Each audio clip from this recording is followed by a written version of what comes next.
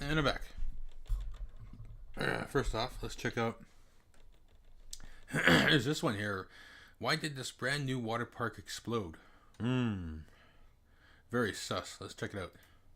Black smoke rise from a newly built water park. Before plumes of black smoke rise from a newly built water park. Before anyone can react, a massive explosion rips through the building, tearing apart. Anyone can react, a massive explosion. Newly built water park. Before anyone can react. Yeah, you can see it implode inside and... A massive explosion rips through the building, tearing apart its unridden water slides. The newly built Oceana Water World has erupted into flames. While panicked workers evacuate, firefighters launch a desperate rescue mission for survivors. Amid the chaos stands one question. How could a brand new water park explode? What follows is one of Sweden's most infamous construction disasters. In the early hours of a freezing Monday morning, workers arrive at the Oceana Waterworld construction site. The project is an expansion of Liseberg Amusement Park, owned by Gothenburg City in Sweden. Liseberg is one of the city's biggest tourism hotspots. It recently celebrated its 100th anniversary, and the water park is a key part of the city's plan to turn it into a year-round attraction. Once finished, it will be one of the largest water parks in Europe, featuring the continent's first six-person raft rides and the world's tallest Master Blaster water ride. After several years, the park is rapidly approaching its opening date, so staff are running tests across the site and applying the finishing touches for its final inspection in April of 2024. But, like most major projects, not everything is running to schedule. The stage for disaster was set a day earlier, when workers missed a key deadline with one of the park's main attractions. The Rattler slide promised a twisting plunge into the belly of a snake. Its entrance was on the 4th floor of a tower in the park, featuring external tunnels which re-entered the building before ending inside the main pool. However, workers couldn't complete its installation due to several complications. The slide used diversion pipes to redirect water through sections of the ride. Most of the system was already in place, but a pipe was missing a component. It was expected to arrive that morning, but the park's plumbers refused to install it. The diversion system was elevated, and they couldn't fit the missing section safely. Instead, they prepared the pipe on site and left the final installation for a specialist. To avoid further delays, the slide's manufacturer, Whitewater, stepped in to finish the job themselves. A separate company then provided them with welding equipment. But this was outside Whitewater's expertise. Its staff and the site's managers weren't aware that the installation presented a fire hazard. The only training they received was a brief instruction on using the welding equipment from the plumbing company. To make matters worse, Oceana didn't have a working fire alarm system. The site's temporary alarms were dismantled a week earlier and replaced with the permanent system for the park's opening. But it was being tested that morning and wasn't fully operational. So when the parts arrived and Whitewater staff began installing the pipes, no one realized the entire site was at risk. Meanwhile, inspection teams make their way to the pool hall to run final checks before the Rattlers tested in the afternoon. As they examine the main pool, several inspectors notice a smell of burning rubber. Despite the odor, nothing seems out of place inside the hall. Without working fire alarms, they continue their checks as usual. Shortly after, technicians begin manually testing the fire alarms, running several drills as workers dismiss the increasing smell of burning. Just as the alarm test ends, fitters working on the pipes underneath the Rattler hear a strange, rushing sound. At first, they think it's just water being released through the system. That's until staff on the water slide tower notice smoke coming from the Rattler and begin evacuating people from the area. At the same time, a worker calls the site manager, Patrick Gilholm. He's inspecting the 5th floor of the tower, and their phone call disconnects shortly after warning Patrick about the situation. The smoke is captured by a surveillance camera shortly afterwards, and approximately 2 minutes later, a fire erupts from 2 locations on the Rattler, above the area the welders had been working on. With a much larger fire burning, fire sensors on the tower's upper floors detect the flames. Since the system is in test mode, it doesn't trigger the alarm, and a minute later, thick black clouds enter the pool hall. Startled by the sight of smoke, workers rush to call emergency services, who dispatch several fire trucks to the scene. By the time they arrive, 7 minutes later, fire has already spread through the Rattler's tunnels, and a massive column of smoke rises over the site. Worryingly, a worker warns firefighters that he's not heard from Patrick since they spoke on the phone, and he hasn't been seen by anyone else on the site. Fearing the worst, firefighters immediately try to control the blaze while a rescue team enters the building. They're bravely guided by 2 construction workers, and together they climb the stairwell to find a route to the tower. At first, the stairwell is smoke-free, and they're optimistic about finding the missing manager. But when they open the door on the 3rd floor, it's filled with standing black smoke. Rescuers tell the construction workers to go downstairs and conduct a search of the immediate area in front of the door. Since Patrick is nowhere to be found, the firefighters return to the stairway to decide what to do next. They haven't assessed the risk to the building and have no idea of the conditions inside, so their search options are limited. But as they figure out their next move, smoke pours into the stairwell, and they're forced to evacuate the building. Outside, fire crews battle to control the blaze, but the fire has grown into an unstoppable inferno. The flames have already consumed most of the side tunnels jutting out from the building and are now creeping toward the main structure itself. Before they reach it, a site engineer suggests starting up the park's pumps to flush water through the slides. Fire crews agree and switch on the system, but the water barely makes a difference. Meanwhile, the rescue team struggles to find a route to continue their search, but ironically, it's to their fortune. In a bright flash, the top of the tower erupts in a sudden explosion, setting off a ripple of smaller blasts throughout the burning slides. Shredded steel beams and shards of glass hurl into nearby buildings, and the walls of the water park are blown out into the streets. Emergency services immediately pull back from the structure, as it's unclear what caused the explosion. Sections of its frame are warped out of place. They're worried it could collapse at any moment. The blast also fuels the inferno to spread even faster than before, sending a wave of scorching flame through the slide tunnels. The dense smoke rising above the tower becomes thicker, and the main pool hall and slides inside the building are engulfed in flame. No one can believe what they've seen. In just 15 minutes, a $120 million site has transformed into a burning wreckage. För mig lät det som någon form av missil som slog ner. Och sen följde massa saker och ting ner. Glassplitter och rök fyllde det här trapphuset. När det väl smäller så försvinner sikten på bråkdelen av en sekund. However, a greater concern is that the fire could spread to nearby buildings. Oceana is surrounded by offices, preschools, and residential areas, and the burning plastic is spreading toxic fumes across the local area. With these risks in mind, fire crews focus on fighting the flames from the most stable sections of the site and resume their search for Patrick where safe. They now need to contain the spread as much as possible and prepare nearby areas for a potential evacuation. Approximately half an hour after the explosion, they manage to extinguish the blaze in the pool hall. But most of the site is still aflame, and the situation is far from under control. The rising smoke can be seen up to 8 miles away, and a growing wind spreads the fumes beyond the immediate area. Emergency services begin gathering information about the building's design, and over the next few hours, they begin taking precautions in the surrounding area. This includes removing anything that's in danger of exploding due to the heat, like portable gas cylinders, and protecting a nearby chemical store.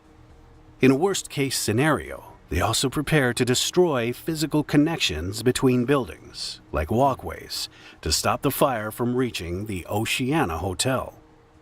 Fortunately, the flames remain contained to the main building, and by mid-afternoon, responders regain access to the first 2 floors of the tower. They continue searching for Patrick, but they still don't have control of the fire, and several sections are at risk of collapsing. Following protocol, rescuers use drones to search parts of the building they can't access, while the remaining crews fight to extinguish the flames. After several hours of searching, they still can't find him. At 7 p.m., the police finally notify his relatives and announce that a man is missing following the explosion. We have been looking for him during the day. We cannot say with certainty that he has not been at the scene, but we cannot search large parts of the building due to the heavy fire and the risk of collapse. Approximately an hour later, the search operation is scaled back and firefighters continue to extinguish the blaze through the night. The following morning, the situation hasn't improved. The fire rages uncontrollably. Rescuers haven't found Patrick, and they can't enter large sections of the damaged structure. On a positive note, the burning water park doesn't pose a risk to neighboring buildings, and the worst of the toxic fumes have stopped spreading. That's good. But emergency services have a long road before they can declare the site safe, and there's no telling how many people are undiscovered among the smoldering rubble. Over the next 4 days, the fire service slowly extinguishes the remaining hotspots. Parts of the building continue to collapse, and a crane truck is used to remove unstable debris. All that money. When responders finally access what is left of the tower and pool hall, they make a discovery everyone dreads. At midday, rescuers find Patrick lying lifeless on the 5th floor of the tower. Damn. They continue searching for bodies until the evening, then finally terminate the rescue operation at 7 p.m. Oceana was supposed to mark another century of success. Instead, the city is left wondering how everything went so wrong so quickly. Yeah. Once the site was safe, investigators from the Swedish Accident Investigation Authority started gathering evidence. They quickly learned that the fire started in the water tower area, but almost everything that could reveal the source had been incinerated. So officials scrutinized the work completed in the hours before the blaze. The only task that generated heat was the piping installation by Whitewater staff. Yeah. Specifically, a large pipe outside the tower was welded together at both ends, which coincided with the staff on the tower noticing smoke. After taking a closer look, authorities discovered the pipes were made of PE plastic and joined together using electrofusion. Oh. It works by sticking the ends of the plastic pipes into a socket with an electric coil. The coil is then heated up and melts the plastic to create a single tube. Given that PE is highly flammable, the process requires specialized welders and precise measurements to be done safely. If the pipes aren't pushed far enough into the socket, the heated metal wires get exposed. When this happens, they quickly overheat and can ignite. Investigators immediately suspected faulty welding was the source of the fire. So they ran tests on pipes of the same size as the rattler. In every test, if the gap was too large, the PE began to smolder. No. Fires ignited inside the fitting after around 18 minutes, which were impossible to see until the flames grew significantly. Whitewater technicians confirm it took them 17 minutes to join the first end of the diversion pipe. This meant that the plastic had around 13 minutes to smolder before workers noticed a burning smell in the pool hall at 9:30, closely reflecting the time it took for flames to intensify in testing. Damn. After reviewing the evidence, it meant the gaps between the pipes were between 2 to 4 times larger than their limit. A clear sign they'd found the fire source. Despite training programs being available, nobody on site was qualified to perform electrofusion. All 3 companies also failed to complete a thorough risk assessment, and Whitewater couldn't even produce plans for the pipings designed for investigators to inspect. The lack of oversight and planning meant Oceana went without fire alarms for a week, while Whitewater staff installed piping across the park's attractions. Damn. When their lack of training finally caused the Rattler's diversion pipes to ignite, hot air shot through them like a chimney, which the fitters mistook for rushing water. They burst into flame at lightning speed, and the blaze spread to the flammable fiberglass slides. By the time anyone knew what was happening, the park was already beyond saving.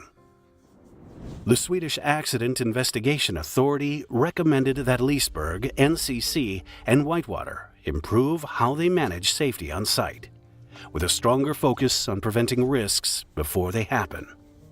Fire experts continue to debate what caused the explosion. The leading theory is that unburnt gases rose to the top of the tower, igniting from the heat of the inferno. Oceana was completely destroyed in the fire. Legal proceedings are ongoing to determine who, if anyone, is at fault. The park is being rebuilt and set to open in 2026. Although tragic, Patrick was the only fatality in the disaster.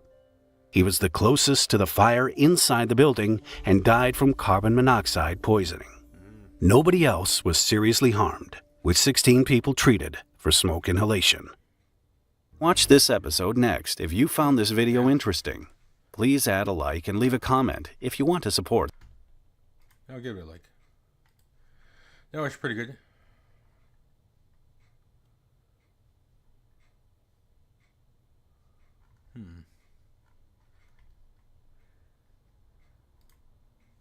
Right now, you want to call my mom? I can call my mom up right now. You want to call my mom? You're who? My mom. Can't stand entitled college kids that think they know the law. Can you take a picture of me, please? That looks dope. No, seriously. That looks dope. Can you show it to your mom? What started as a typical beach day quickly turned into a reality check for a group of entitled 19-year-olds who thought the rules didn't apply to them. Yeah. Caught red-handed drinking underage, they didn't just deny, it got worse. Instead of cooperating, they tried giving officers a lesson on how to do their jobs, all while name-dropping their parents like that was a get-out-of-jail-free card. But when the law showed up, things didn't go their way. Here's what happened when police put the attitude in check. Are you 21? I'll have it on me. I'm Show asking. you. I'm asking you if you're 21. Take it out for me.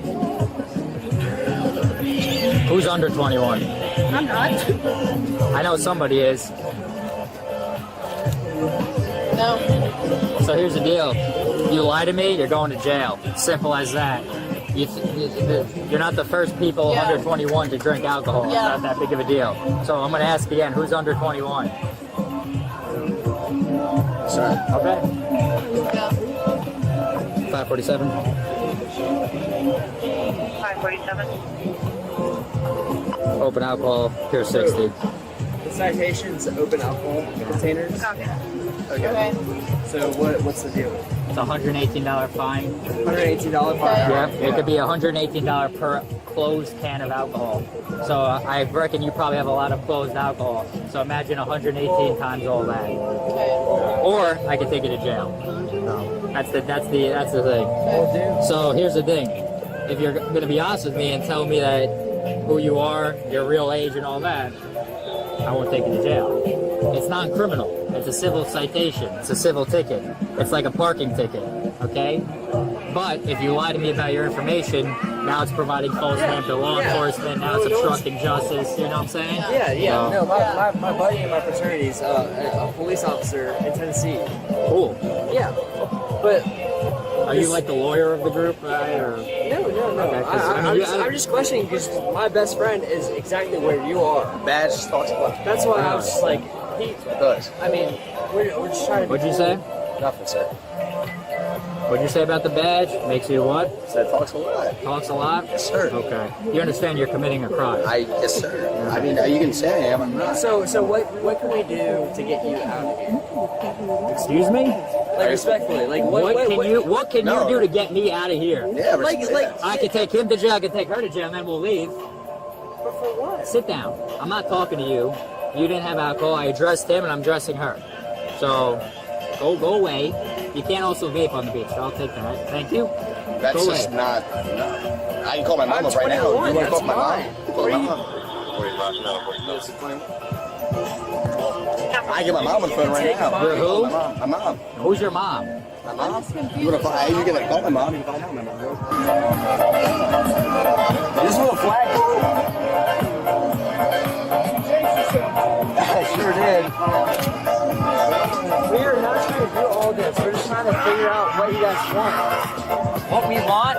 You're making it like we're bothering you. You're acting like So what you just want comply with what we're doing. You're saying what can I do to get me out? What can we do to get me out of here? Yeah, we're not doing that. We're not doing that. Like we're just trying We're not playing these games. Listen to your girl. Shut up. This is Florida. Where are you guys from? South Carolina. Yeah, this ain't South Carolina. This is Florida. No, like I said, sir, the badge speaks a lot. Yeah. This is what it says. Sit down. Can't stand entitled college kids that think they know the law. You're telling me get out of here. What can we do to get you out of here? Take a picture of me, please. That looks dope. No, seriously. That looks dope. Can you show it to your mom? Yeah, Sure, she'd be proud. She'd be very proud. Sure. You can take a Okay, I have your ID. Yes, sir. Have her come over here. Bev. ID? Yes. Okay. What is your first name? Vivian. You know how to shop. Can I see what you're drinking? I just don't have it. I do have my ID on me. I know it's not okay here, though. Okay. Yeah, you can't be doing alcohol. $5? Well, he's going to jail, so does he have a phone? Does he have a wallet? I made it very clear when I walked up what the consequences were. Yeah. We want to play game. Listen. It's actually funny because scientifically, females mature more than males, and it's actually true in this scenario. I got two girls, stopped for the same thing, and they're being respectful, nice, not giving me issues. I got guys argue with me. What can we do to get you out of here? I'm not playing that game. Okay. You asked for it. You definitely did. You'll be a sender, bro. You have handcuffs on? Yeah. For real? Are they comfortable? So people who flip out about them. They didn't tighten it up too much. You should have shut your mouth. That's what happened. I told you. Mama would beat your ass. You want to flip? She would beat your butt. You did? Here, Bella, can you move out? Get the... But guys, it's not that funny. Can I go with him? Not with him. Yeah. So, is he going to go there and call somebody? What do we have to do? Probably pay a fine, get him out. Yeah. Yeah. That's what We've it is. seen Get a the bounce cop. man. So he should be out by today. By today. So do we have to go somewhere and find him? Just to let you know, so right now he's detained. We're gonna identify him first because he doesn't have ID. Right. And then he'll probably go a separate way. He might get a court date. He might go to jail. So he he's might not not. actually arrested. He's just He's right now. He's detained right now. Okay. Right. Just shut up and you'll be All fine. right. Just to let you know, his mouth got him into handcuffs. There you go. Thank you so much. That's what I told him. Yeah. We told him that. You know, do you really think that we want to waste our time about alcohol out here? In the sun, in my freaking Batman suit. It's probably a little warmer in that. Yeah, No, I it's a little warm. So, remember that conversation I had about being honest? Nothing's coming up for this name and date of birth. So, what does that mean?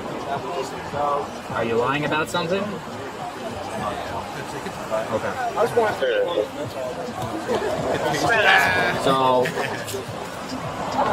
why did you lie after I gave you multiple... It's just stressful. I gave you an option. Put your head back. And date of birth. Not my name, though. Doesn't matter. You make me do extra work. You see these videos online. Just don't talk to me. Do what you say. You're fine. How old are you? 19. Okay. I literally said to you, oh, she's going to jail. She's getting criminally charged. What did I say? What did I say? I said, are you the first person under 21 to drink alcohol? I think I've been nothing but fair, and I gave multiple opportunities. Okay? I understand. I literally asked you 3 times. Man, that cop's on a power trip for sure. Are you over 21? Are you over 21? Every time, yes. What's your name and day of birth? I mean, teens are going to drink. You can't stop them. They're going to find some way to drink. I mean, after when these teens get out, they're going to drink somewhere else. It's as simple as that. This guy could tell he was one of those guys who weren't really popular. He was the nerd probably of his class and his group and never got any girls. It's usually how these guys turn out. They become cops and then they become the bullies after, and then they throw on their weight with the badge and everything whatnot. It's usually how it goes. You gave me the same name and day of birth twice. Okay? I literally gave you every opportunity to be honest with me, and you continue to lie. So now you're getting charged with a crime. I've never been in a situation. Okay, so you've never been in a situation. The answer is not to lie to the police. After I literally said to you, if you be honest with me, nothing bad is going to happen. Did I not say that? Did I say you're not the first person under 21 to drink alcohol? Did I not say that also? You did. Okay. I understand. Was that? Listen. I know. It's just It I've never just, been like this this point, isn't me. This isn't who I am. So why lie? I Were don't you wanna, taught to lie I to don't the wanna break police? the rules. Okay, but you are. I know. And that's okay. Like I said before, you're not the first 19-year-old to drink alcohol. I drank alcohol at 19 too. Yeah. But I'm giving you the benefit. Yeah, by himself, yeah. Benefit of the doubt. I know. And you got to be honest. I know. I'm sitting here running that information through a database, and nothing's coming up. I know, and that's my bad. That's me. Well, Block out that. 547. 547. Then I have a female 1015. 1015 and 1522. Okay. Oh, you just want to show the officer? Oh no, he's showing the laptop. Okay.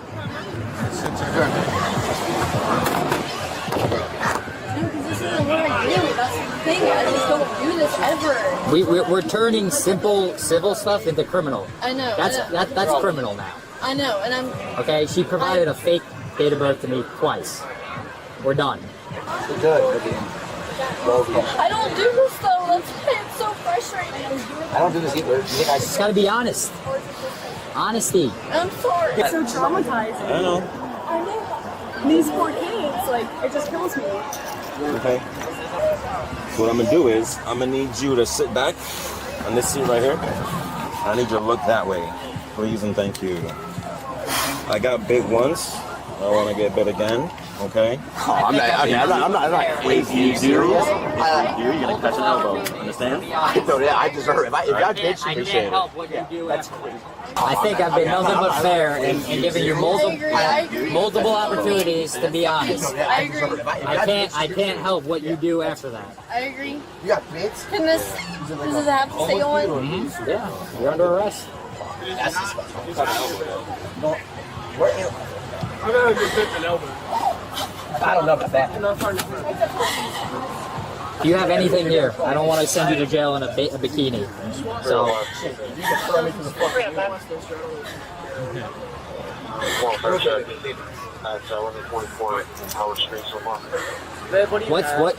Get a bag for her. I don't want to send her to jail in a bikini like this. Am I able to go? Go where? No. Where are you looking? Is there when I know at least an address where I can like at least follow or No. You cannot get involved in what we're doing. I just I know. What is there an address? What Pinellas County Jail? You can Google it. What I care about? She's in a bikini. Okay. So can I get property for her? Yes. Shirt, shorts, maybe some sandals. She's safe. She's with the police. Nothing bad's gonna happen. Let me ask you a question. I don't know. There's a lot of women that have been essaying raped by police when in police custody, so they're not totally safe, especially young ones. So I've seen, I saw the reports and whatnot in those court cases. So, but I don't know. Who knows? How many times did I say you're not the first one under 21? I already know who's lying. You know, here's the thing. I can't help getting lied to. It's just like it's so unfair. Like there's It's not unfair. Not unfair. I mean, it just sucks. You need a 217 go for it. Is this her stuff? I'm not figuring it out, sir. We can't sit here all day. We have work to do. You want anything else? Okay, all right. You can't be hugging on her. Let's go. I think it has a. This is her stuff. This is criminal provide. I literally said what was going to happen. If you give me a fake information, I'd be providing false information to law enforcement. If you hold down the screen, you can see my other ones. I think Is this her stuff? Listen, Sir, in 5 seconds, I'm trying, sir. I really am. we'll put that on. When we get out of, let's get out of the limelight. We're in the midst of everybody. Okay. This is just a sir. Give me this. This is her stuff. Let go. Let go. Give me this. I'm gonna figure out. Step away. Go away. Go away. I don't know what is up with you guys' generation. Keep the mouth closed and listen to what we have to say. That's it. I'm not disagreeing, right? Not really, no. I mean, if cops are doing something illegal, you have to speak up. And it'd be good if everybody spoke up en masse. I mean, there's more people there than the cops. All these people could easily take down the cops. So. Seriously, right? Yeah, right. There's no need for the attitude, the smart comments. Whatever's gonna happen is gonna happen. Be honest, shut your mouth, and listen to us. That's it. 9 times out of 10, if you do those things, this would not be happening. I gave her... No, I highly doubt that. I think that cop would still be power tripping. 15 chances, to be honest. Good? Back up. Goodbye. They didn't just get caught underage drinking. They made it worse by lying to officers. In the end, they were charged with providing a false name to law enforcement and possession of an alcoholic beverage. Do you think... Yeah, I should never try to give a false name to a police officer, because, yeah, they'll hit you for that big time. Their parents would be proud of how they handled themselves with police? Or is this a lesson they clearly needed to learn the hard way? I don't really like it much. I like it when the cops get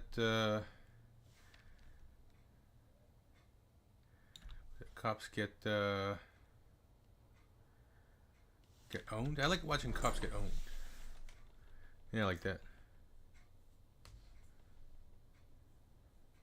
When evil cops get owned by fathers. Yeah. Evil cops get owned by their boss. Oh. Dirty cops get owned in courtroom. Good. Mm-hmm. Higher authority. Hey.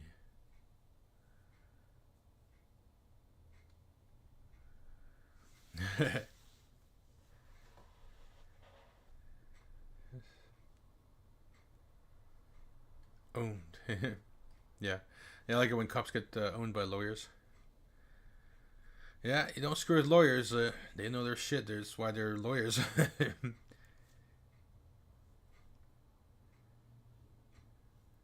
Cops getting owned. I like watching those.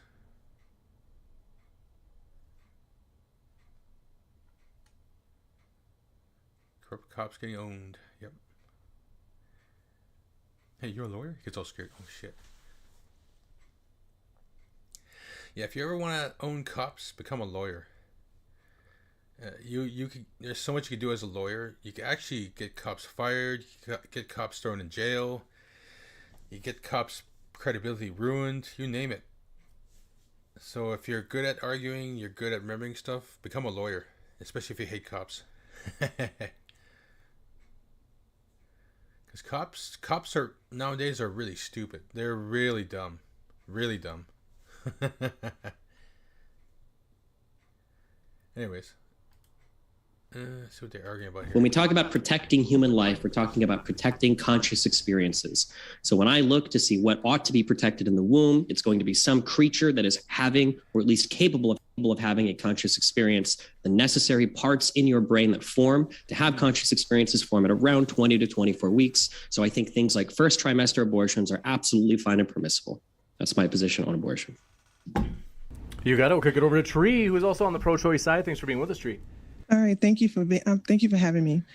My parents divorced when I was 5 years old, and my mother got on welfare and taking custody of me. And we moved into a roach-infested apartment in one of the most dangerous ghettos in America, located in Anacostia, D.C. While there, I witnessed junkies overdosing, Black women and Black men shooting and stabbing each other, pimps physically abusing their women, along with women being sexually assaulted, and constant fights every day. Every now and then, while playing hide and seek with my friends, we would come across a dead body.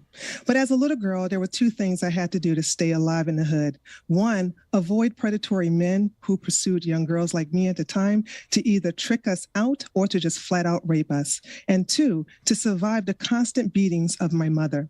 Saying that my mother beat me was just putting it lightly. She tortured me, and I'll spare you the details because I doubt seriously that you as an adult would survive what I did as a child. At the age of 11, I couldn't take it anymore and I ran away. And my father took custody of me, and that's when my life changed for the better. I was the first child on my father's side to attend college. On that day, that I left for college, my father looked me in my eyes and said, keep your head in them books and your goddamn legs closed. If you get pregnant, you are no longer welcome back into my house and you'll be dead to me. Everything was going great until the spring of my sophomore year. I was dating a guy and we were very sexually active, but we used condoms and we was very careful. On one day while having intercourse, the condom broke and I freaked out. I called a local clinic and they told me to come back in 30 days to take a pregnancy test. On the 30th day, I went into the clinic to get a pregnancy test. However, this was not a Planned Parenthood clinic. This was a clinic funded by a Christian organization to convince Black women to avoid abortions. After giving the woman the cup of my urine, I was placed into a small room with a TV and a VCR and was told to watch a VHS tape called The Silent Scream, which was a pro-life propaganda piece that would pull the heartstrings of women, making them feel guilty about wanting to have an abortion. When the tape was over, the counselor came into my room with a box of Kleenex tissue, and she was shocked to see that my face was just as dry as was then before I even entered the room. While sitting there at the desk, she said that she had my test results back. And she said, now, before I share your test results, I want you to know, after watching that video, knowing that the test could come back positive and you could be pregnant, do you still want to kill your baby? Do you want to go to hell?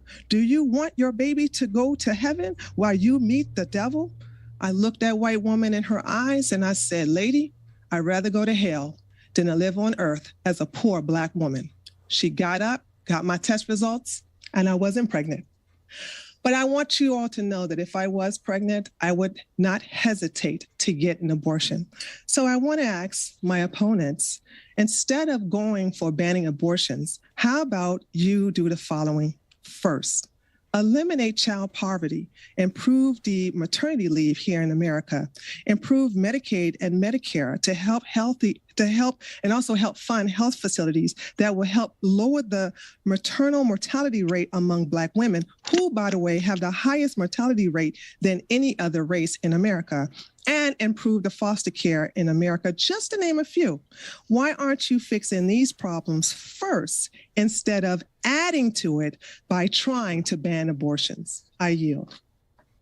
You got to thank you very much for those opening statements from the pro-choice side. We're going to kick it over to Rachel and Kendon for their openings as well. If it's your first time here at Modern Day Debate, folks, we're a neutral channel hosting debates on science, religion, and politics. We hope you feel welcome no matter what walk of life you are from. And don't forget to hit that subscribe button, because we have plenty more juicy debates coming up in the future. With that, Rachel and Kendon, thanks so much for being with us. The floor is all yours.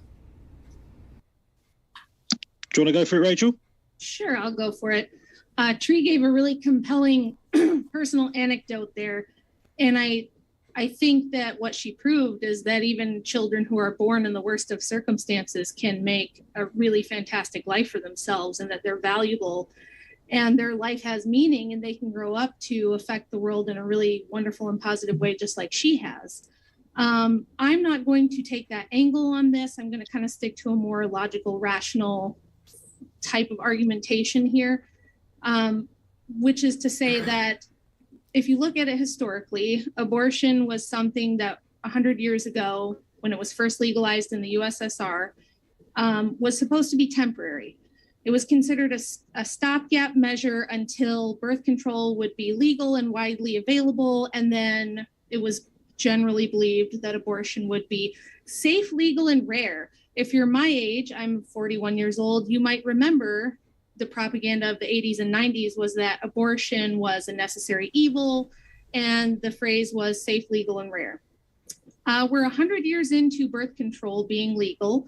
It's widely available, super cheap and or free for almost anyone. You can walk into a clinic and get birth control, usually for free. You can get condoms for free from health centers all over the place. You can get a prescription from Medicaid and get a $4 a month prescription for abortion or for birth control pills. We have 18 plus well-tested forms of birth control, yet abortion is still extremely popular. It hasn't gone away. It hasn't become safe, legal, and rare. In fact, now the argument is people want absolutely no limitations on it whatsoever. We have shout your abortion. We have people who are proud to have abortions. We have people who want to tell you how they've had multiple abortions and see it as like a fight the patriarchy kind of thing to have an abortion. You're pushing back against the system by doing this. The problem with that is that it does not fight back against the system. It doesn't push back against anything. It's actually very conducive to the system. If you have a problem with, things like that, abortion actually is a eugenics industry at this point. In the USSR, when they made abortions free in state hospitals without any restrictions between 1920 and 1935, it got so bad that they got to the point where Stalin, when he took power, had to make abortion illegal again because you had 3 abortions for every 1 live birth in Russia, and the birth rate plummeted. And this was after they'd already been through World War I and a famine, and it was clear that they were not going to survive as a nation unless they did something to stop abortion. We could easily end up in that situation again if we do what the far left wants or what abortion advocates want, which is it's a woman's choice up until the baby is born. So I don't think there's any historical evidence that abortion is helpful. I don't think there's an argument that it helps babies. This argument that, your life isn't worth something if you're going to be poor or have a really rough time of it. And believe me, we have a lot of sympathy for those situations. I was in situations like that myself. However, there's more to life than that. So my position is that it's a human life from conception, and the black woman doesn't want to hear it. You wouldn't have to kill the baby if it wasn't murder. So We'll kick it over to Kendon as well. Hello, everyone. Yes, I'm Kendon Farr. So much like Rachel, I'm not so much a pro-life as anti-choice. I don't believe that any human agency should decide whether an individual human life should end arbitrarily.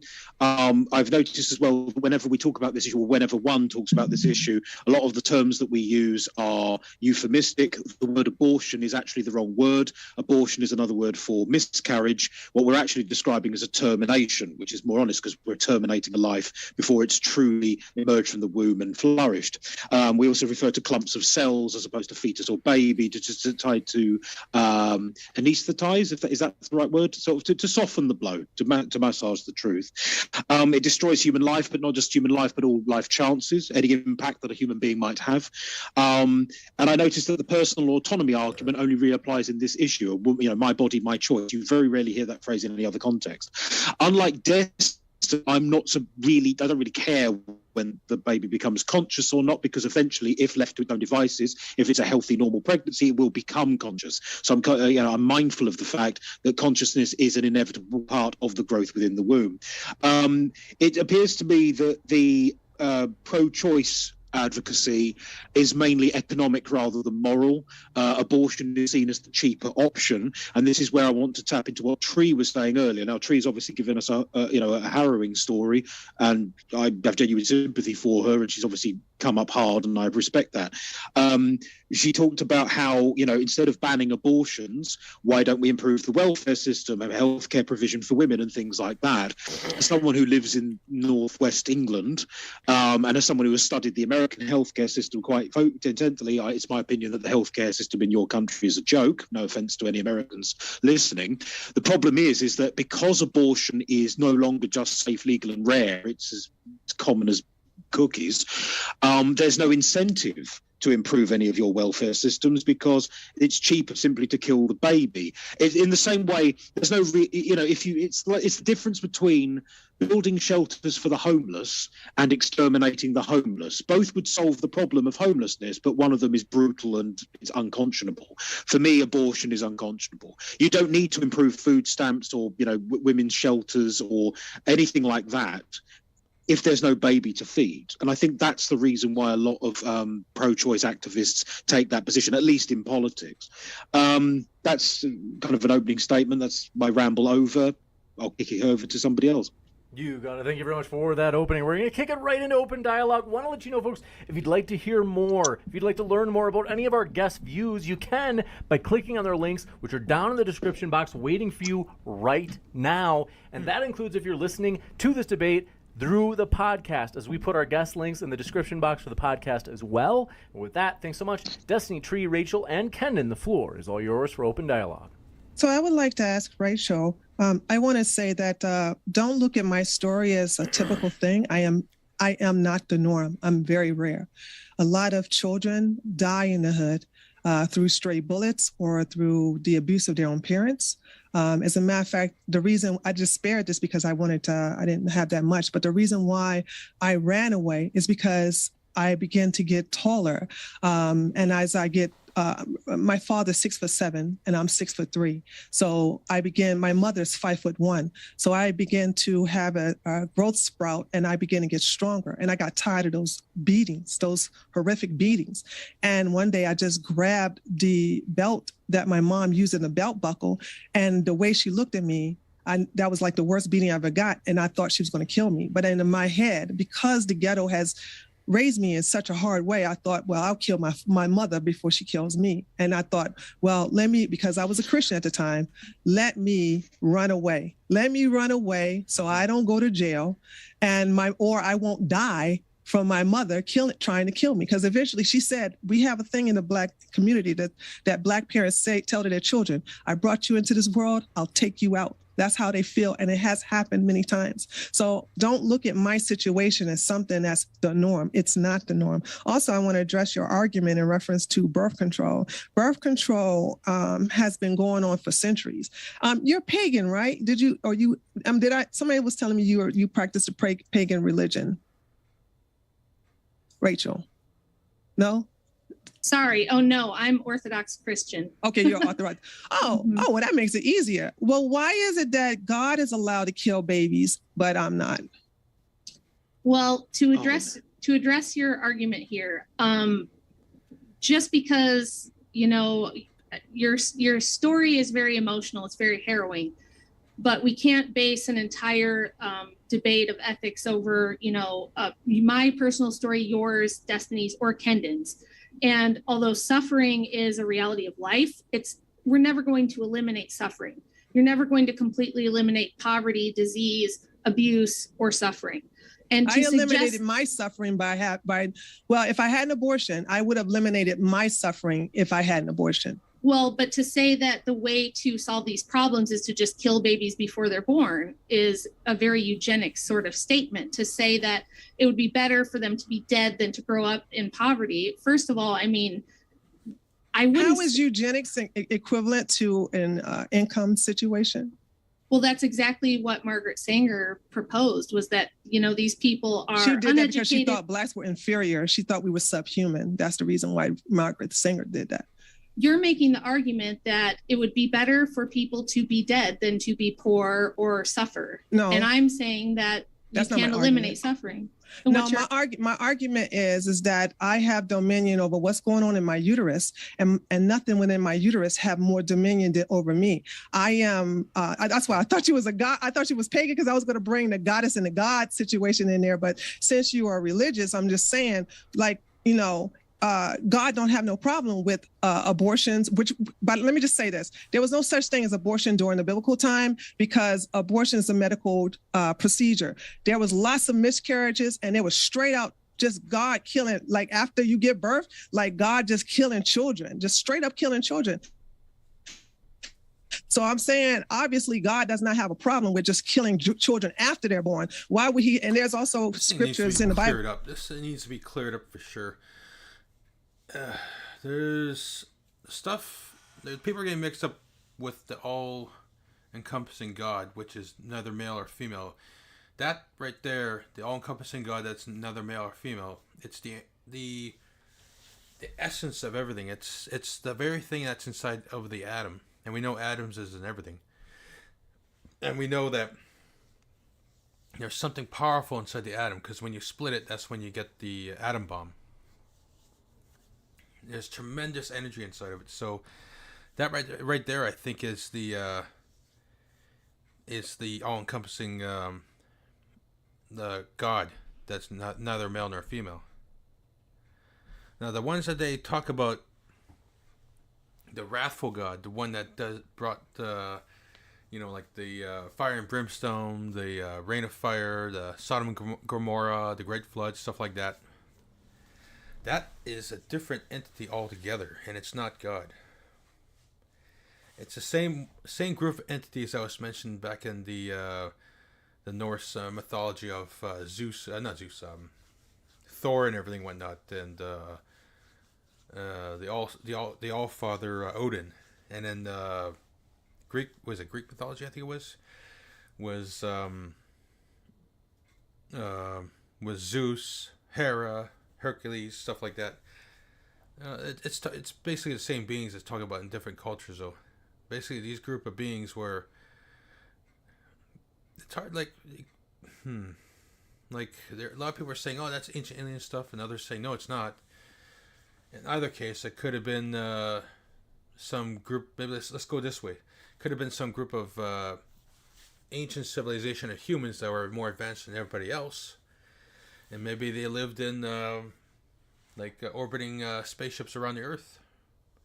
You know, could have been advanced people from a long time ago, and they managed to avoid any kind of natural disasters that happened on Earth that reset everybody else. You know, everybody had to start over from scratch after they lost everything, like in Atlantis. So, you know, it could have been just other people more advanced than the other ones. If not aliens, if that's not the alien thing, if a lot of people don't like the alien thing, but there's that explanation for that. So the all-encompassing God that's in everything, that's in the very atom itself, inside of the atom, that God doesn't decide who lives or dies. It's in everything. So we are the variables that are in this existence that was created by God. So basically, everything that we do, it's basically our doing. It's not God's doing. It's our own doing, our free will, our own choices. That needs to be cleared up more. And I guess I should make a video on that actually, so it could clear it up. These people are idiots, like the atheists, the ones thinks that God does this and that, the pro-choice, the pro-life. Both sides are stupid and lacking one essential, crucial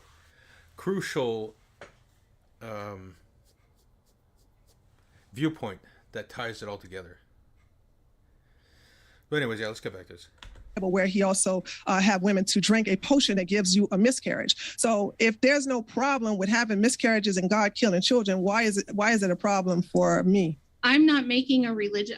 I am Christian, but I'm not making a religious argument. I'm making a logical argument, which is that you don't stop suffering. You don't end suffering by killing people before they can live. By that logic, it would make sense to just wipe out the planet. Then we end suffering. Just kill all the homeless. Just kill all the drug addicts. Yeah, it sounds. No, that's a false comparison because there's something growing inside my uterus. Okay, and yes, and that thing is a person. So at what point does point does the fetus? What point does the baby inside your uterus have bodily autonomy? Because you're making when a it bodily can survive autonomy. outside my uterus. Okay, but at one point you couldn't survive outside someone else's uterus. Oh well, here's that. You asked me a question, I answer it. I answer it. It has an autonomy when it can survive outside my uterus. Usually when it's like 5 months, right? It's usually when it's 5 months and above, but right? That argument also doesn't make sense, and here's why. Because when a baby is viable at 22 weeks, it still can't survive without intense round-the-clock care until it's what? I mean, at what point do we no longer need people to survive? Are we allowed to kill everyone before they're 16, before they're 18? If you depend upon my body to survive, I get to make the rules. If you survive, if you are dependent upon me, my body, my womb, in order to survive, I dictate the rules. What I say goes. Okay, Tree, but that logic would have to apply to a baby who was born at term at 9 months. When that baby is born, if the mother does not feed it, it dies. No. Yes, it's the exact same argument. No. Baby can be fed logically, it's the same argument. No, because a lot of women can't lactate, okay? No, but someone has to feed it. Exactly. It's dependent on someone. But it does.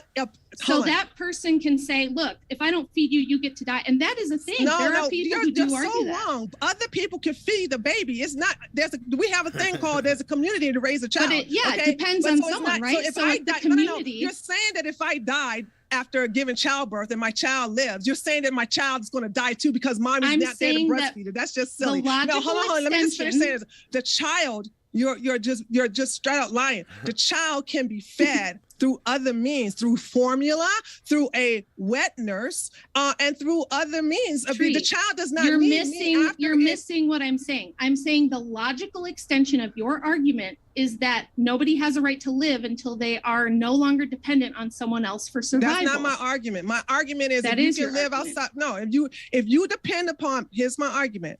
Listen to me closely. If you depend upon my body to survive, I get to dictate the rules. And what I'm saying to you, like I said earlier, if the baby can, I think I did some research prior to. Well, that doesn't make no sense. So basically, you dictate the rules like a dictator. Well then, why did she get there in the first place? Why wasn't she keeping her legs closed or keeping doing proper birth control? It doesn't make no sense. To come here because I just was told today I can come. A child has a chance of surviving a preemie at 5 months. There is that. But so therefore, underneath that, and I'm willing to say, I like the heartbeat bill, but I also rather say in 3 months is a good number. But I'm not. There's no hill I'm willing to die on. What I'm saying is that I'm giving you the date where I'm giving you my cutoff period. The baby can survive outside my body. Good luck. And give you a quick rejoinder, Rachel, but then we got to kick it over to Steven. Steven, you look especially enthralled. So go ahead, Rachel, and then we'll kick it over. I'm letting them do the back and forth instead of, because for abortion arguments, there's like 12 different ways to approach it. So we keep like yoink it to get to like 20 different arguments. I'd rather let them run down the whole like. Right. What I'm trying to do is show that what Tree is doing is making an arbitrary decision about when someone is autonomous and can live on their own, and that by logical extension, her argument means that when a baby is born, if the person who is charged with taking care of it says, look, this baby is a burden to me, it depends on me to live, I have to get up in the middle of the night, I have to feed it, or the group or the home that it's at, whoever is charged with taking care of a child, because children cannot survive without round-the-clock care for years after birth. So if you're going to do that. I'm telling you that logically, because I do debates all the time. I'm a student of like logical argumentation. If you're going to argue that you have the right to kill a human being because it depends on you for survival, then by logical extension, you would have to apply that to after birth abortion or after birth murder. The baby does not have to depend upon a mother after she gave birth to it, and you know that. You're just being disingenuous. I'm not. It's not disingenuous. So it's how does the baby? So answer this question. I'm gonna show how very you're disingenuous.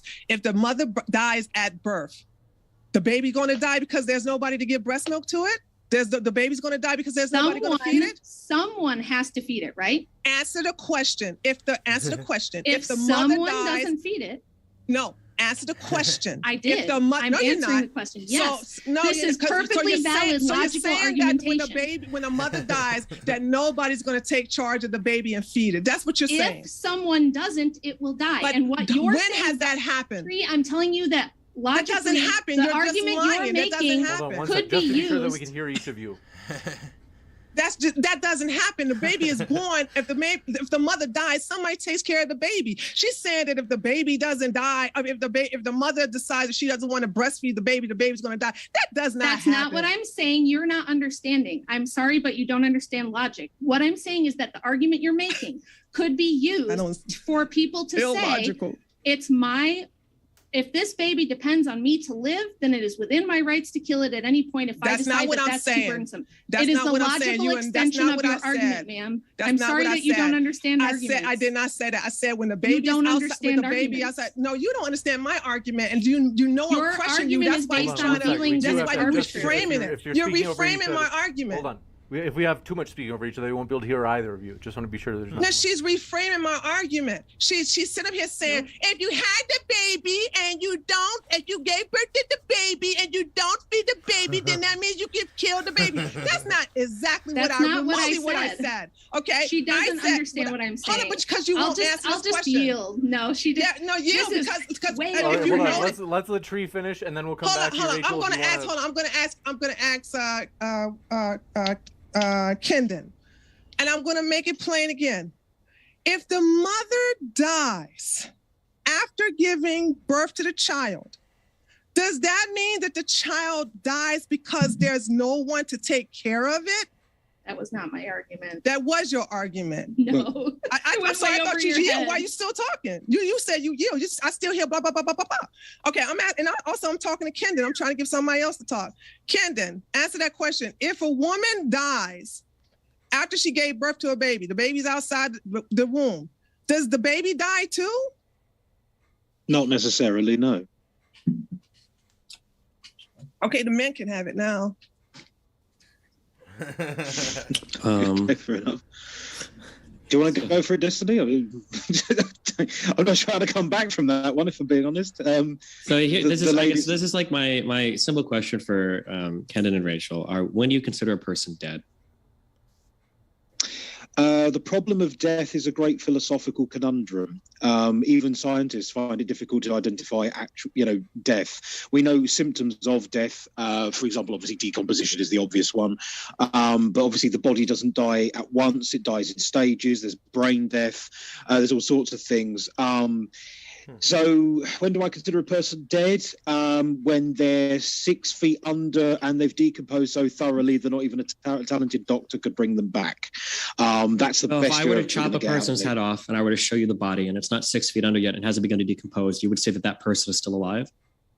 No. So with this I don't think that decomposition, we can decompose as living people. Frostbite might be an example. Yeah, this is true. Living necrosis. Yeah, and we're probably dead before decomposition happens. Probably dead before we're buried, hopefully. So so backing up, I think I'll try again.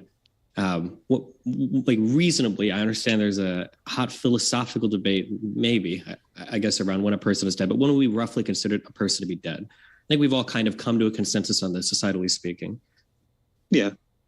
For me, it's when the soul is no longer in the body. But where is the soul at? Well, now that's a metaphysical question. That's a philosophical question that I'm sure you're not interested in, because I remember in our previous debate when I talked about souls, you scoffed. So, well, sure, but how do you tell me when do you know the soul's left the body? Let me ask that. If I show you a corpse that's rotted 6 months, do you think that the soul is still in that body? No. Or if I show you somebody that just had a heart attack and they're on the table, is their soul still in their body? No, I think I can grant you this without damaging my argument. Let's just say that death is after the heart has stopped and there's no more brain activity. Let's just grant you that and see where it goes. Sure. Okay. I think that's fair. I think before we even get into slide debate tactics, I think people generally agree that death is when you cease having a conscious experience. It seems like that's not happening anymore. It used to be heart death. We found ways to keep the heart going a little bit. And as long as there's some sort of brain activity going on where it seems like you can have a conscious experience, people seem pretty comfortable to say you're either alive or dead based on that, right? If you're in a coma, why do we keep people in comas alive? Because hopefully they wake up. If we think that they're never going to wake up, then we pull the plug. So I think generally we say that death happens at the cessation of a conscious experience. So turning around, I would apply that to the beginning of life.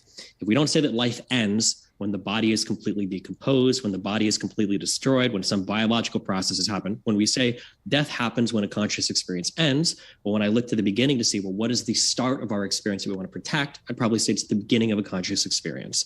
I think that's the most consistent way to define the parts of life that we're interested in protecting. But like the coma patient who has the possibility of a conscious experience in the future, so does the unborn child in the belly of the woman. So the coma patients, so oftentimes people will bring up this potential of life, and they'll make an ontological error where they'll say the potential of life, therefore we should protect it, where they're trying to instantiate all of the concepts that go along, or all of the properties of life, they try to give to the potential of life. But that doesn't really work. We can talk about two different things. We can talk about life. We can talk about the potential of life. But the potential of life is not life. There is no other category where we would treat the potential of something as something else. The reason why we would protect a coma patient isn't because they have the potential of being alive. It's because they already were alive and they asserted some, hopefully, ability to stay alive, right? If you go into the hospital, unless you filled out a do not resuscitate, a DNR, people assume you probably want to be kept alive. So I reject the idea that because there's a potential of life, it ought to be granted the same ontological properties as a life itself, because I don't think anybody else treats any other category that way. No, okay. Potential of life is not the phrase I should use. It's the potential of consciousness. The baby is still, the fetus is still alive. even if it's not capable of thinking and dreaming and planning its future. So the potential of future consciousness developing is true, but there's not one yet. Nothing exists yet to assert itself. There's nothing to regard.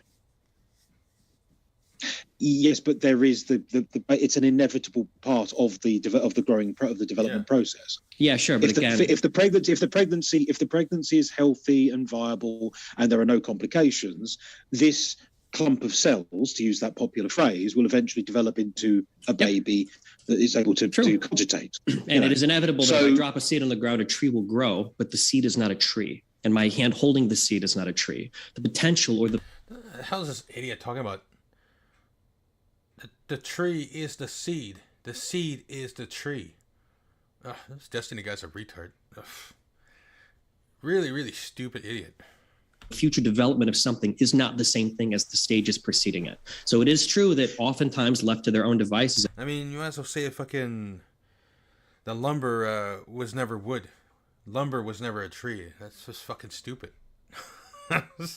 Jesus. A pregnancy will grow into something that will have a conscious experience. That conscious experience is not there yet, and you cannot treat the development of something in the future as the thing that exists now. They're two fundamentally different things.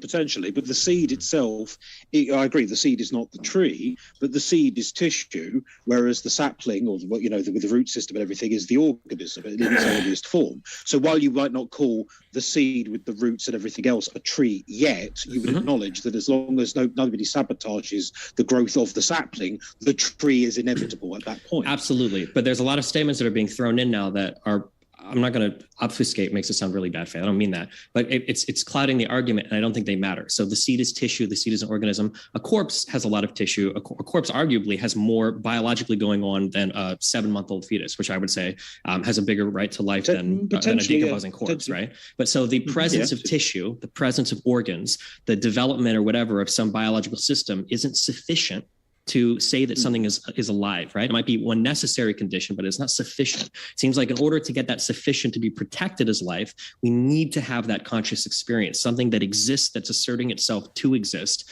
And that doesn't exist in fetuses until around 20 to 24 weeks. Okay, well, in response to that point, I would suggest that sufficiency is a matter of personal taste.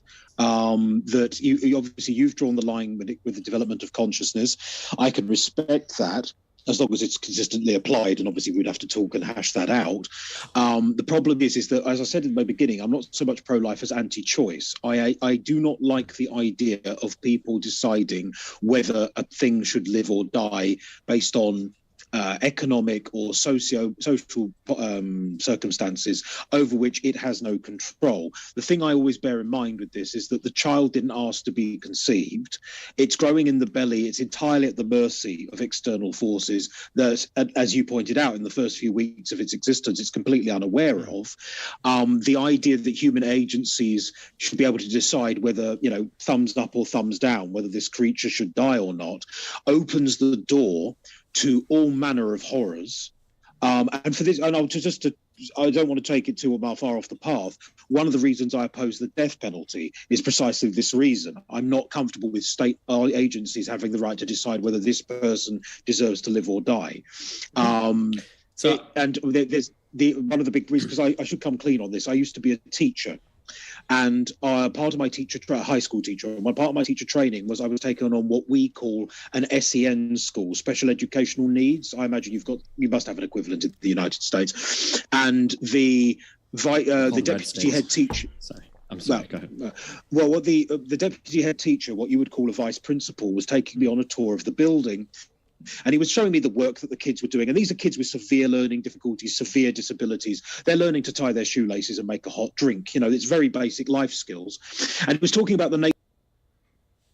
Oh, whatever. And horrendous malformations. But we don't get many kids we don't get many kids with Down syndrome anymore. And I went, oh, okay, and why is that? And he goes, because there are two reasons. One, mainstream schools are better at integrating them, which is a good thing, that's positive. But the other reason is the parents just abort them. And I went, oh, okay. And that issue, that answer haunted me as he took me around the rest of the school. And the reason it haunted me for a good 15, 20 minutes, I had to solve it, is that was a eugenics argument. The people had decided that because their child had Down syndrome, it was unworthy of life. It was unworthy of existence. Whereas I would argue that it falls upon a society, a culture, as Tree was alluding to, as was mentioning in her opening statements, we ought to provide more resources for people who, through no fault of their own, have difficulties and complications. Okay, so that's my position. Yeah. Okay, so if possible, it would be nice to stick to one of these at a time. So every single thing here is just it's a non sequitur or not relevant to the argument. So initially you said that anti-choice, whether things should live or die based on economic or social circumstances, that's not what we're talking about here. We're talking about if there is a thing to be protected that is being killed. Because we can all agree that if it's not a thing worth protecting, it doesn't matter if it's being removed for economic or social circumstances. The same way that I might remove a tumor from my neck, I might abort or I might cause a miscarriage or abort a fetus because it doesn't serve whatever purpose. So we're not talking about killing a child based on economic or social circumstances. We're talking about whether or not a life exists that ought to be protected. You make this statement too, like the child didn't ask to be conceived. That would be like me making the statement, how do you feel about something 5 years after your death? You can't, you have no feelings. There is no person or entity there to have a feeling. A child doesn't ask to be conceived because the thing that is conceived does not exist to assert its preference. It doesn't exist to assert any point of view. So yeah, it doesn't ask to be conceived, but that's as nonsense a statement as talking about the preference of somebody that's already dead. There's nothing there to speak of. For the first few weeks of its existence, we talk about something being completely unaware. That's my argument. There is no awareness. There's not even a conscious experience there, henceforth nothing to protect. And then when we say open the door to all manner of horrors, that's up to interpretation. I mean, given my subjective view of this, if we say that my interpretation of everything is correct, I would say that the manner of horrors it's being open to is forcing women to be incubators for things that don't even have conscious experiences yet. I would say that's a potential manner of horror. If you can see a potential horror that might logically flow from any of my stated positions, I'd be interested to hear them. I don't think there are any. I think I'm pretty consistent. That's why I started, how do we define death? And then I walked that back to how do we define life? I don't think I'm making any concessions about how we treat living people based on my views of abortions, whereas you necessarily are making the concession that a woman must be forced to do something with her body against her will to incubate something, which I would argue is a much bigger concession than what I would ask for.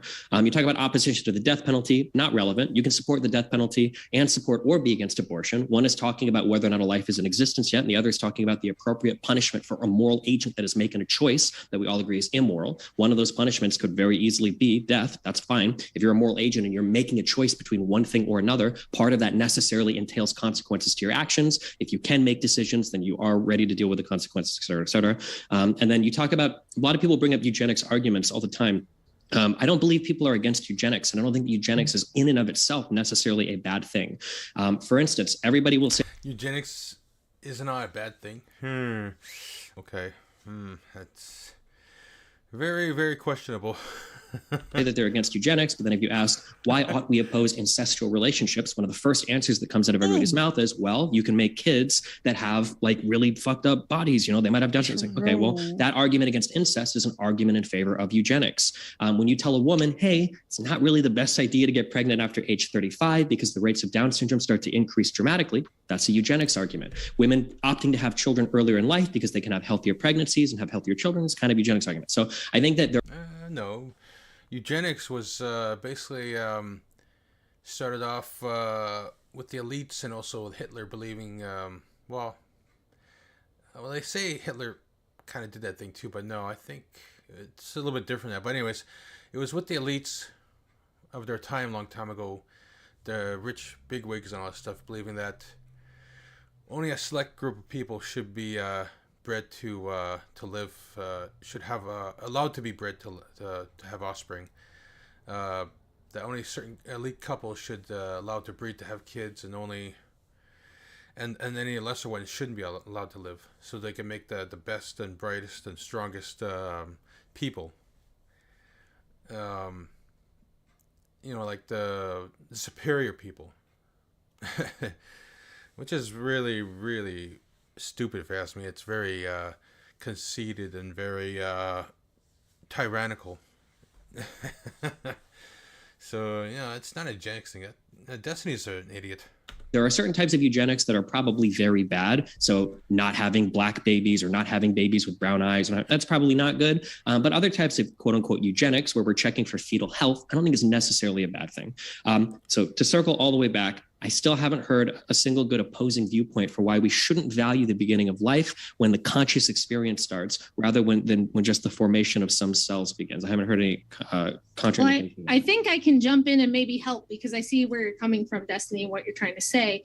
And I want to know, are you aware of the fact that scientists generally have trouble understanding what consciousness even is, and that we don't necessarily know for sure that babies, let's say at 16 weeks of gestation, do not have some kind of conscious experience? An example of this would be if I take a high dose of DMT and I'm seeing machine elves and I'm hallucinating all kinds of fun, crazy stuff, I'm having a conscious experience.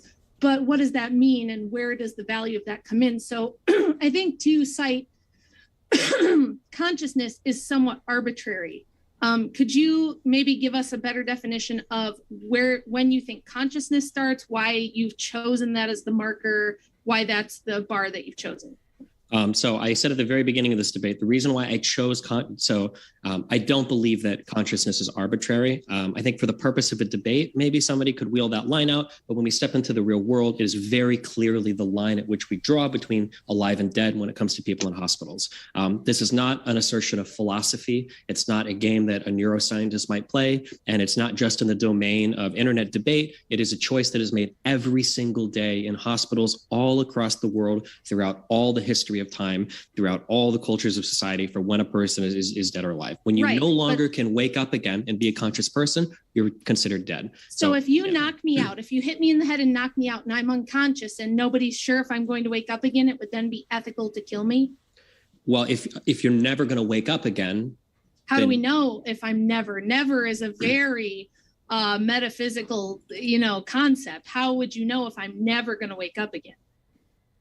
So let me understand. Do you think that these determinations are never made?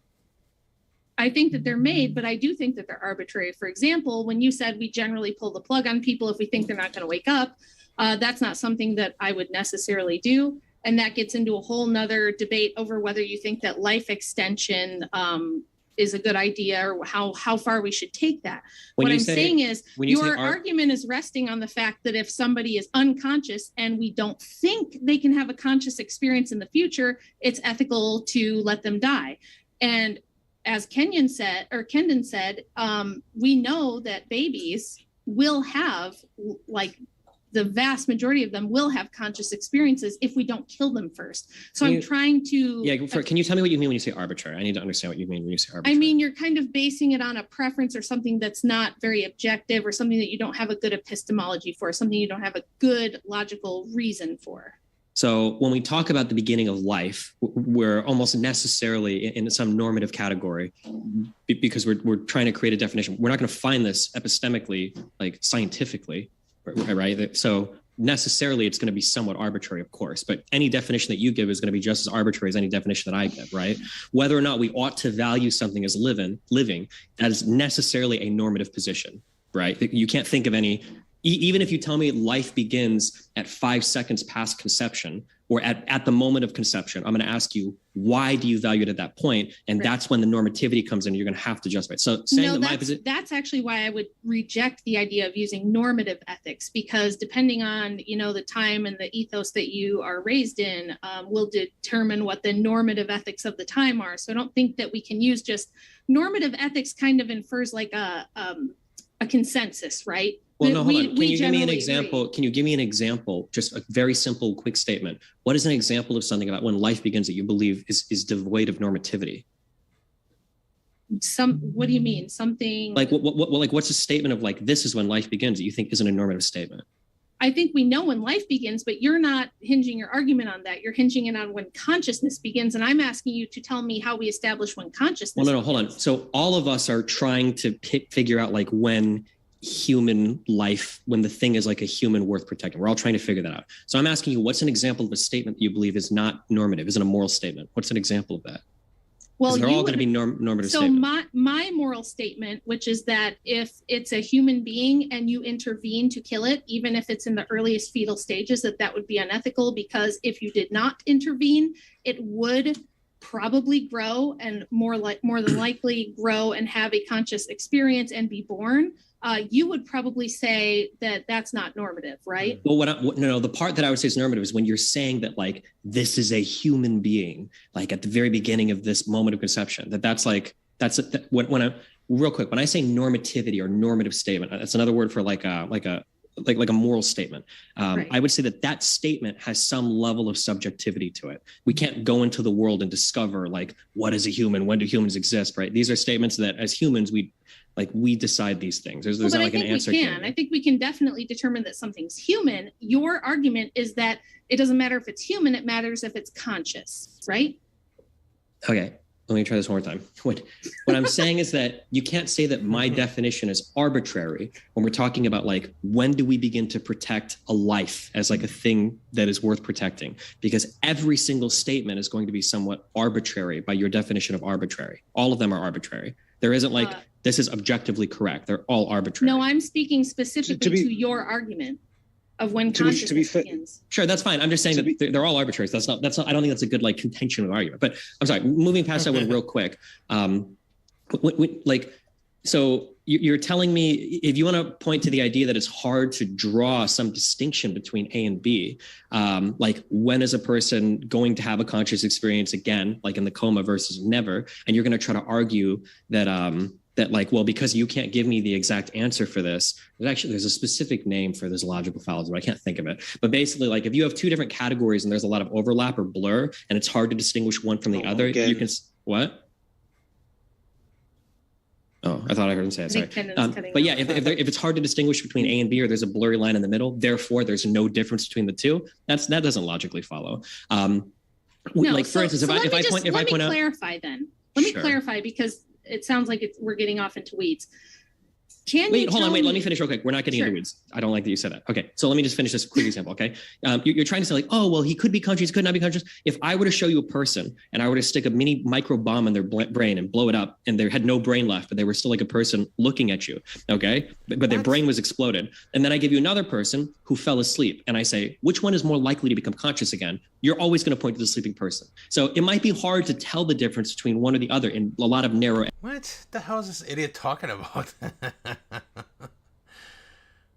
This guy is a moron. What the fuck is he talking about now? I mean, if you exploded the brain in that person, you're gonna know something's off. That person's just sitting there staring at you blankly. You know he's dead. You'll see it in the eyes. The eyes will be dead. This guy's stupid. Oh God, this guy is an absolute moron. Edge cases, but you can't use that to say like, well, we have no idea, because clearly we make these judgments all the time about who will become conscious and won't. Perfect. Yeah. That's perfect. So tell me when consciousness begins. So it's hard to know exactly when, but it seems to be the case that conscious is an emergent property from several structures in the brain that start to exist and communicate with each other at around 20 to 24 weeks during gestation in the brain of the fetus. So we don't know.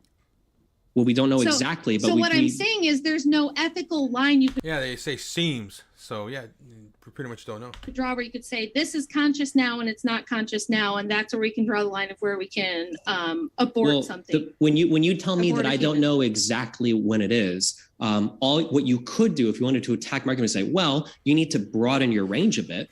Since you don't know exactly, 20 to 24 weeks is not good. You should say 16 to 28. If you want to do something like that, then you could do that. But you can't say, because I can't give you an exact argument, that I'm incapable of making that distinction. Very, very, very quickly. Loki makes a wager with some goblins. Eventually he loses, and what he'd wagered was his head. They take him back to the prison. They go to chop his head off. So they lay him over the thing. They pull his hair up, and then they set an axe across the back of his neck. And he says, you can chop my head off, but you cannot take an inch of my neck. You can't take any of it, but you can take my head, but not any of my neck. And they move the axe back and forth, and they're not entirely sure where does the neck end and the head begin, and he ends up walking. It's called Loki's paradox, I think. Yeah. Just because I can't tell you exactly where one begins and one ends doesn't mean I can say, look, there is no such thing as heads or necks, because it's hard to tell when it starts. It doesn't work that way. So what I would say to that is that to hinge your entire ethical argument on consciousness and when consciousness begins, when we cannot even quantify what a valuable conscious experience is. If I'm dreaming, Am I conscious? Am I not? If I'm DMT tripping, am I conscious? Am I not? If I'm 18 weeks gestation versus 24 weeks gestation, am I conscious or am I not?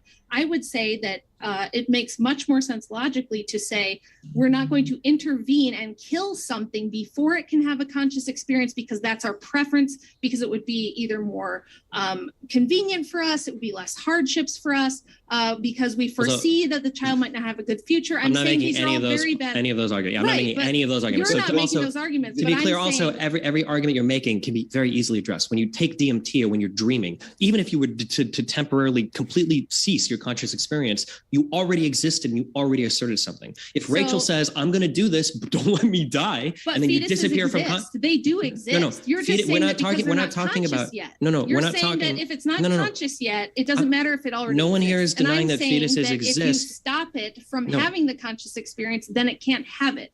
No one is saying whether or not fetuses exist. We all agree that they exist. The question is, has there been a conscious experience yet to assert itself or any preferences? For Rachel, for you, before you take How does DMT, a 20-week gestation in fetus assert itself because or have it's a conscious having a experience? conscious experience. How There's do you something know there. that? You Because don't know the necessary, I don't know 100%. Scientists told you? No, you don't That know probably? 100%. Technically, if you want to get ultra philosophical about it, there's something called a philosophical zombie. I don't even know if you're having a conscious experience. That's not an insult, but we don't technically know if anybody How do is, you right? know you're not just a brain in a vat? How do I Sure. know I'm So, right? but- How but- do any so- of but us we know? can- we So can- I'm we saying can- this is a we can very say silly this. place It's to not- base an ethical argument Hold off on. of, in It's my not, opinion. It's not silly. Only in debate terms is it silly in the middle of a debate. But if you step into the real world, these are the decisions that we make in hospitals every single day Destiny, across all of why do time you and across debate? all of space. If you think that debate is silly and there's this delineation between the real world and philosophy, and that we can't use logical argumentation to determine these things because in the real world we just all agree, or in the real world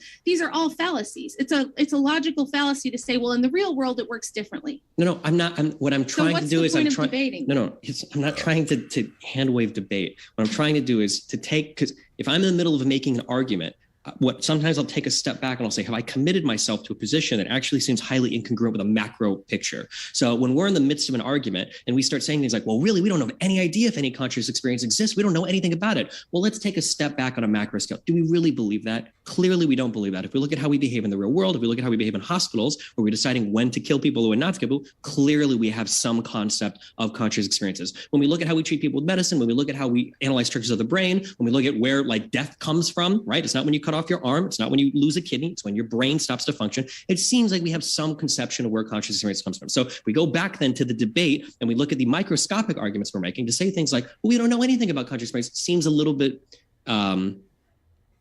it seems like not the best faith of an argument. It seems like a debate argument because that's not true. All of us have some concept of like how consciousness works and how we decide when people are dead. Yeah, I don't want to soak up the whole entire debate with you and I going back and forth on epistemology and philosophy and logical argumentation. So we'll just kind of leave that there for right now. I think we've kind of exhausted that, and we'll let the other two panelists say some things. Rachel and Kendon, are you both life absolutists? You'd have to define the phrase. Can you define that? Yeah. Meaning that everybody should live no matter what. Under no circumstances, no one should die under any circumstances. The fuck is wrong with her eye? Why is it one look down and one look up? Actually, see, look at, where's that mouse? This one's looking up slightly, and this one's looking down. I'll even say under no circumstances should anyone be killed. I would not be a life absolutist. There are too many variables there. Yeah. So, for example, in the case of self-defense, I know there are people like Jehovah's Witnesses, for example, who refuse to defend themselves even if someone comes at them with a knife. I'm not one of those people. Because in that situation, for example, in the case of self-defense, if there's a chance that one of you is going to go down, it's almost an animal reflex to defend yourself. So if you believe that if what you mean by life absolutist is someone who cannot think of a situation in which killing of another human being would ever be permissible, then no, I'm not one of those people. Okay. There must be exceptions to.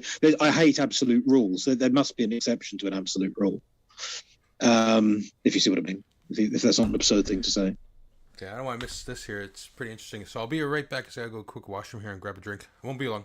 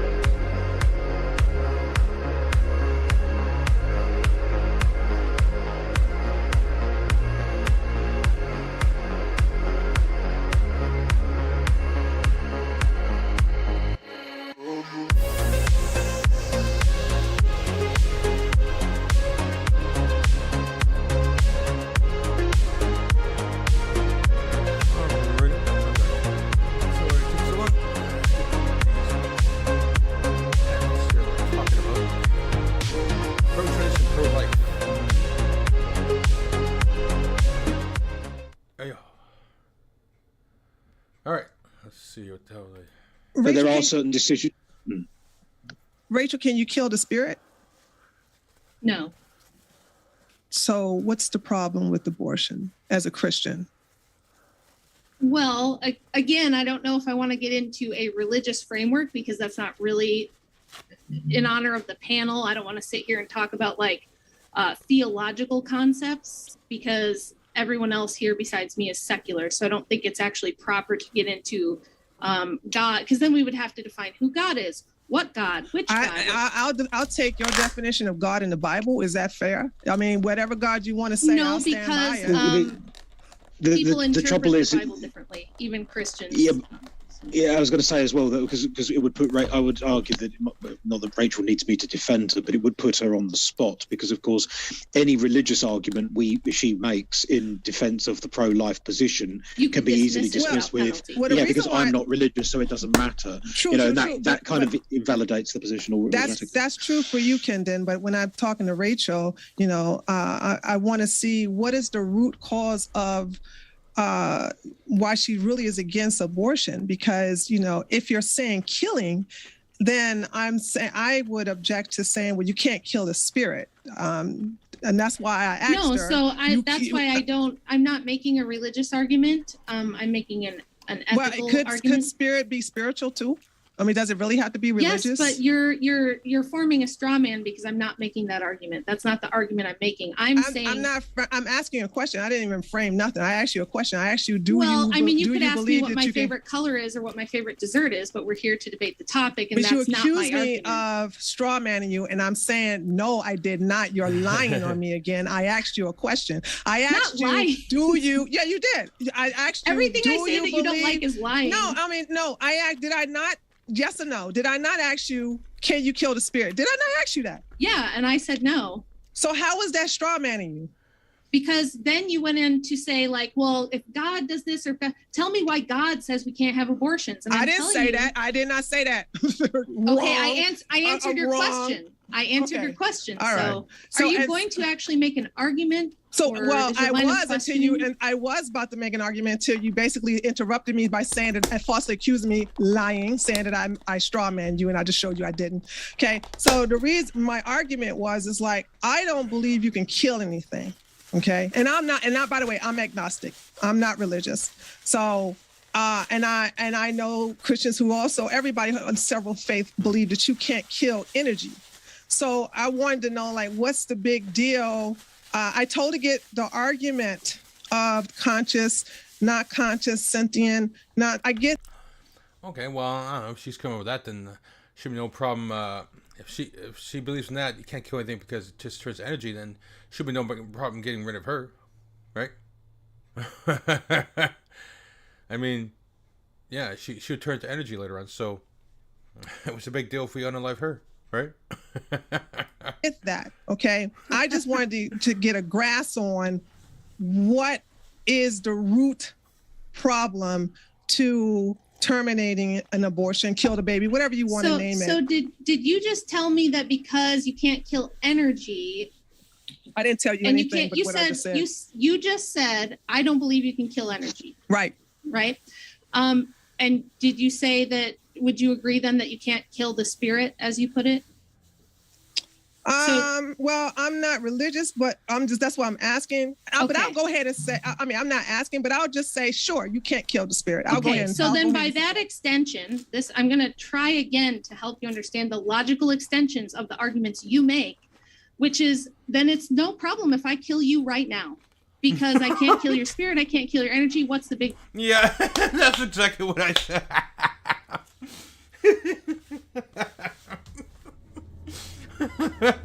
Her face, look at her face.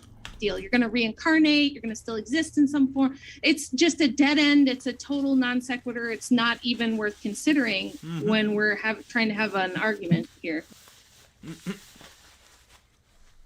Main actor from American History. Yeah, shut her up pretty fast, didn't it? When we talk about protecting human life. Her face at the end. I'm asking, but I'll go. You make, which is then it's no problem if I kill you right now. because I can't kill your spirit, I can't kill your energy. What's the big deal? You're going to reincarnate, you're going to still exist in some form. It's just a dead end. It's a total non sequitur. It's not even worth considering when we're trying to have an... Her face. She didn't like hearing that, didn't she? What's the big deal? You're going to reincarnate, you're going to still exist in some form. It's just a dead end. It's a total non sequitur. Oh, shit. Her face. She's like, oh, fuck. Well, there you have it. And she says herself that if the baby's in her womb, she has the right to terminate it and whatnot because it's her body, her choice and stuff. Well, if that's the case, then some other person has a choice to terminate her, right? Because she's living in their society, or in their, not in their life, but she's living in the society that they're in. If they deem that she's not worthy of being, then that person has the right to kill her then, right? Pro-choice. See how ridiculous that fucking pro-choice is? It's completely retarded. Oh, man. Like, pro-life, they're not saying that anybody should deserve to live. They're talking about on the topic of children yet to be born. The fetus that's developing in the womb. Even if it's just a clump cells, it's going to turn into a fetus. It's definitely it's a life basically that's just forming. They're not saying that killers deserve to live no matter what. No, it's about this topic mainly. It's about the topic is about babies, unborn babies, fetuses. Developing fetuses. That's what it's about. I like that one. I'm going to sit here. Put that on there. Oh, Andrew Wilson time. He's going to be talking up against three feminists. Let's see what they say. We've never... Why is it... Let me ask you a question. How many sexual partners have you had? How many have you sucked, Lauren? 0. Mm-hmm. So you're lying? No. Yes. Well, yes, you're lying. That's so rude. Why would you? She's like, yes. Yeah, she's lying. We all know these fucking women fucking rode the cock carousel. We all know that. They're trying to play all innocent. No, I never have it. Okay. Yeah, okay. Yeah, and I'm 7'8", and I'm the king of England. Okay. So here's the thing. Incredibly rude. Are you guys serious? Well, I mean, if you're going to ask us, say this is proof women can lie. She's gonna say I'm lying because it's proof women can lie about it. She didn't say. It's the same thing Farah does. She didn't say you were lying. It is the same thing Farah does. Okay, I like you a lot more, Rachel. We could be friends. No, we can't. We absolutely cannot because the sound of your voice is like nails on a chalkboard. You realize you guys sound exactly the same, right? No, because I don't talk like this. You and literally Lauren sound exactly the same. No, because I don't talk like this. You and literally Lauren sound exactly the same. No, we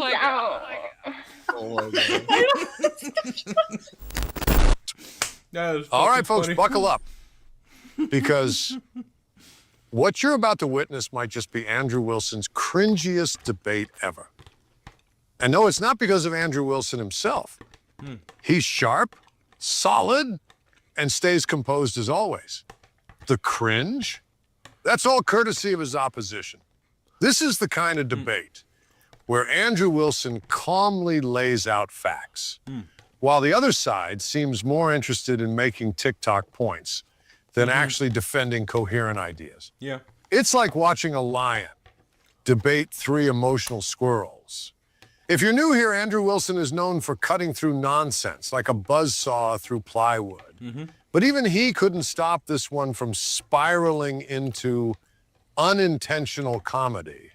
And that's exactly why we're calling it what it is. Andrew Wilson's cringiest debate. All right, cool. All right, guys, so we're going to be debating 2 topics. Number 1 is going to be, why is it that women initiate 80% of divorces? And number 2, does body count lower a woman's inherent dating value? So we're gonna do about 45 minutes to an hour for each topic, or if the one topic gets stale, I'll just transition to the next topic. We'll do about 2 to 3 minute introductions, and then it's going to be pure freestyle format. I will only step in if it's getting ridiculous and one person can't talk. But generally, you guys probably won't hear much from me. The only thing I'll be doing is just if the conversation gets really, really off topic and starting to get weird, or if one person can't talk, those are the only times I will come in. But other than that, it's going to be pretty much total free for all. So anyway, so we're going to start off with the topic of why do women initiate 80% of divorces? We're just going to give a quick opening statement. Lauren, you want to kick it off since you're the first one in the order? Yeah, I don't think it's as people say that initiating divorce is a sign that that's the person ending the relationship, but that's just the person who's initiating the legal process. And the reason that women would tend to do that is because they are frequently the ones who are relying financially on the man. And if they are not receiving, so for instance, if a man is... Yeah, if they're not getting their way, then yeah, they initiate divorce. If a man's no longer being their whipping boy, the guy, their yes man, for, you know, saying, bowing to, basically bowing down to their every women needs, like, you know, like he's not this or that or whatever, or he doesn't fucking say yes to her on every single thing he wants, give her lots of money for so she could buy whatever, you know, stuff like that. If he doesn't set boundaries, or if he sets boundaries that they don't like, then they freaking, they also want to divorce him or dump him, shit like that. married to a woman and then cuts her off financially and leaves, he may have ended the relationship, but she has to go through the divorce process in order to start divvying the money in order for her to survive. So that's a very frequent... Yeah, why can't she get a job? Parasitic fucks. Reason, and yeah. Okay, solid. All right, Andrew, you're up next, my man. Yeah, the reason that you have such a high divorce rate in the West is due to no-fault divorce. It's a massive problem. And the reason that no-fault divorce was implemented to begin with is because of feminism and egalitarianism, which is completely and totally the wrong way to go about life.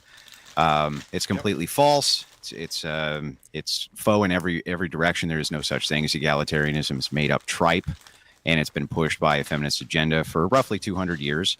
Yep. And yeah, that's why you see such a high rate of divorce is due to no fault. And we know this because we can go back before no fault and we can compare. And you can see the distinction is massive.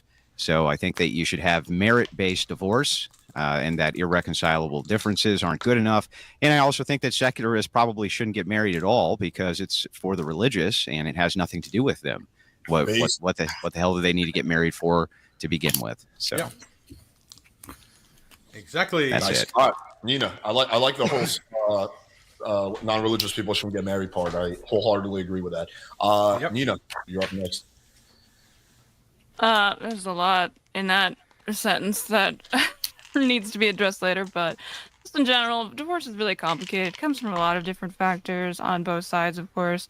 I think that a lot of... No, it doesn't. Nope, it doesn't. It's always the woman's side all the time.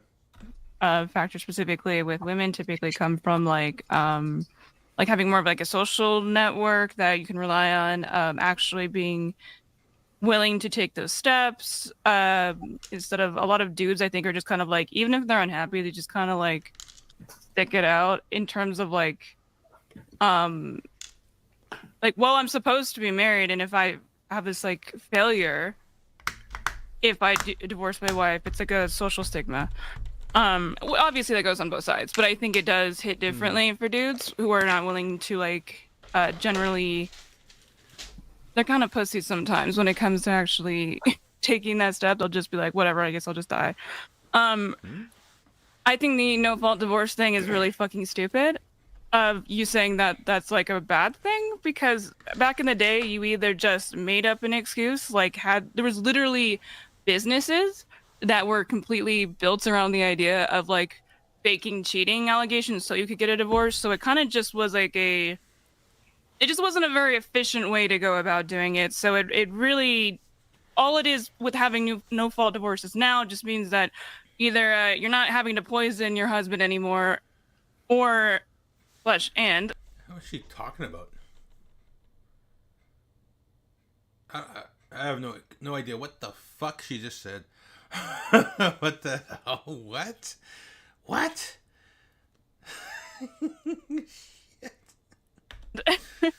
You don't have to go through all these fucking hoops to just like leave, because it's not like it just worked on one side. It worked on both sides. You couldn't just like leave your wife. You couldn't just leave your husband. Like, it was not good for either side. So I just think that's very silly for you to support that. Okay, let's go to Angela. Yeah, so there, like, I kind of agree with Nina and Lauren. There's so many reasons why a relationship ends, and I think one of the major factors, I think men and women truly don't understand what it takes to coexist in a relationship. And though a woman is initiating a divorce, it doesn't necessarily mean she's ending it. I think there's a what? Yeah, she initiates divorce because she wants to end it, because she either's not getting her way, she got bored of the guy, and what was the other one? Or she simply wanted something like, well, yeah, I guess that ties it with bored of the guy. But what was the other one? It was either she wasn't getting her way with it anymore, with the guy. She wasn't getting her way that she always wanted. Or she got bored of the guy. Or like, yeah, she found somebody new, or, you know, shit like that. She just wasn't attracted to him anymore. Some stupid shit like that. You know, I even read from some divorces that the guy set boundaries, simple ones, like, please dress more modestly around our neighbors, and no more clubbing. You know, you don't need to go clubbing anymore. You got me now. And his wife would initiate a divorce after that, simply because her husband asked her to dress modestly and no more clubbing. Oh, God. There's a lot of things that are stabilizing really bad relationships, and a woman choosing to initiate or end the relationship or the divorce, it's just her deciding to, I don't know, just take care of the situation, as to a guy is probably having an affair or coping in other ways with video games, or just being a complete slob, or just giving up. Oh, God, yeah, of course. Of course. Like, a guy can't have his hobbies of either playing video games or fucking collecting art sculptures, or fucking model kits, or fucking working at his car, or carpentry, some shit like that, or even golfing, or you know, stuff like that, stuff like men like to do, right? Even just fucking maybe playing some hockey with some buddies, watching a sports game with some buddies, like that you know, back then that was very acceptable. The wife, like way back then, like 70s, 80s. That's what definitely before the 90s. 80s and 70s, husband going to a game or enjoying that game at his buddy's house or his house with his buddies, watching a football game, basketball, baseball, you name it, football. The wife, you know, it would just be the night of the boys, and the wife wouldn't get involved or anything. Oh, jeez. Or if the guy was lucky, he would get a wife that was also into that, and then she would be joining him and the boys, watching the game and whatnot, and having a good time. Not anymore. That shit's gone. Now it's the woman's. Like I said, we live in the era of women where feminism has fucked up women and put it where it's always me, my, and mine. The 3 M's: me, my, and mine. You know, it's always about them, my stuff, and mine. Yeah, it's fucked up in the West, man. In life, I think that maybe like the narrative of men feeding into this egalitarian lifestyle or marriage, thinking that they can do that, but I think women are still carrying the burden of being domestically responsible in the relationship, whether it's still working and being the wife and being the mom and being all the above, while he's still harboring like traditional wife core values, which I don't really think it aligns with what we're pushing out here. So just summing it up. Yeah, and it's you're pushing out that feministic stuff where it's saying, get a job, get to work for a boss that wouldn't really appreciate you and just throw you away after you're done all used up. That's what basically they're going for. And then later on, they become these lonely cat women or dog women or multiple animal women that post TikTok videos later saying how feminism has failed them, how they feel cheated for following feminism, or they regret following feminism. Now they're alone, they have no kids, they just have cats and dogs or some kind of other animal or multiple animals. and they're still very unhappy, unfulfilled. Like these women here, these three here, that's what's going to happen to them. They're going to end up with this bunch of animals, and she already has one of them already. She probably has a guy, but he sits around until he gets tired of her, or until she fucking throws him out because he starts setting boundaries. Like, let's be more modest here. And she's going to be like, no, don't try to suppress my sexuality. I want to screw on, I want to do this and all that. I want to go clubbing, blah, blah, blah. All right, cool. So we kind of got everyone's position. So now is the free-for-all portion. Anyone can speak at any time. Kick it off, guys. Hey, Nina, did you say that the only way that men could get it or women could get out of their evil marriages before no-fault divorce was to poison their husbands? I just want to make sure that we're clear. Did I say that that's the only reason or only way that they could get out? No. Well, you were concerned about the massive non-existent industries that were out trying to prove that, the women were cheating. And I guess that if they couldn't get a divorce, their only option, of course, was to poison their husbands. That seems ridiculous to me, but I'm sure that you have lots of. I think that it's not something that was prevalent. Yeah. Okay, so how would you get out of a divorce, or get out of a marriage back in the day without no-fault divorce? Like if you wanted to leave, you would go do what's called show cause. So you would show a cause, and then the court would grant you the divorce. What was cause back then? Show of cause. What was the cause back then, Andrew? Well, it could be any number of different factors. So infidelity could be one factor. There was all sorts of different factors. It just wasn't irreconcilable differences. I feel like you had to have a cause. Okay. So a lot of those factors had to do with domestic violence. So you would have... that's one factor, yeah. So you had an increased amount of false accusations of domestic violence between partners because in order to get out of their divorce, they had to have some or false accusations of cheating, and these things could have led to criminal prosecution. No-fault divorce hasn't changed that.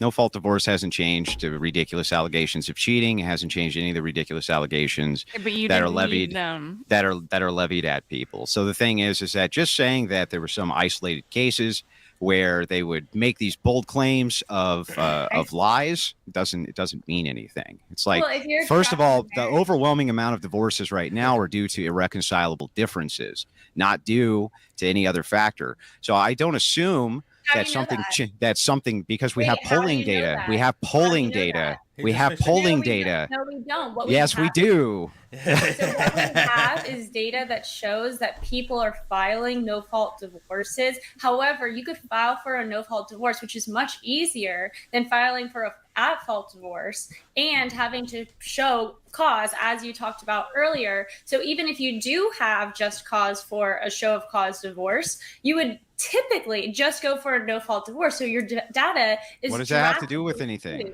That literally has nothing to do with what I'm talking about. So I'm making a comparison and saying that why do you think that people who say now, men and women now, the women are saying we have irreconcilable differences and that's why we're getting divorced. So because it's easier than having let me to say finish. my husband Let me hits me or my finish. husband cheats on me or I cheat on my husband. Lauren, calm down. Let me finish my point, and I'll let you talk. Calm down, woman. Calm down. You have to make the case then that before the irreconcilable differences, that people were getting divorced before this under some false pretense, which I don't think that they were. I think that they were getting divorced under the pretense of show cause, which they were supposed to be getting divorced under, right? You did something wrong. You did something which was outside of your marital vows. Because remember, you are taking a vow. Do you remember that part, Lauren? If we were to get married, part of our vows would be you would never tell me to calm down again. But we would never get married. I'm happily married. I'm glad that. All right, you should have made that possibly leave her. But anyway, you should have made that a part of your vows. Don't tell women to calm down. It doesn't help it. Calm down. Yeah, I see it. So fuck you. Calm down, bitch.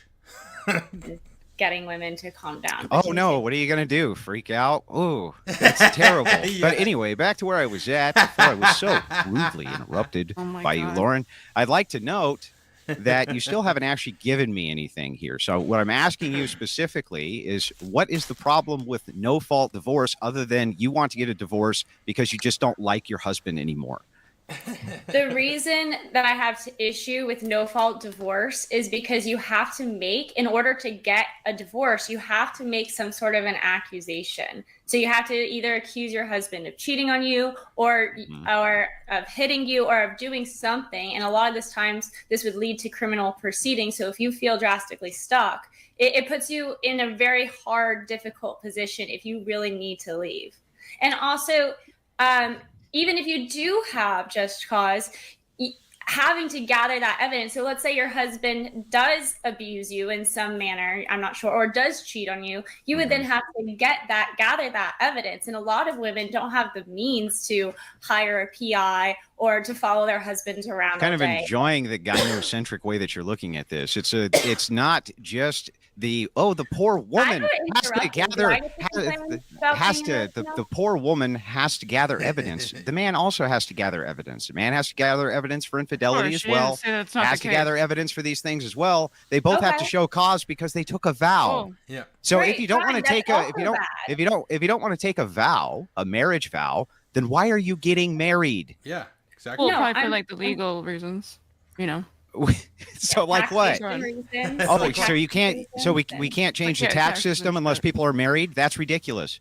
That's ridiculous. Thing that I find, okay, do you find the Constitution ridiculous? You seem like a fervent supporter of the United States and the Constitution. Why would you say that? Based on what? Because earlier you said that people who are not religious shouldn't be married, and it's like funny because we have a First. What does that have to do with the Constitution? Well, we also have a constitutional right to get married. You do. Yeah, Loving v. Virginia. Yeah, that's a constitutional. That's a constitutional right. Which amendment is that? It's, which amendment is it? What amendment? I don't think it's in the amendment. It's been determined. Oh, so it's not in the Constitution. So it's not in the Constitution, Lauren. Right. It's been determined by the Supreme Court to be a constitutional right. Okay, so it's not in the Constitution, Lauren. Yeah, they can't. The government, the United States, cannot prevent you. It's part of your rights to life, liberty. So is it in the Constitution, Lauren? Can you give me the amendment, Lauren? Do you not understand how Supreme Court precedent works? Yeah, that's precedent. That's precedent. That's precedent. The precedent can be overruled. Right? Lauren, precedent can be overruled. For instance, it was a constitutional right to have an abortion under a case that was recently overturned. So now that's no longer a constitutional right. But because it's precedent. Because it's precedent. Exactly. So you do understand precedent. Yeah, but precedent's not a constitutional right. So if you have a constitutional amendment, you either need to have two. Yes, it is. Let me finish, Lauren. You need to either have 2/3 of the states come together to roll the amendment back, or you need to have literally an act. Yeah. Well, if it's not in the Constitution, it's the 10th Amendment. I'm you sorry. You said it's in the Constitution. It's not in the Constitution. You're talking about case precedent. The 10th Amendment. The 10th Amendment, it says that the rights that aren't given to the federal government go to the prospective states, Lauren. What are you talking about? No, the 10th Amendment says that there's a number of rights that are not specifically outlined in the Constitution. And the like I just said. Determined under Loving v. Virginia and other cases. So which part are you disagreeing with? A constitutional right. People have a constitutional right to choose whom they marry, whether they be interrace or. And then it was further in Hodges v. Overfeld with gay marriage. So people have the right to choose who they marry. That is a constitutional right. She's not very It's smart, not a constitutional right. It's an interpretation by the Supreme Court, and they often get overruled later. Whereas you can't, the Supreme Court can't overrule the amendment. It is a right for anyone in the United States to get married to whom they choose, whether or not they're religious. And I find it odd, even though the First Amendment. So then I can't advocate that there's change? So you're just going to continue to interrupt me and then get upset when I interrupt you? You seem it seems to be impossible to have a conversation with you unless it's the most long-winded diatribe I've ever heard. Try to keep your points more concise. I think it's hard for you to understand big concepts. I get that. I'm trying my hardest. Maybe if you use small words. Okay, I'll try from now on. So, Andrew, are you in favor of a small government? No. Why? Because small government usually is mediocre, and you need to have X amount of diplomats. You need to have X amount of statesmen. You have to represent 300 million people. In this particular case, I would actually advocate that you have far more congressmen. That way you didn't have an electoral state, which was as messed up as ours is. So that's what I would do. I would actually expand the electorate because, having only 2 senators per state is probably not a great idea, just so you know. And alimony, your thoughts on that? I think that in some rare instances that can be adjudicated and has been traditionally adjudicated by the church if alimony is necessary. The church? The church, yeah. I don't see why the state needs to become involved in a religious ceremony. Yep. How would Can you give me a they have reason? any- Can you give me a reason why secularists need to get married? Any of you? Yeah. Like, why is that a good Well, I would idea? assume because they love each other. I mean, You that's can love each probably other why. without marriage. It's a religious. Okay, but you might have a sacrament. tradition in your family, like that you would want to get married. You mean that came from the religious people in your family? Hold on. I'm sorry. So you want to take the institution of marriage and make it like completely separate from the legal institution. So you would get no tax benefits for being a married couple. You don't need. Yeah. So just to address these one at a time, right? Mhm. You don't need to be married in order to address tax benefits for couples. You recognize this, right, Lauren? I'm asking if you. I'm asking a And I total just different answered. question. I just answered your question. You No, you don't didn't. actually. You No, don't you didn't. need to be married for tax benefits because you can address the tax system separate from marriage. It's ridiculous. Okay, but so you think that's the only. So. Oh, you mean changing it? Come on, Lauren, you dumbass. Like, just, oh, God. So he's saying that the only reason that the government is involved in marriage at all is to monitor taxes, and then taxes could be monitored. I in didn't say different... that at all. You just straw man my entire I'm trying to argument. understand. She's just asking you a question. And I just Fill the fuck answered her out, dude. question, and then she straw manned the position. No, So, I'm if you want to know the trying my position, just ask, and I'll give it to you. She was literally just doing that. Like, chill the fuck out. No, she literally wasn't drunky. She literally didn't. So anyway, back to what you were asking me, Lauren, just to give you the answer to Okay, your question. let me rephrase the question, if you don't mind. How is the government and marriage currently intertwined? So right now they're the adjudicators. So at the moment, you have to go to the state in order to become licensed, and you also have to go to the state in order to get the license revoked. So essentially, they operate as a middleman adjudication system between the partnership and the marriage. So I think that can be done by the church, and it doesn't need to be done by the state at all. It's never been necessary, nor is that something which is traditional. That is not a traditional thing which is done. Separated it, right? So if you separated this into like a religious ceremony, and you have the states not involved in marriages at all. However, the state would still monitor couples for the purposes of taxation. So what would that look like? And could The couples same thing it looks like right now. No, because it's look not like the same marriage. thing it It's looks no like right longer now. a religious thing. It's no longer for the dignity of family. There's in legal precedent, a lot of marriage issues have to do with the dignity of families and creating the best society possible for the modern Yeah, it's era. encouraging birth rates, et cetera, et cetera. Yeah, I agree. You're just going to interrupt me every time I talk and then complain if I interrupt you. Okay, well, give me the How does signal this when you're work? done, because it sounds like you're winding down. So It's I'm when just trying I'm to answer your not question. talking. That's when I'm talking back. Let's see if that ever happens, but go ahead. I could see why you complain about no fault divorces. I could see you wanting to grasp onto your wife as best as you can. I could see that she's probably running the Oh, fuck out. great. What a swell argument. Are you going to get to an argument? Because I'm still waiting for one. Dude, I lost my. I'm sure you did. Go ahead, say what you were gonna say because you wanted to interrupt me so much. Well, wait a second. You're saying that just a minor interruption, you derailed your entire train of thought? You guys are both doing the same Come thing on. right now. Just get to your points, both of you, for the love of God. You get to your point, Andrew. My point is that you don't need to have the state involved in marriage at all. Okay, so Mm-hmm. so how is that system going to work? So now the state is not involved in marriages, but however, you're saying the state is still involved in couples being taxed differently than single people. So then couples will also want to be triples for tax. Just like have brain damage or something. Like, fuck, she just doesn't get it. Oh, God. Purposes, maybe business part. Feminists, they're very, very annoying, as well as low IQ. So it's like, oh God, just totally fucking brainwashed. They got the fucking lips and fucking vagina of other feminists shoved into their ears so far that I can't hear anything.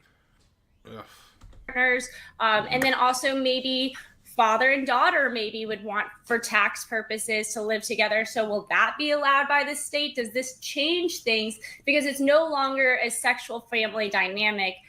So I'm curious as how this. The fuck is she going on about? The fuck? What the hell? Oh, God. Is now going to work in your new society.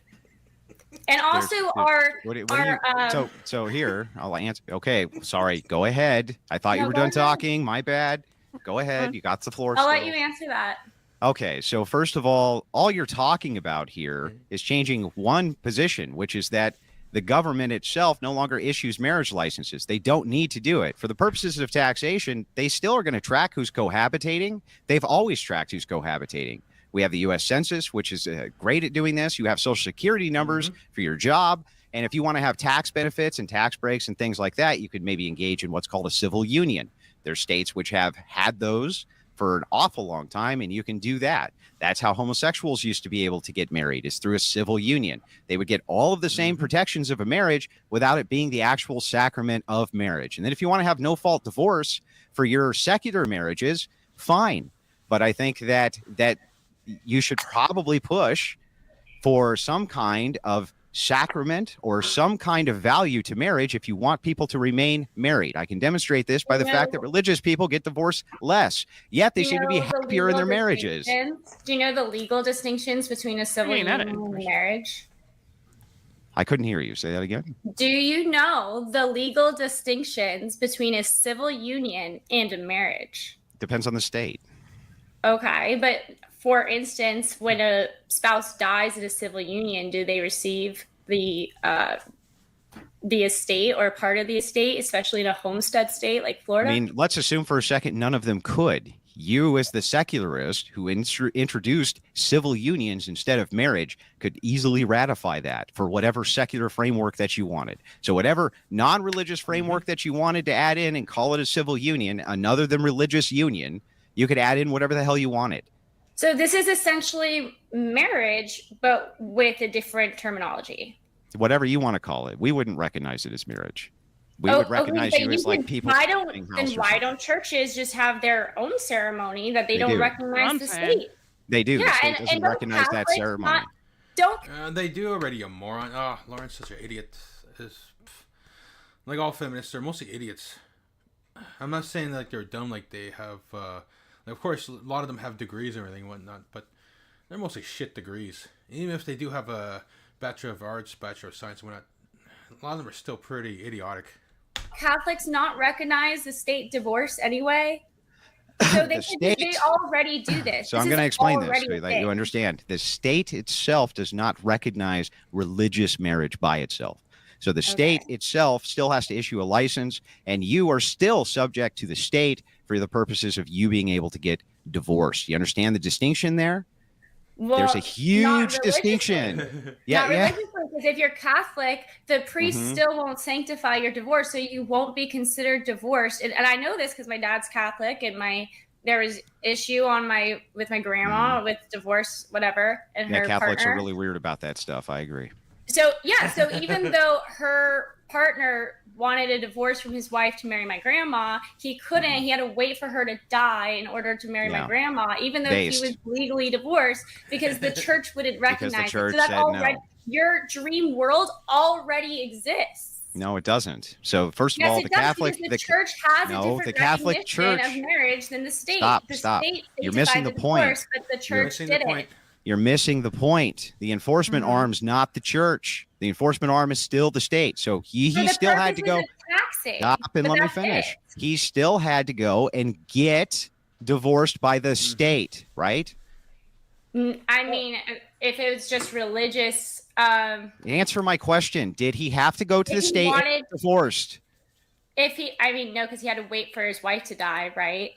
You just got them saying that he got divorced, but he couldn't still leave the marriage because the Catholic Church wouldn't let him, right? Right. So now you're asking. Okay, so then he did have to go to the state, and the state did have to give him a divorce. Way he had to wait for his wife to die. Because he was adhering to his religious institution, but he still had to go to the state, Lauren, to get a divorce, Lauren. You just said he did. If you wanted to separate the state ties. Yeah, she's not too bright. I can see why it says cringe alert on here. Of his marriage, which is what the state would be regulating Oh in the civil union system that you're setting up anyway. No, the state wouldn't be regulating anything with religious marriage. Why would they be regulating it?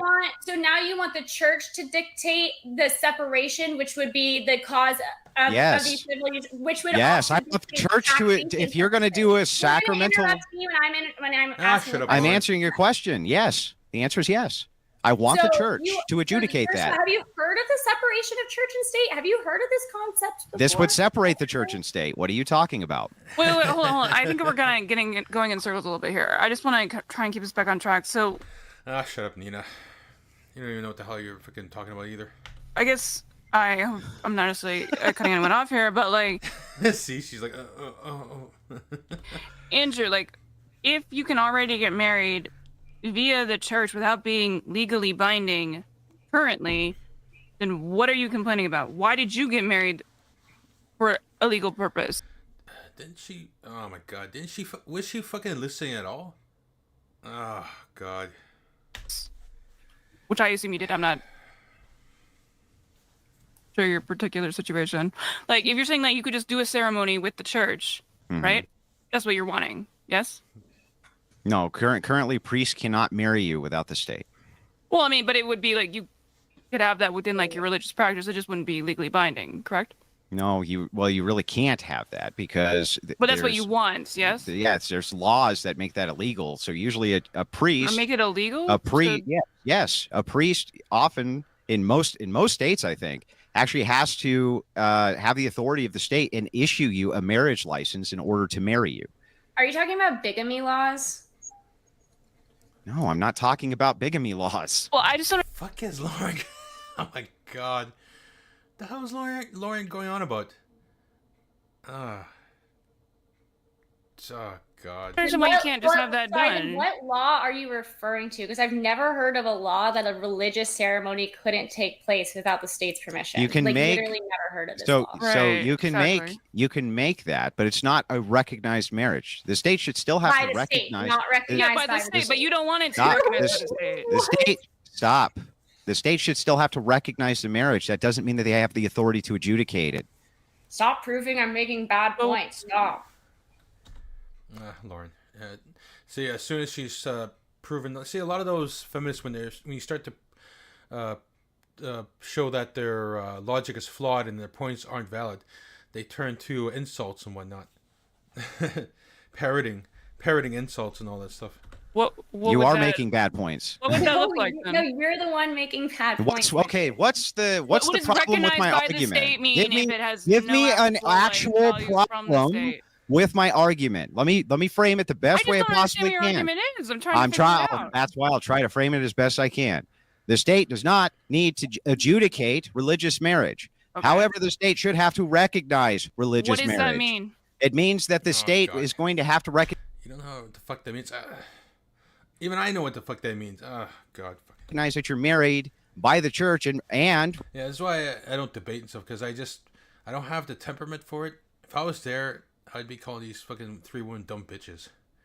I'd be swearing at them. Listen, you stupid cunts. This is how it is. This is how it works. This is the value. You know, like I'd be doing stuff like that. So I don't have the temperament, the patience to be a debater. Recognize the church's authority to be the adjudicator over the divorce portion of it. Okay, but what does that mean in practice? I just explained it. How stupid are you? Like, I just literally explained it. You really didn't explain that at all. So are you saying that how much more can I explain this? Let her finish her question. Yeah, like you're talking about like. Let her finish her question. How dare you raise your voice like that? Like the last name acknowledgement. Well, I just keep answering the same tax question. Benefits, like what are we? You did not answer that question at all. Okay, so as far as it comes to what? You have to explain it in like freaking kindergarten terms, like really, really dumb down terms. Tax benefits, things like this. Yeah. Is that what you mean when you say recognize? Yeah, Yes, that well, is what I'm asking. whatever the benefits are that the state's going to offer up or whatever. Yes, it needs to So be you a want the recognized church to marriage. be involved in adjudication of Mhm. state issues involving Well, it's not taxes. it's not just a state It is- issue. The state is a tax composition code of people. Sure, it's Stop, both, exactly. stop. But it The is state's still... a composition of people, Lauren. Okay, so Yes, people should be able to be allowed to have their own adjudicators separate of the state, and they traditionally always have. So I don't know what you're talking about. Always have since what Uh-huh. time period? Throughout most of history, the church has been the dominion. In the United States And ever? the church has been the dominion over divorce throughout most of human history. These are religious sacraments. These are not secularist sacraments. That only began during the Enlightenment period when they really started to push through laws when it came to divorce in order to promote the health and welfare of the individuals inside of these nations. But When in the United States did this happen? I don't know what the exact dates were. Never. Yeah. No, listen. Did the United States change from no-fault divorce?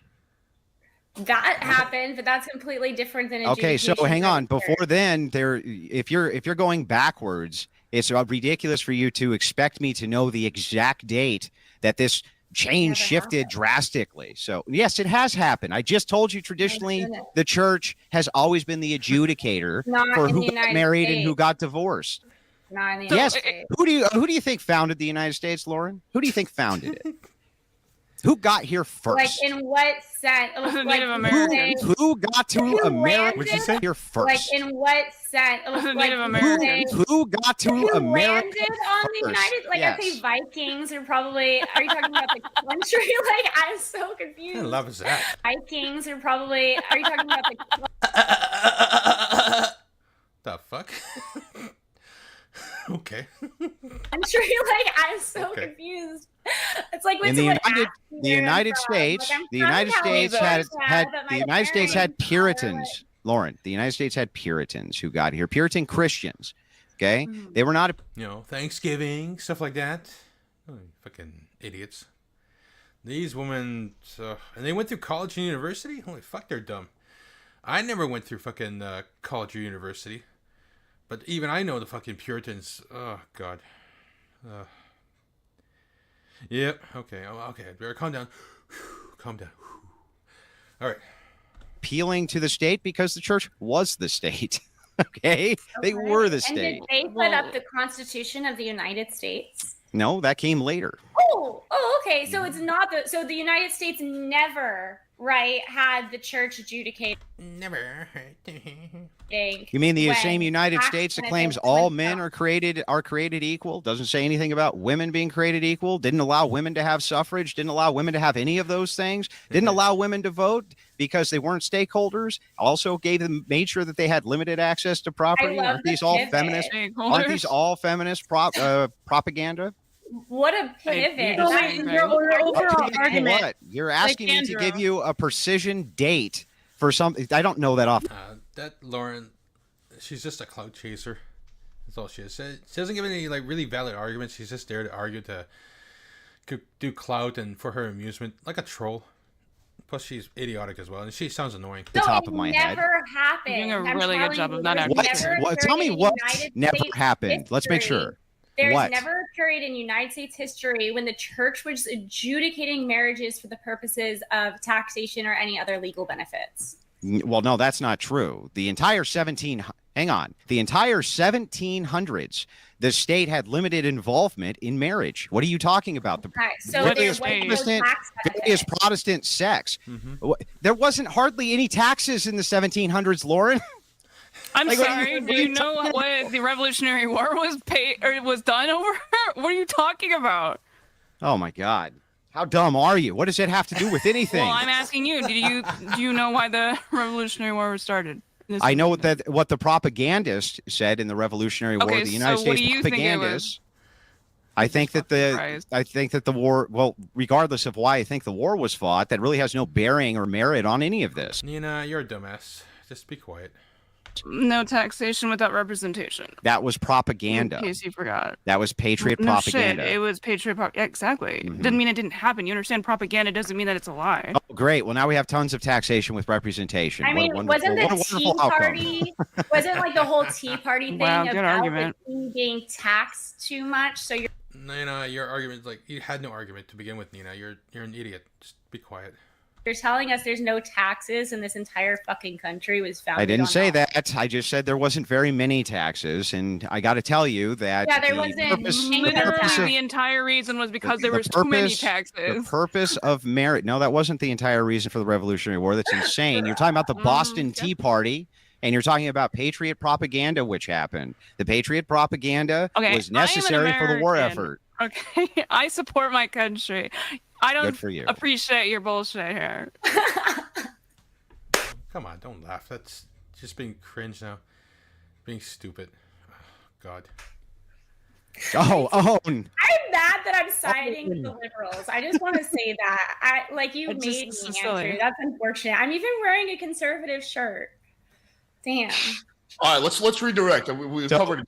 No, let's not redirect. I'm not done yet. I want to know. I would like to know, when do you guys think the income tax started? Okay, one question, and I want to redirect back to the additional. Yeah, when do you think it What started? amendment was that? I forget the amendment, but I should know. It's okay for you to not know can anything Google off it the top if of you your want. head, right? Yeah, go ahead, Google it. 17th Amendment? Was it the 17th Amendment? When did the income tax start? Yeah. 1861. What was it? 1861. Yeah, she Googled it. And, No. Civil War prompted the first American income tax in 1861. Yeah, okay, that was for the war effort. But the actual income tax that you have now, right, that started in the 1900s, just so you understand. Yeah, see. They're stupid. Lauren, Nina, oh my God. Ugh. Yeah, and they're supposed to represent the brightest of the feminist movement. Okay. 1800s. That was a good so history now, lesson. Let's so now redirect. as you move back, hang on. So now, Was it the 17th Amendment? So I want to redirect back to the initial topic. We covered history quite enough. It's not related at all to the. yes, it is related. How's it related? Because we're talking about the history of marriage, Alex. How is that related to the idea of why Divorce? Divorces. Just give me like a simple because explanation. because in this particular case, what they're trying to say is that I have some kind of incoherent system, and yet I'm saying no, it's actually your system which is incoherent, which is leading to the maximum amount of divorces which we're having at the moment, right? Because specifically, specifically no fault divorce. Yep. So if you're looking at divorce rates are falling, right? let me finish, Let Lauren. me finish, 'cause I asked Calm my down, question. Lauren. So again, yeah, calm down, Lauren. Calm down. again, when you're looking at this, no fault divorce is a prime. Go ahead, write it down. Like times he told me to calm down. I mean, what the hell are you fucking writing it down for? Was he supposed to look at it? He told me this 9 times. He told me to calm down. Like who the fuck cares? I don't give a fuck. Fucking shut your face. Primary cause for why it is that women institute. So this is what the question is, right? Why do women have? Now she's just completely ignoring him now. Now she's gonna be like, oh, he told me to calm down. How dare he? Oh, how dare you? How dare you say it to me? I'm gonna look what's on this here and ignore him. Her too. She's not even paying attention. She's maybe to pay attention. I don't know. Or institute so many divorces. Why are they petitioning so much for divorce? Things like this. Now they're not even paying attention to him. This one and this one for sure. It's actually really simple. It's because there's very limited penalty at all for women to go and petition the court for a divorce. They almost always win, and they almost always get more assets. This has been what has traditionally happened since no-fault divorce was instituted. They usually get the kids. They usually get the house. It's a pretty bad deal for men. Yeah, they usually get the kids and divorce. You usually get all full custody, if not half custody, but they get the kids stay with them, and the father gets limited visitation rights. Or the visitation rights are controlled and determined by the mother. They also get the half, if not all, of the assets. Half or 2/3 of the husband's ex-husband's money from his work or whatever and whatnot. Yeah, it's pretty fucked up, man. It's a big problem. That's why we got into all these other things. Okay, let's just try to keep it on track with, you want to talk about the history of divorce or whatever, that's fine. But let's not get into like fucking income taxes and whatnot and like why the revolution happened. Like that's not really quite related. But yeah, Sure. Did you know, fun fact, U.S. divorce rates hit an all-time 50-year low? Isn't that a fun fact? Because almost nobody's getting married. That's why. Yeah. A lot of men are not choosing to get married because of all this bullshit. She's an idiot. Oh my god. Lauren, you're a moron. Nina, you're a moron too. Oh, that's what you want. You don't want the secular people getting married. You don't want secular people How getting low married. tier you people are. No, but you literally just said you didn't want the secular people getting married, so maybe those are the people who are not getting married. Right. So what I want to do is shift people. I want to shift. Definitely, because it's the So I wanna religious people's job to get married. So I want to Probably, shift. yeah. So here's what you are seeing though. You are seeing religious people stay married longer. They're happier longer. The more religious they are, the less likely they are to be divorced. The less likely a woman is to institute a divorce. All those. She's not even paying attention. Those great things. That's why I want to see more people move towards. She has a dog. Yeah, she's gonna be a lonely woman. Even if she does have a guy, I feel sorry for the dude. He's just tolerating right now her bullshit because she gives him the puss. And either he's gonna leave her because he gets tired of her bullshit, or she's gonna leave him because he starts setting boundaries, or she gets bored of him, or she finds somebody else. Yeah. Towards religion as a grounding for why they get married in the first place as a sacrament, so they take it seriously, instead of secularists who make vows and then go, but I didn't like Johnny anymore because Johnny got fat, so I decided to go bang the neighbor, right? And then they go, well, there's no fault divorce, there's very little penalty for them, and so they institute a divorce. They push a divorce. Men and women cheat at the same rates generally, so I don't really understand what that's going with. But do you really think that like you should just not ever have any reason to leave, or like is it do you actually believe in the fault divorces, or are you just saying that to be like annoying about it? Or do you believe that nobody should ever be divorced? I don't know what your position is on this. Do you think Stephen Crowder? Annoying about it. He's speaking valid points and facts. If anything, you're the annoying one, lady. Okay. Her. His wife should have been allowed to divorce him. Great question. If you have a show cause for abuse, actual physical abuse, or you have a show cause for infidelity or abandonment, not emotional abuse, or abandonment, right? I think that those are all good causes. When you're talking about things like emotional abuse, try to remember what your vows are. Through better, through worse. Sometimes in marriage, you're going to have years, not months, not weeks, but years that might be really rough. They might be hard. Yep. Marriage is really hard. People shouldn't enter into marriage. They shouldn't enter into marriage unless they're prepared for all those hard times. Yeah. Like there may be parts where the husband's not doing so well in work, and he comes back and takes it on his wife. Or there may be parts where the husband's not that kind of guy. He doesn't argue with his wife. He holds it in, and his wife's the one that's bitching him because he's not bringing enough money, and she's not having enough jewelry or food, or they have to live in a shabby apartment. Yeah, like that. That's, and of course she calls it. That's emotional abuse. Oh, well, fucking gross spine. I don't disagree that marriage is hard. It's scary. I understand like that aspect of it. But like if somebody is Do you, Nina? Do you? abusing you and you have kids, like even if it's emotionally, why do you think that they wouldn't abuse your children? And on second question, I'll let you finish. Or I'll let you answer in a second, but let me just finish my question real quick. Would you think that it is okay to leave a marriage if your partner, whether it is, man, wife, whatever, thought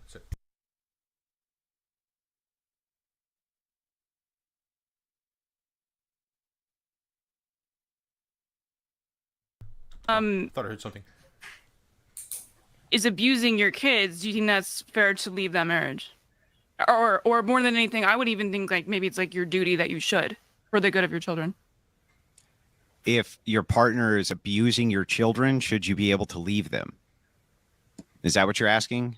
It was a two-parter, basically saying like if somebody is going to We'll just do one abuse part at a you, okay, that's fair. We'll start with the first part. If somebody is going to abuse you, like emotionally or physically, why Physically, do you yes. think that they wouldn't? I'm saying both. Physically, Let me yeah, finish but my I'm not question. saying both. Do you think that they're not going? Well, I need to clarify. Okay. Would you not think that they would do that to your children? If you have a spouse who's physically abusive, I think that Physically they probably or would. emotionally? Yeah. Well, Okay. the problem with emotional abuse is that it's highly subjective, Yeah. and I don't know exactly Sure. what it means. So I know what physical abuse means, and I think that all of us would agree with what physical abuse is. Well, I you think all like of us- gaslighting would Stop, be like a stop. You Okay. let me answer. Go ahead. Okay, I think all of Go us ahead, would finish. agree what physical abuse is. I think all of us Sure. would agree what infidelity is. I think all of us would agree what abandonment is. Not sure all of us would agree on what emotional abuse is. Emotional damage. Okay, well, I guess I'll like try and clarify then. It's something like somebody who's gaslighting you constantly, or like, I mean, like you saw the Steven Crowder stuff, right? Uh-huh. Like, do you think that what he was doing to her was not emotionally abusive? Maybe. So what? Yeah, so what? Well, I'm So saying, wait, do you- how is that? What do you mean? So what? So what if the kids are witnessing that throughout like a 10-year marriage? And you think that will affect the way Well, the kids that's will carry on different. through So life? now you're Well, that's talking what we're about. asking. So now you're asking about some elongated pattern of behavior that's like never ending or something like this, rather than an isolated incident. So here's what I'll say, right? As you guys kind of giggle and scoff, which I find amusing.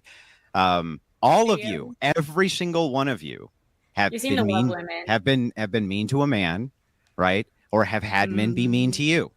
Every single one of you have had engagements with men, especially whoever you're dating or something like this. I'm where sure the we all guys, have. where the guy's been a shithead or you've been a shithead to the guy. But that didn't mean that you broke up the relationship over that. A marriage is something that's should be much more difficult to break up than just some relationship you have with a boyfriend.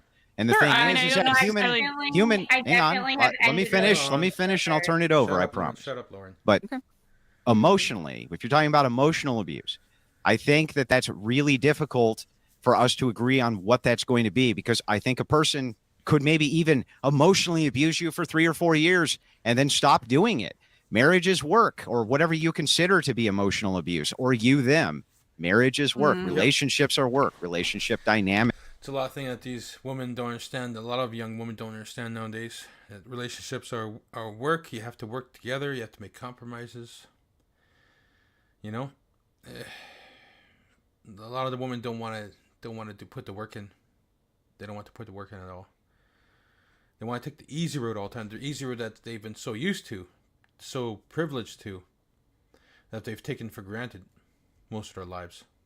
Because they have a pretty face, because they got boobs, because they got ass, thighs, hips, and a vagina. Yep. Makes her work. Now, let me ask you this. Before you guys ask me another question, who here besides me is married? Raise your hand. Oh wow, you researched us. Oh, good You're job. married, Angela? Yeah. Why is that Are you lying, Angela? Just curious. No. Why would I lie? What do I gain from lying? I don't know. Are you I'm just accusing curious. her of lying because she's a woman? I like my green card, guys. I gotta like my green card. Leave me alone. Yes, I am married. And you're not going through a divorce? No. Why would no? I would like Okay. to stay in America, so no, I'm not going through a divorce. I don't know. You just raised your hand really slow. It was weird. Just saying. Well, I didn't know there was like a follow-through question, and I was like, all right, what's going on? Well, here? I'm just But yeah. saying, like, before you guys are so quick to say anything about what's emotional abuse or what isn't, maybe you should have to have be a marriage. married to know which one is Angela, he's what. a My border problem agent. with what we're talking about is like I understand what you're saying, but if you're married, and then maybe you're comparing it to like a modern marriage where people get married within like the first 2 years of meeting, but like if you've been with someone long enough and you're saying that this behavior will slowly go away, if the behavior goes away, whether somebody is just ignoring the situation, it's only going to get worse. But I don't see how a guy can be emotionally abusive and then just slowly not be emotionally abusive anymore. I don't see like how like if you're in a relationship with somebody, What's I don't emotional? So let's start with this then. If it's going to be pedantic, tell me what you think emotional abuse is. She gave an example of gaslighting. I would say depriving of funds. I would say It's a sisterhood. She's not even letting Angela answer for herself. Why is depriving of funds emotional abuse? so for instance, I know somebody who her husband would go out on trips. I don't care about an anecdote. I care about the argument. Why would depriving somebody? Anecdotes are not an argument. Give me an argument. An argument. It's an example. You asked for an example. I didn't ask. I asked specifically for an argument. So what I want to know. I'm going to answer the way that I was going to answer. What I want to know specifically is an argument for why it is that deprivation of funds is emotional abuse. Okay, I'm going to give you an example. Of course. Of how deprivation of funds is emotional abuse. I know someone whose husband would go on trips and. Yeah, anecdotes. Ugh. He's not asking for that, you moron. God. Even though they had a newborn baby and she was in college, he would cut off their credit card when he would go on trips. And he wouldn't tell her how long. And sometimes it would be days, sometimes it would be months. She would not know. That sounds like a bullshit story to me. I mean, that's just a story. Oh, God. It could be anything. You can inject anything you want, that kind of thing. It sounds like a fucking made-up story. And so she would just have to survive on the food in her closet, like food that she had in her pantry. Eventually, she would have to go to her mom and ask for food. It was emotionally abusive. Okay, well, I know a couple, and what they do is he deprives her of money because he thinks she spends. Hang on, no, you hold on. I just went through your whole diatribe. Answer your question. Just went through your entire. No, it doesn't. I'm giving you a counter example of how it doesn't. So I know everybody in the exact same type of situation, the exact same type of way. Just the opposite is true. Refute it. Give me a refutation. So the deprivation of funds and whatever my anecdotal scenario is good. There we go. So now we're at a stalemate. I don't understand the exact. I know you don't understand. Yeah, so he's doing a deprivation of funds, and it's actually good because it works for their marriage instead of she doesn't like it, I guess. You know, whatever the anecdote I'm curious. is. What is your anecdote? I'm actually curious. So the anecdote would be that she spent too much. She spends too much money. Yep. Because she spends too much money, he cut off the credit card payment. So he deprives her of funds. That's good and healthy for the couple. I've known couples where this has happened to them. Here's an anecdote for you. There you go. Refute it. Okay, well then that's probably not. Yep. Well, then that's probably not if it's something that like she has an issue and well, then no, they, it's like, actually agree emotional abuse to together. him, huh? How dare she make it so that poor guy has to freeze her credit cards? He'd love to share the money with her. You might be right about. Yeah, it's emotional abuse to the guy because he has to fucking work extra hard to pay off that credit card. He has to work longer hours. He has to do fucking overtime. He has to fucking do extra shit at work, take on extra projects. That's a lot of stress. That's like emotional abuse, yeah. That's fine, but that doesn't discount what her argument was and what. What's her was argument? Her argument was an anecdote, not an argument. Do you remember, like, well, it's an example. It's an year did you anecdote. take geometry, Andrew? Anecdote, you stupid idiot. Nina and Lauren, they're dumb, and Angela, I think she's a dumbass too. Those things are not mutually exclusive. What? I'm wondering what year you took basic What the geometry. fuck does that have to do with the Did price we of struggle tea with at the logic Boston Tea Party? Geometry is. Yeah. I struggle with logic structures because of geometry. Well, not because it's not geometry's fault. Okay, Lauren, let me ask you a question. There's 3 laws of logic. Can you name them for me? What do you mean 3 laws of logic? So are you saying, like, for instance, if A, then B? Yeah, the 3 laws. 3 laws of logic. There's only 3. Can you name even one of them? Yeah, it's like if A, then B, if. Oh. I don't remember. Like, you would have to know this. Maybe you should have stayed in geometry, I guess. Identity, non-contradiction, excluded middle. Like, I mean, you should have stayed in geometry. You just Lauren. you realize how dumb that you make yourself look, Andrew. When you I made myself look dumb. That's for sure. You just easily Google. Like, you're really gonna think like it makes her look stupid. That you're just like. Yeah, she is stupid. You too, Nina. Both of you are dumbasses. Just can't see it. Hey, name like you're basically doing the same logical argument of like the. That she did. Oh yeah, Just- you're a just fan doing of the this same thing band. back to Name her that 3 she did to songs. me. Got Name it. 3 songs Yeah, there's a sisterhood. from the band. Like it's like we could just look it up. That's what. Hang on. We could just look it up. Yeah, they can't even like. Oh my god. Of course they use Google and the fucking AI in Google. And they can't research shit for themselves. Can't use their own fucking brain. So she asked then me. skip A, then C. So she No, asked I'm me writing when it did down. you fail geometry for your logical argumentation structure? Yeah, I got a perfect score in geometry. I went on to get a perfect score on the ACT math. I went on to get a perfect score in Let's the get back on the GRE rails in here. math, and then I went on to be a math major. What does geometry have to do with the logical structure, Lauren? There's Of logical an structures argument. that you seem to be failing. So, for instance, when I gave the anecdotal example of how Run to deprivation the of bathroom while you funds guys are having this. can be, and this is actually Get one out of of here, Nina. You're a dumbass. the logic structures you were just talking about. So maybe you know them off the top of your head, but you don't know how to apply them, which seems to be an issue for you. Oh. If I give an I need example of geometry how for that. deprivation of funds can be abused, you giving an Mhm. example of how deprivation of funds could not be abused is not discrediting the fact that my example was still an Right. example. Both are non sequiturs, Lauren. It That was wasn't my a point. So Yeah, going back they're to both non sequiturs. going back to your They're not anecdote to arguments. how to cut off the funds, like off of your example for Yeah, Lauren, you're a dumbass. someone who's married, is that what you would do for your marriage if if your wife was spending too much money just to cut off the funds, just to like teach her a lesson? What would you do? Well, it's not teaching a lesson, but I have children. She has children with me. I think that it's very important that if one of the partners is being irresponsible with money, that it's a duty to, in fact, to cut off funding so that they're no longer irresponsible with money. Yeah. And I think that oftentimes, especially if you look at consumer spending, women are responsible for upwards of 70 to 80% of all consumer spending. Yep. They spend a lot of money.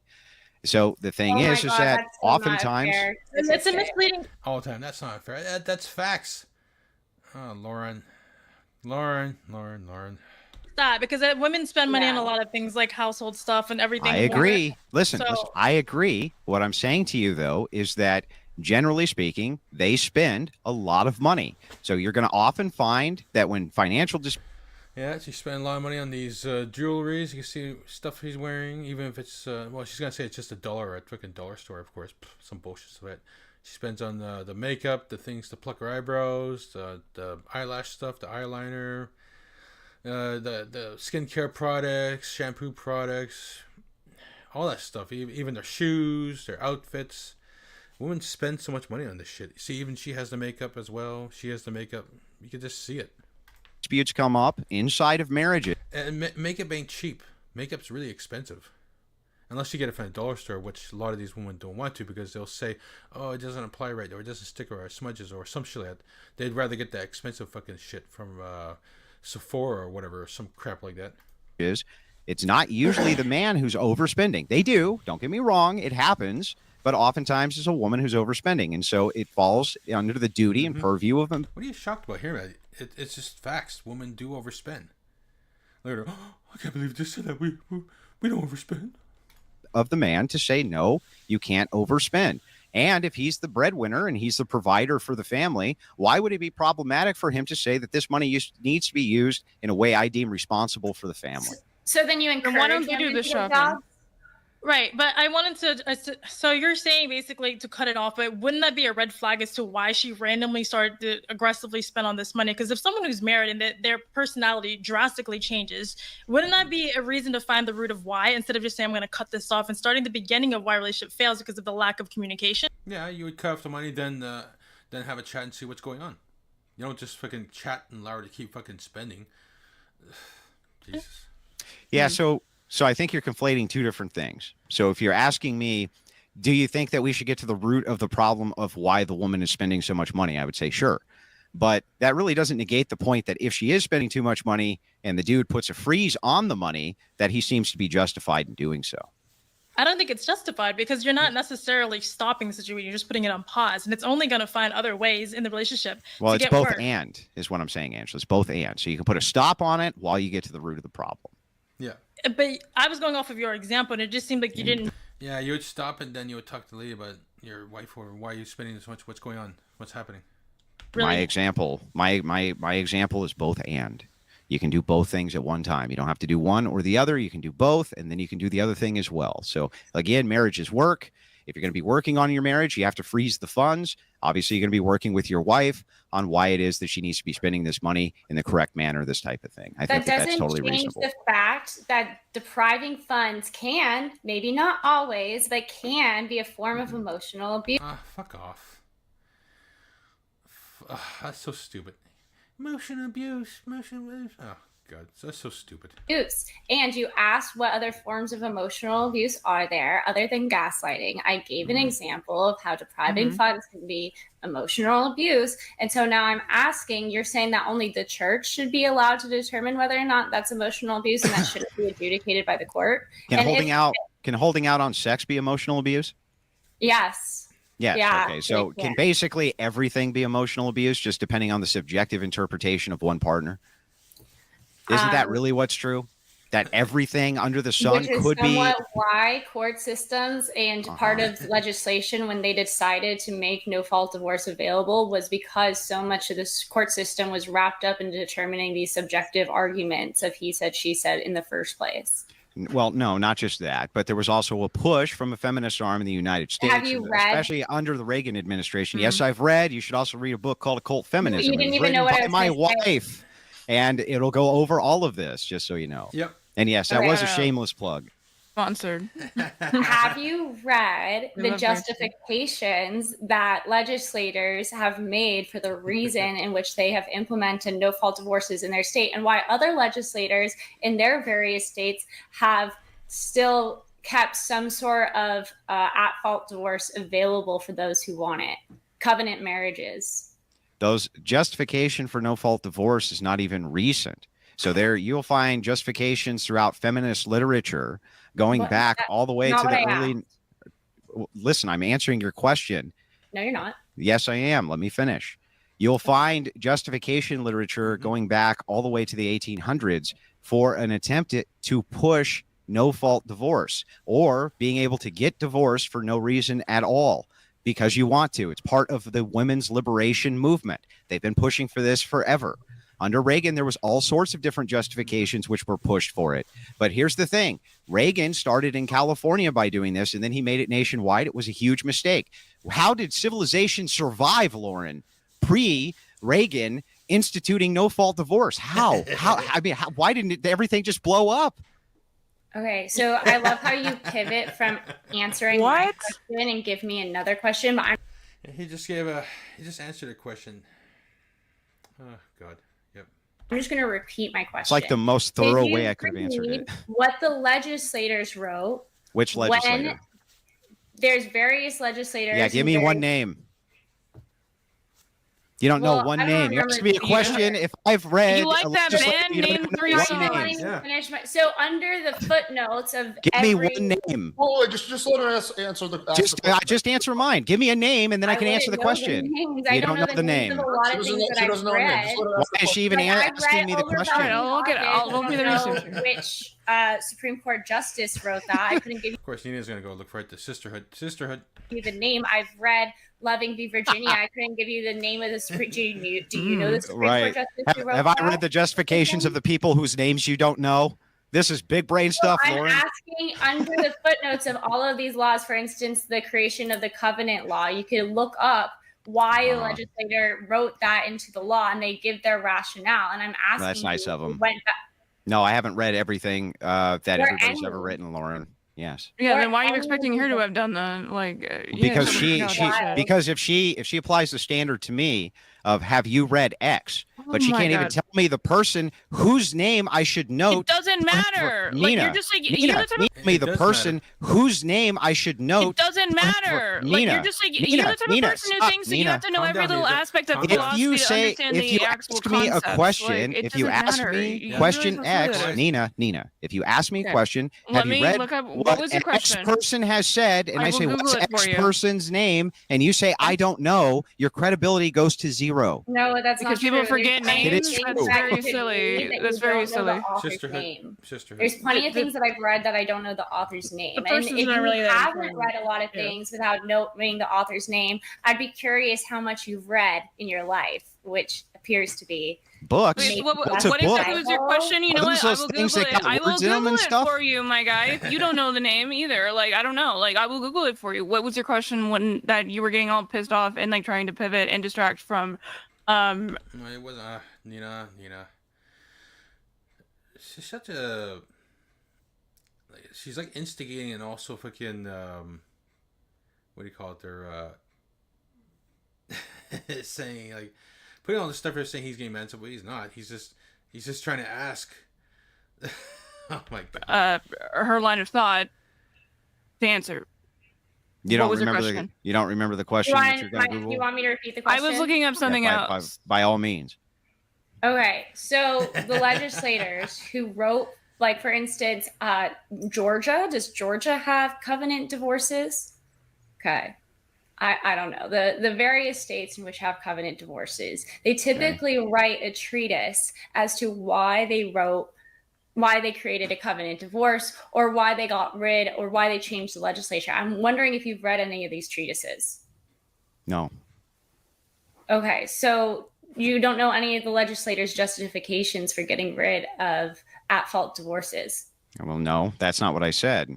There's more to a legislation process than a treatise. So there's all sorts of political justifications which are done on the national and localized level by several different authors. Oftentimes, legislation like this is not even drafted by the person who writes it. It's drafted by external parties, Lauren. So no, I may have read quite a bit on it, but that doesn't mean I've read an example of a treatise directly. So, okay, if you've read quite a bit on it, can you please give us some of the reasons and why these legislators chose to get rid of at-fault divorces? Where and which legislature? Let's just say New York. Okay, and which legislature? Under who? Who introduced the legislation? I'm asking you why. And I'm just asking you to give me the answer so that I can answer your question. You don't know which specific legislature. Yeah, so don't ask me stupid questions, Lauren. Stop asking stupid questions, Lauren. It definitely comes off like you know what you're talking about. You're not just kidding. Definitely, Andrew. I'm asking you a broad. Yeah, Nina, shut your face. You don't even know what the hell you're talking about either. Just shut up. Question. Yeah, I get it. You're asking me to pin it down to a specific person. I'm asking you, what is the rationale legislators gave for getting rid of at-fault divorces? Where and which legislature, Lauren? Why not New York? New York, for example. Okay, which legislator? Which legislator in New York, you idiot? Any of them. You're saying that you've read some of these decisions, and it's a more broad thing. It's more general, and there's these public. It was. They don't get it, do they? Oh my God. Are you asking me if I know? So I just want to make sure I get this right. If you're asking me, Andrew, do you know a specific legislative body in New York and their justifications inside of New York for why they did X thing? The answer to this particular question is no. What's your point? Can you give me any rationale that these legislators gave for any legislator in any jurisdiction gave for changing the law to no-fault divorce? To at-fault divorce to no-fault divorce. Yes, I can give you what the Reagan administration said. Why was that so fucking difficult for you? Okay, go ahead. Well, next time, just be either concise with your question or make it make sense. You guys don't gotta do this whole thing. Shut up, Nina. Shut up. Let's just stay unfocused. So, go ahead, Andrew. Anyway, yeah. So the Reagan administration. Lauren, you're an idiot. They pushed this in California, and much of the justification for it came from literally the liberal arts section of California, liberal universities. And what they were pushing at the time was that women were subject to all sorts of different types of abuses, and that the patriarchal system in which they were living under were oppressive to them. And this was a huge push in California. And as they say, as goes California, so goes the rest of the United States. So yes, those were many of the justifications which were given at the time for why it was that we needed no-fault divorce. But there's other far more specific examples going even further back in history, as feminists have been pushing this for a long time. All right, I'm going to give a 5-minute warning before we move on to the next topic, because we've been going about for an hour. So just a heads up for everybody. And so these legislators didn't base this idea that women were suffering or maybe an abnormal amount of abuse compared to men in these in these inabilities to have no-fault divorces. They did. Like as I said they did earlier, offer those up as justifications. Yeah. Okay. So they had There was a That legitimate. doesn't mean that their reason. justifications were good. It just means they offered them up as justifications. So you don't think women going through abuses is a good justification? I don't think that women the just suffer? justifications which are offered for why it should be no fault if you're going through abuses is justified. No. Do you also now, Lauren? Let me ask you the same question back. Have you read any of the counter arguments to any of these justifications? Yeah, usually when you read the Give me arguments, one. arguments, Give the me counter one. arguments is that it will increase divorce. It will. And did it? Increase the. Did it increase divorce? Of course it was going to increase divorce. Right. The amount of No abuse. shit.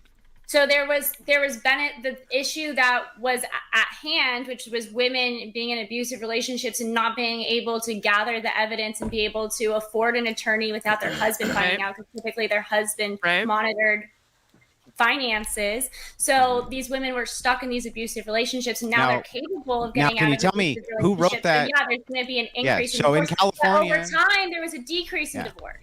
But Lauren, in California, who wrote that counter argument? Oh my God, I don't care. Honestly, Andrew, I think you have to prove why Shut up, Nina. Shut up. is people who are unhappy in marriages. Why is that ridiculous? Divorce. Because I don't.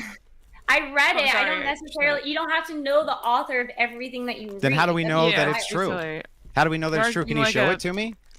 Oh my God! You just seem to have maybe read like 5 things in your life. Okay, and wait, you okay, hold on. We only have a little bit of time left. Can you here. show Okay, it to so me, Lauren? I want to ask Andrew, why is divorce inherently bad for you? That it She can't show it. like if it's going through a bunch of abuses, why do you think that it shouldn't be fair for somebody to leave? Because the primary edict of a marriage is not about you and it's not about your spouse. It's about your children. Yep. Okay, And so if somebody's continuously hitting you, keeping continuity inside of your family is the most important thing that you can do. The outcomes for children, and you're all consequentialists, I'm sure. The outcomes for children are almost always better if they stay inside of your household. Let me give you an example of how bad this is, Nina. Let's say that you have children in a house filled to the brim with abuse, and you remove the children and hand them over to the state. They're 100 times more likely to be abused by the state than they would have been inside of their abusive home. Great, that's like actually a fantastic argument for divorce. Then they should stay with the parent that is not abusing them, correct? Facts. For physical abuse, I've never disputed this. What'd you say? Is not abusing them, correct? Facts. Shut up, stupid idiot. Lauren, Nina, they're the two biggest idiots in the room. Maybe Angela Knight's a big idiot too. I don't know. We'll see. For physical abuse, I've never disputed this. Okay, so then you should support divorce. No, that's not. Well, under the pretense of physical abuse, I've already said that that's a justified reason for divorce, Nina. Okay. Is there any line then. for emotional abuse? And that's a call-in question. So I think that the church is far better at adjudicating this than the state is. So there isn't a line, but there is a line. Famously not bad at abuse. The Love that. state That is famously not bad at. ridiculous. The state is who's famously not bad. Come on, Nina. The state is awful Well, if we're when it talking comes about to Republicans, adjudication. then yeah, absolutely. No, they're Democrats known too. for having abuse, but Now let me let's explain the trust Catholic rationale. Church. Let's trust the fucking Catholic I'll Church. explain. No, I wouldn't trust the Catholic Church, but let me explain the rationale so that you understand. I'm going to explain the rationale for why it is that the church would be better at adjudicating this than the state. The church would be better because you're part of the church. Because you're a part of the church's congregation, they know you. Your priest knows you. This is a community which knows you. They have intricate knowledge of your intricate details. Whereas a judge, and especially a state judge or a state appointed judge, they know very little about you. Very little. Exactly, they're impartial. Very little. They're not impartial. If they were impartial, then they wouldn't be giving women everything in divorces. What? They don't give women everything in divorce. Yeah, they have traditionally You done are that. so afraid of your wife leaving you. I think it's very hilarious. So once again, first of all, you can't have this church adjudicate. Nina, right away. They always do. I know the feminists always do it. They always say the guy's afraid of this, that.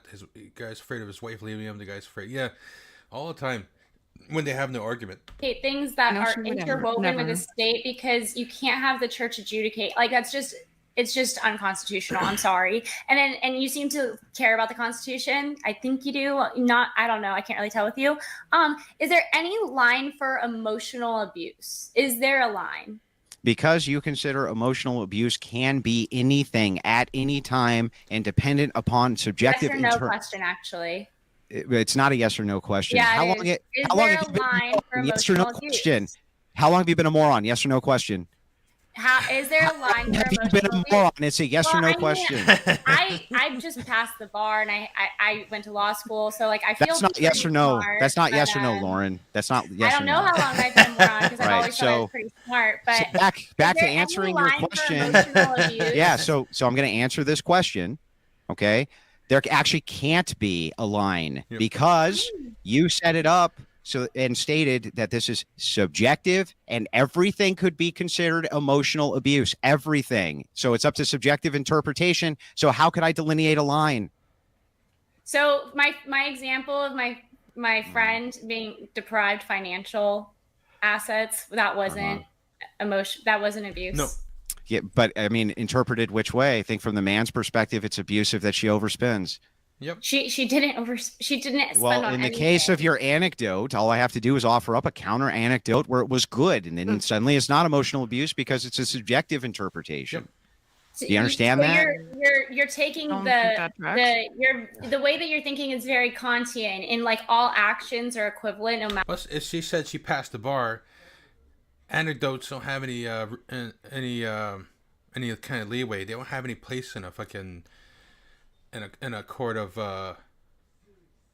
legal standing, right? Like it has to be evidence based, right? Like stories, anecdotes. He said, she, like what they believe, their beliefs. It has nothing to do with it in the court. It has no place there. It has to be evidence, right? So, Lauren's a moron. Matter the circumstance. I'm surprised she passed the bar. I'm a deontologist, so Can I finish that doesn't my surprise me. thought? So all actions are the Thoughts same on no Thanos? matter the situation. So for instance, deprivation of funds is the same whether that be depriving a woman from food and depriving her baby from being fed, and that's the same as depriving a woman who just spent That's not what happened in your example. entire life savings on fur coats. That is not what you said in your example, that their baby was not being fed. Yes, I did. No. I He gave literally that. did say that. So hang Yes, I on. did. So you're saying in this case that the man is being physically abusive to the child because depriving the child of resources which are necessary to life, that's different than emotional abuse, Lauren. He's depriving her of funds. So if you consider depriving her of funds physical abuse, She keeps changing the shit all the time, changing the goalposts. It's like, what the fuck are you doing? Only in certain circumstances where depriving of the funds would stop the child from being fed. That's a whole different situation. I mean, I guess my friend could have technically robbed a grocery store and then she wouldn't have deprived the baby from being fed. So technically it's not his fault, right? According to you, it's not emotional abuse. He could just get it. That would be physical abuse. You have a duty. So this you is have an physical. ethical duty to feed your children. And if you deprive your children of having food, that's an entirely different thing. But here's the thing. Let me ask you this. I just want to know. So you're saying that your friend, and you're willing to state this on camera, that your friend's husband was purposely starving their child because Yes. he wanted to teach this woman a lesson. Because he's an asshole. Oh, No, he's I have a literally feeling. an I have a feeling there's no more to the possible way story. he could have been. Of course, there's more to this I have a feeling there's more to the story too. story. She's not going to air out their entire Here's the laundry. story. Like, it's ridiculous. She was my friend, and she had a husband, and her husband would deprive her and her baby fucking funds. Yeah, and well, she if was you're incapable of if the eating. deprivation While she was means in no college- food, then that's different. While she was in college, and he was the one working. Yeah, what's up, Angela? Yeah, okay. Sounds like bullshit to me. We're only hearing the woman's side. We're not hearing the man's side either. So let's just bring this back because Lauren, love you, but it's anecdotal. I don't think anyone gets married and just becomes an asshole. I think these Hey, things Jonah turn Crusoe. into unless you married an. Yeah, thanks for following. I'll make sure to follow you back right now. 1 sec. Let me see here. All right, and you're followed.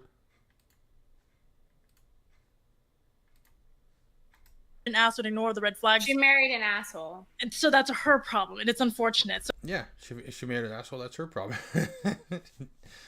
Anyways, so what's up, Johnny Cruiser? I want to bring it back to Andrew. I don't think people should marry. Yeah, she was just trying to use this example.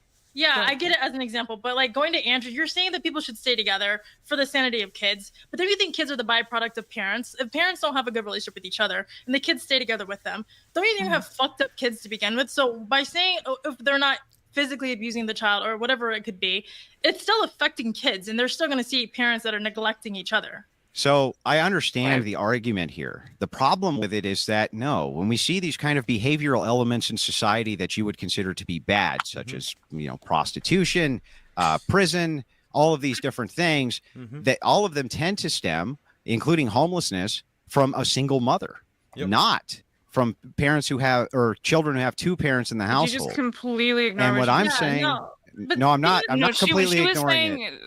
I'm not, Nina, nobody needs your help, Nina. Nina, shut up, Nina. We don't need your help, Nina. Let us finish our conversation, Nina. Nina, shut up. And apparently, You just gonna mumble incoherently while drunk again?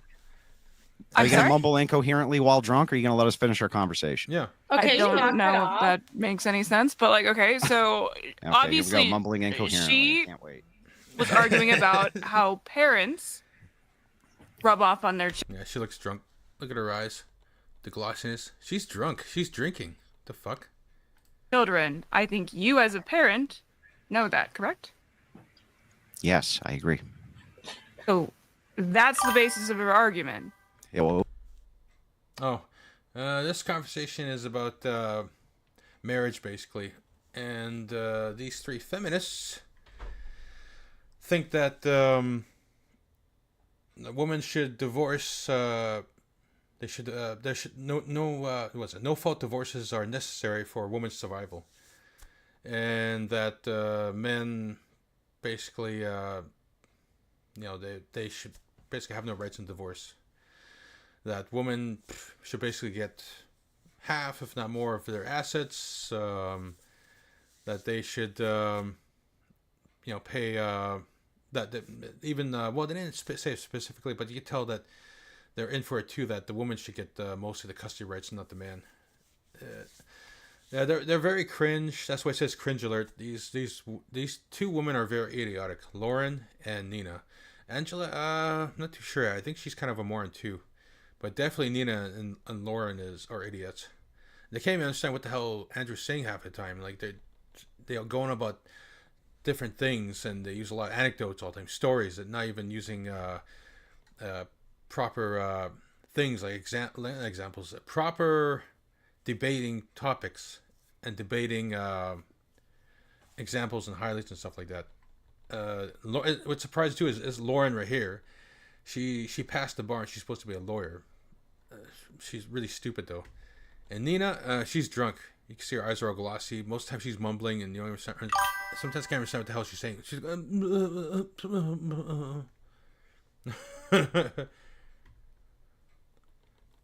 men's testosterone was higher.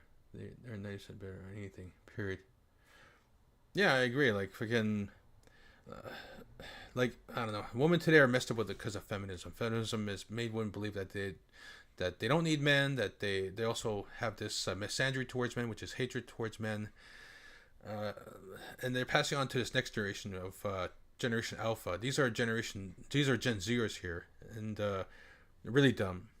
And Gen Alphas are going to be the same, unfortunately. Oh, wait, I got to sneeze. Hold on. Oh, sorry. Yeah, I'm allergic to bullshit, so yeah, these two are making me sneeze because of bullshit.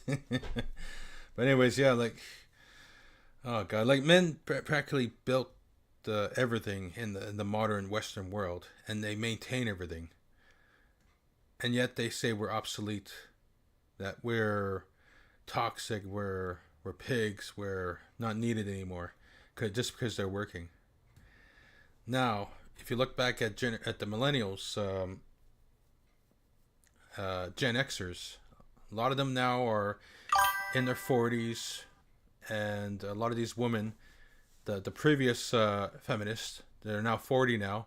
They're making a lot of videos on TikTok and whatnot, and other shorts on video shorts on other things like Instagram and whatnot, saying that they regret following feminism, they regret believing feminism, the feministic lies, they regret spending their whole life working for a company that doesn't give a shit about them, and immediately let them go, or threw them away when they're all used up, when they couldn't hardly provide, when they couldn't keep up with the workload anymore, and they have no kids, and they have nothing but either pets are dogs or cats or a mix of other kind of fucking animals. You know, they're all lonely now and they regret it. And they're too old now to try to find a man that they want because they lost all their beauty. They spent all their beauty and whatnot and freaking wasting away just working at a company and whatnot. Just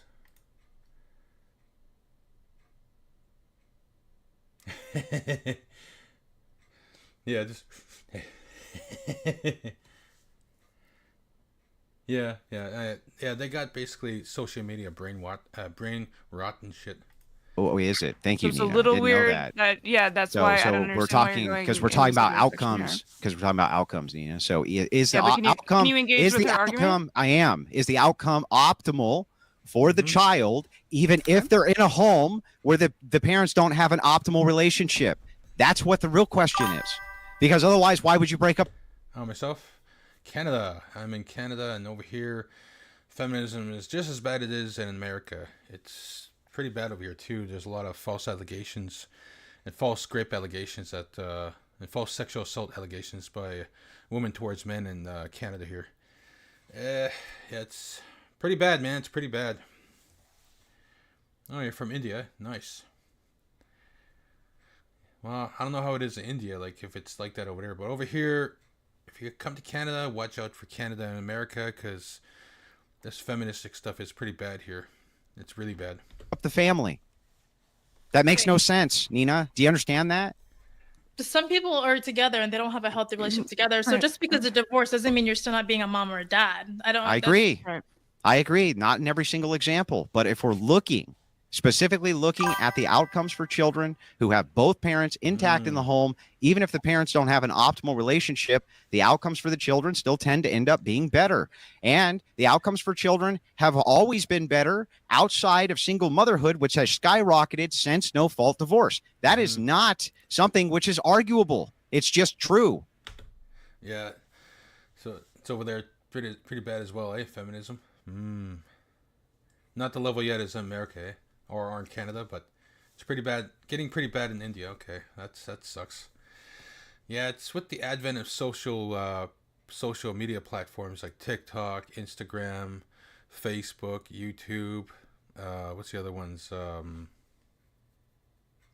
to remember the other ones off the top of my head. There's TikTok, mostly Instagram, FaceTime, I think, and some other shit. Yeah, because the feministic influence has gotten to a lot of women today through these social platforms, and now it's spread like wildfire to a lot of countries, unfortunately, and a lot of women are losing their way because feminism teaches women to be sexually promiscuous, which means to sleep around a lot with a lot of men and don't care about the consequences. It teaches them to avoid responsibilities, avoid duties, and to also to not like to hate not hate children, to think of motherhood as something as bad, and to think of working for a company as good, because they're thinking that feminism teaches women to go to work for a company, and that's good, and teaches them that makes them strong, that makes them independent, that they don't need men. Yeah, a lot of women are just getting brainwashed by this. It's pretty messed up, man. Well, yeah, two parents, but I mean that is true. That having two parents. So marriage is for the children. valuable. It's not for you to go get your man's credit card and go on a shopping spree. It's for the children. Yeah. So I have a couple of questions. That's what these women don't understand. When you get married, I really want OnlyFans to be banned. Yeah, that's another thing too. OnlyFans is another big problem. It's a really huge problem right now. And it's a problem too because there's a lot of men in both Canada, America, and also other parts of the world that subscribe to that, and they encourage they give these women basically money. They give these women employment to be basically I'll just say it, whores, to be online prostitutes, and that's not good for the men or the women at all, especially for the woman. Yeah, it's pretty bad, man. I don't see feminism disappearing anytime soon. Unfortunately, it's just gonna get worse. Would you consider, like, if a woman, for instance, Are they geometry questions? If a woman, for instance, deprived a man from sex for a significant amount of time and cut him off in front of his... That's what I mean too. These women don't understand duties or responsibilities. Feminism has taught them to forego, to ignore duties and responsibilities, especially towards children. Feminism has taught women to concentrate on their feelings, on what their wants and needs are, and not what's good for society as a whole. It even feminism has even taught women that the sanctity of marriage is bad, that it oppresses them and whatnot. Man. His friend and was, like, clearly being emotionally abusive towards him, would that be grounds for divorce? No. I think that he has an obligation and a duty beat the shit out of her. through his religious convictions to work diligently in fixing that marriage firch. Yeah. With okay, and then another question: if you are shut up, Nina. Nina, clout chasing is when they go for stuff to amuse themselves and also to gain like supposed popularity points with other people and whatnot. Basically, to seek like a short found fame.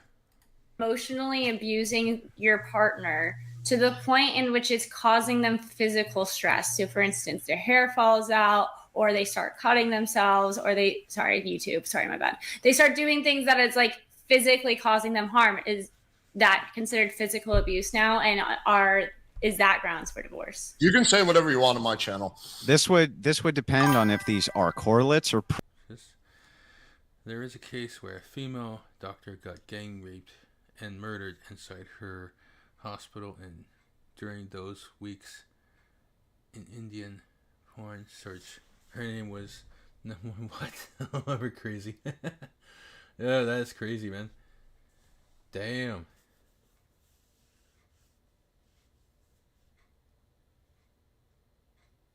Damn. Oh, jeez.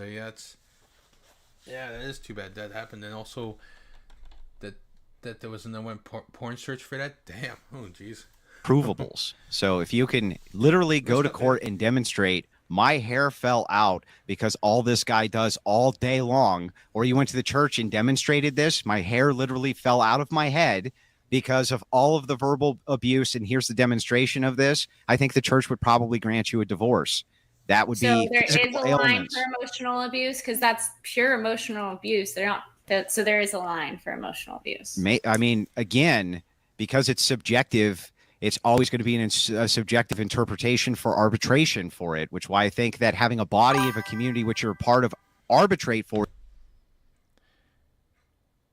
I like to keep myself hidden for now, because on certain sensitive topics, usually what would happen is some people would get doxxed. And doxing is when the internet goes after you and reveals your location, your real name and whatnot. And then you got these crazy people out there that could go and harass you. And some people will even try to actually kill you and whatnot in some way. So yeah, on certain topics like these, it's best to try to remain hidden. Andrew Wilson, he's a known guy. He's been in the military. He knows how to defend himself, whatnot. So he's not afraid to talk about sensitive topics. These women are idiots. Well, they got most likely the protection of men, and they most likely live in good areas, so they don't have to worry about being attacked or anything like that. So yeah, I'd rather remain hidden myself. You should do fake channel. I came here before too, but I thought it's a fake channel. That happened to me too. Oh yeah. Yeah, some people think it's a fake channel, but Oh, okay. Made a video on Instagram. Oh, okay. For you is far superior to having strangers in a court who usually side only with one party over the other traditionally.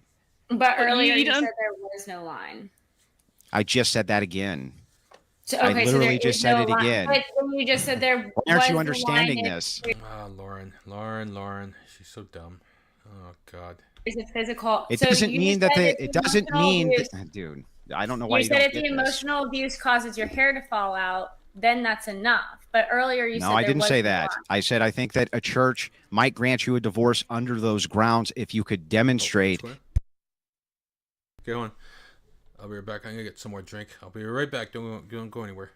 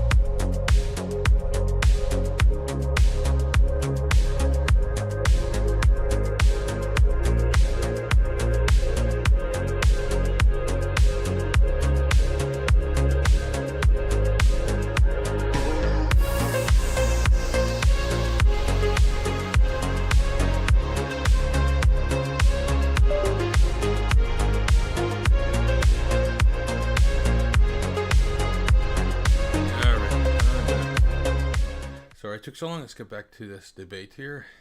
That your hair literally fell out due to the amount of overt verbal abuse that you were getting from the other partner. I don't know how you would demonstrate that, but if you could, I'm sure that they would grant you, in that particular instance, a divorce. But So you do that think doesn't the church change is the able to fact that these are interpretations, subjective interpretations, which are done of what you consider to be emotional abuse. Do you understand? All right, guys, one minute mark. 1 minute mark. So just one more minute for this Because topic.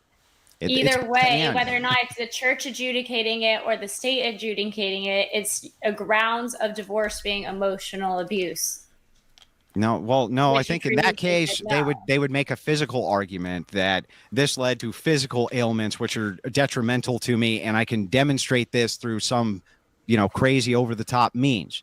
But Did when you're you talking know about that emotional abuse in general leads when to you're physical? when you're talking about, yes, but here's the thing.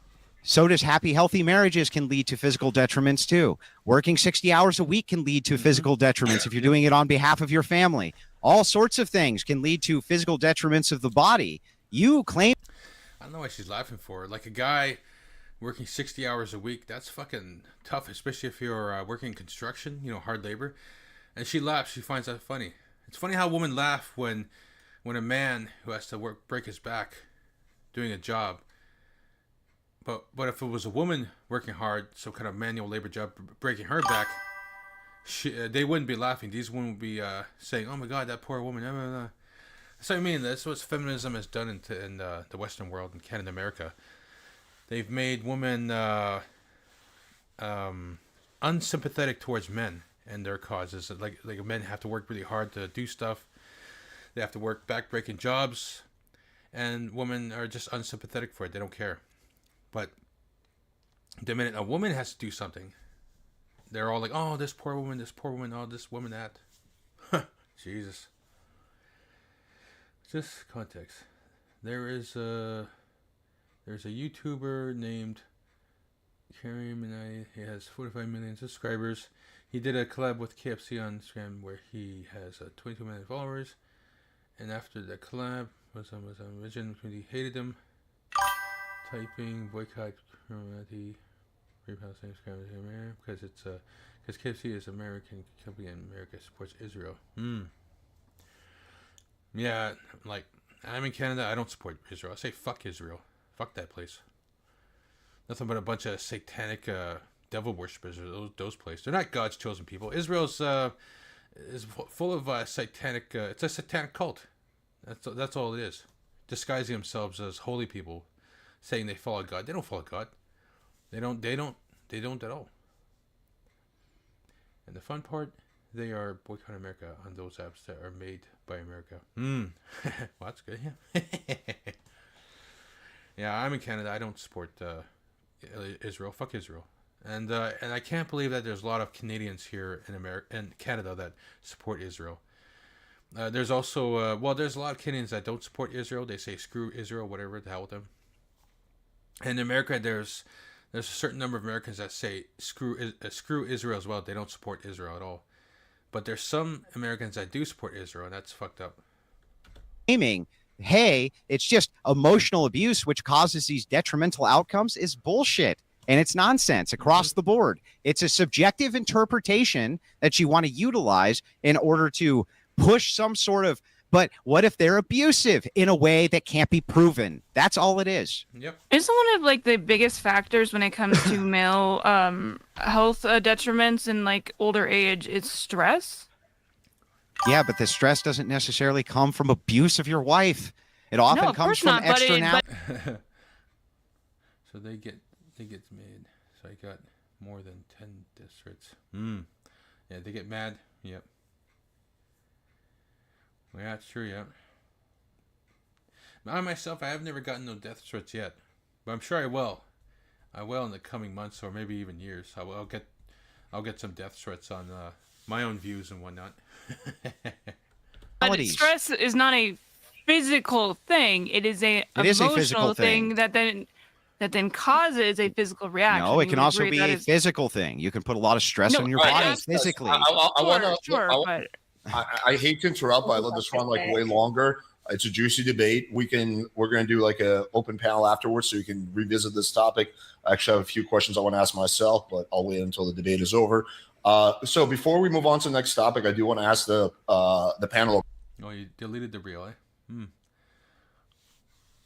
Yeah, it's too many death threats, eh? Yeah. Well, I understand, yeah. It's understandable. Question. Initially, it's unfortunate I had to delete the reel, but it's understandable. Intend this to be pretty balanced, like kind of like more of like a 3-on-3.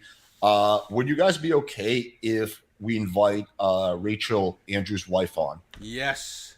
So right here, check this part out.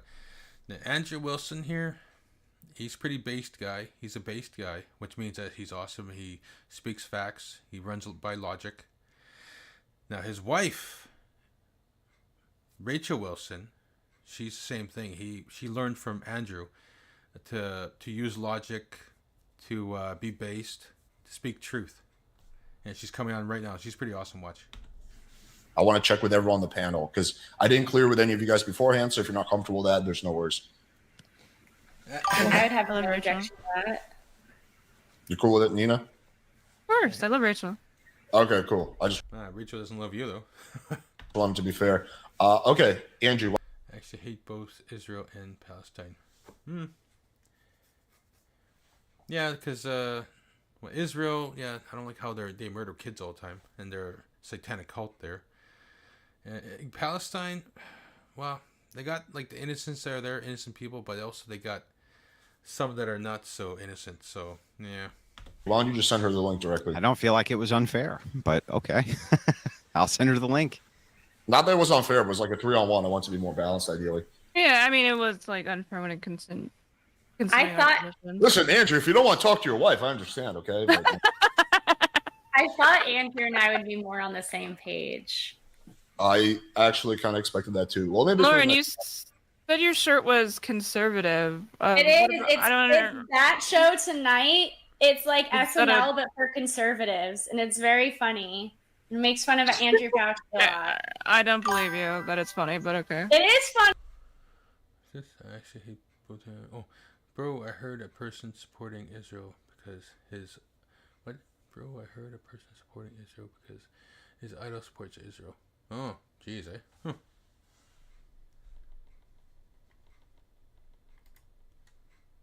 It's frigate.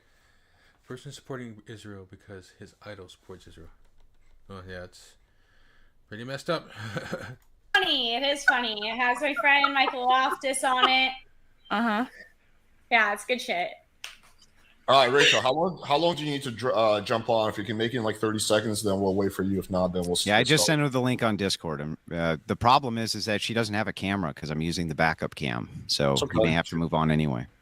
She can keep her camera off if she wants to. She just next to you. Fun. That's why. No more fun. Send her over a camera budget. We'll get started. She can join when she joins. Okay. So the next topic that we're talking about is a woman's body count, and the question is that here's my favorite part: the woman's body count. Now, these women, we all know right away that they have high body counts. We already know, they got the looks and everything, whatnot, and they've been through college and whatnot. So yeah, they've definitely ridden the cock carousel. Does a woman's body count affect her desirability as a long-term dating and or marriage partner? My friend supports Palestine because he likes Ronaldo. I don't know who that is. Wait, Ronaldo, isn't that guy? Is that talk show host? Is everyone clear on the proposition? Can you be a little bit more specific about that? You're saying, does it affect? But like, what do you mean? Does it lower her value as a potential partner? Just finished saying it, dumb bitch. Jesus, Nina's so slow to follow anything. For long-term dating specifically, not for hookups. Okay, specifically women, right? Specifically for women. Yes, of course. Duh. She's fucking drunk. But you can bring it to me. That's an analogy. Oh, the footballer. Okay. Oh, I don't really follow football, so I don't know who that is, unfortunately. Oh, okay. Yeah, I don't know him. Okay, Lauren, you want to kick it off like last time? No. Okay, fine. Let's go in opposite order. Let's let Angela kick it off.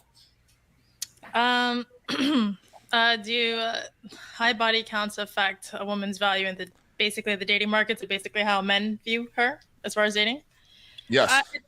From a subjective and an objective perspective, like meaning like We are talking about men, right? Just to be clear. right, yeah. One argument, like for example, you could say that like, Okay. well, some guys could be, could view that as a negative. She's getting nervous. She's getting nervous, and she's getting nervous because they know they got high body counts, and she's nervous too. They got high body counts. However, I personally don't think it's a negative. That's another thing too. If you ever plan to come to America or Canada, don't. Or if you do come to Canada, America, expect to find women. They'll be pretty, especially the pretty ones. The pretty ones definitely will have high body counts, which means they slept with a lot of men. Plus, they're kind of crazy in the head, so you definitely wouldn't want to get involved with them. Blah blah blah for this reason, right? Sure, gotcha. More interested in that part rather than. Bro, he has 6 million followers on Instagram. Yeah, okay. I don't know him though. You know Messi? No, I don't know Messi either, unfortunately. Because I think we can all agree that there's going to be some guys that are going to see this negative. So that's not even that interesting. It's more of like, what do you think? Do you think it's a negative? Right. So I used to think it was a negative, but due to the fact that 1 in 3 men are virgins or sexless in the past year, I can't say you can be picky with who you get to sleep with. So we can say that it's probably unattractive to them, but I wouldn't say they would turn it down and probably realize like it's not that serious. Yeah, it would turn it down. Yeah, like the ones who have dignity and self-respect. Yeah. After engaging in a relationship with that girl, and that's my stance on that. Because there's too many simps out there. You gotta teach men out there not just to sleep with any woman out there, because it's like, sure, it may be easy for you to do that, but in the long run, you're gonna regret it. Nah, I don't know any Indian celebrity unfortunately. I don't know any Indian celebrity besides what the hell is his face? Fuck, what the hell was his name? I forgot his name. Oh, shit, I forget his name. The guy that was on The Big Bang Theory. I forget his name. The one who plays the Indian there, their friend. The hell was his name now? There was Howard, Leonard. Oh, I think it was Rajesh. Or something like that. Yeah, Rajesh off of Big Bang Theory.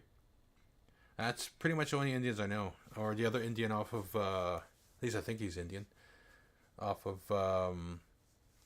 the Eternals. That one Indian guy with the superpowers.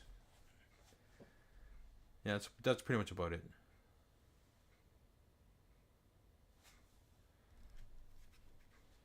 I can't really see the lettering. Rick Roshan? I think that's him off The Big Bang Theory. Let's see.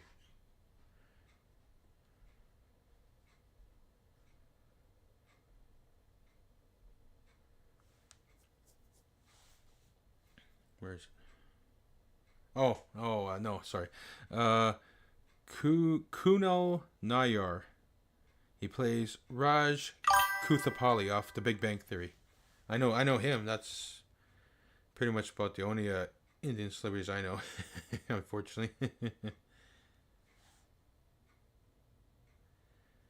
And there's also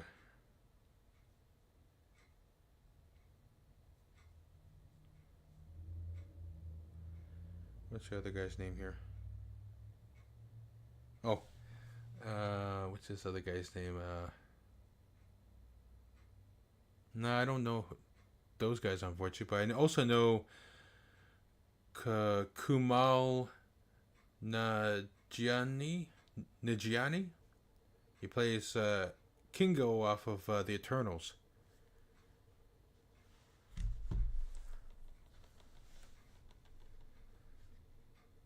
I don't know the other one, unfortunately. Yeah, I don't know the Hitrik Razan or Shah Rukh Khan, unfortunately. No, I don't know them, unfortunately. Intro, but do you personally think it's a negative? Like, forget about the men. Do you personally think it's like if you're advising your younger brother or someone like that, and he was considering a girl with a higher body count, would that be something you would warn him against, or you don't? See I would say high. So if we say high, we're talking about like sex worker high, or just like 10 or 8, 9 high. Like, what is high? Well, that's up to you to interpret it.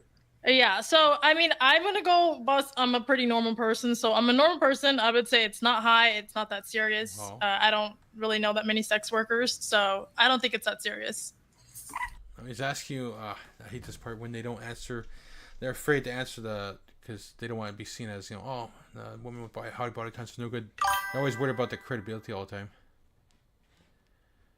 Shah Rukh Khan. Well, I'll look up his name. I've never heard of him before, so.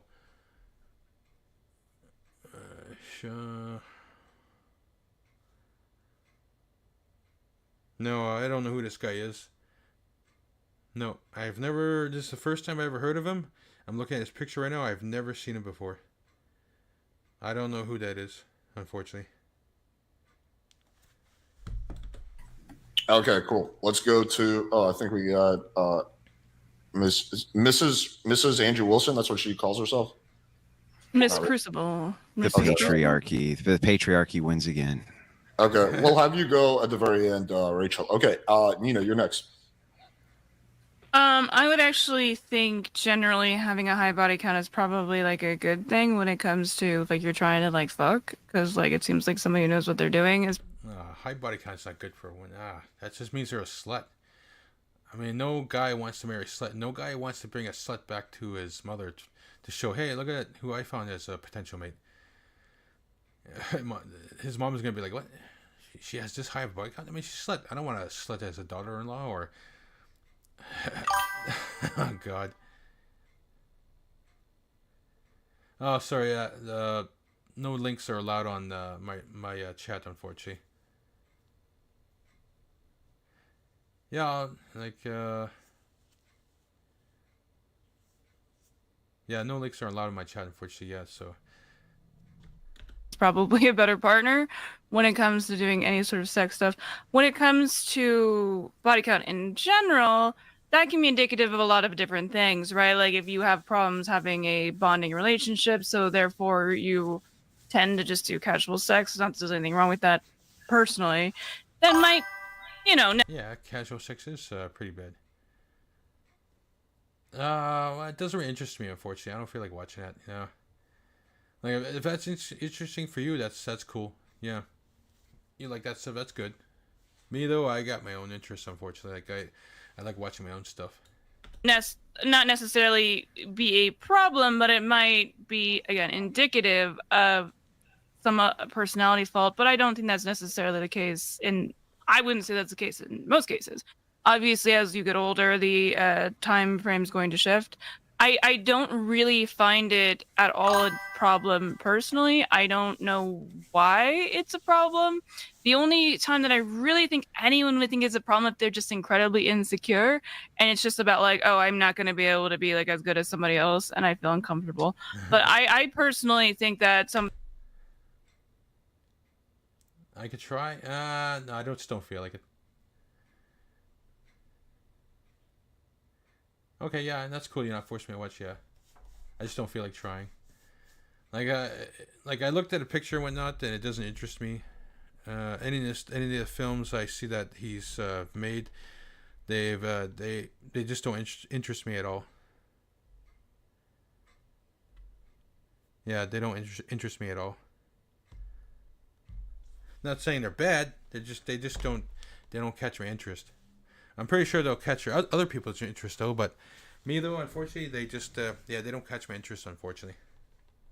somebody with experience is probably a pretty good thing if you're trying to fuck them, I assume. I guess where the question goes is like, are we talking about dating or fucking? I don't really We're know if talking those about things dating are or relationships. We're not talking about dating. Okay, so I think that's something you could talk about is like, okay, well then why? Like, well then why do you have have done that? Like maybe you had like a wild spree or whatever, or maybe you were a sex worker for a while, like, or maybe you did porn. I mean, I guess the same thing. But like, the reasons why that you might have a high body count are very significantly depending on.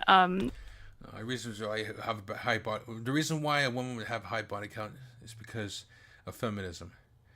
It taught her to be a slut, basically. To always open her legs if she felt like it. Never. It took away their modesty and whatnot. their dignity.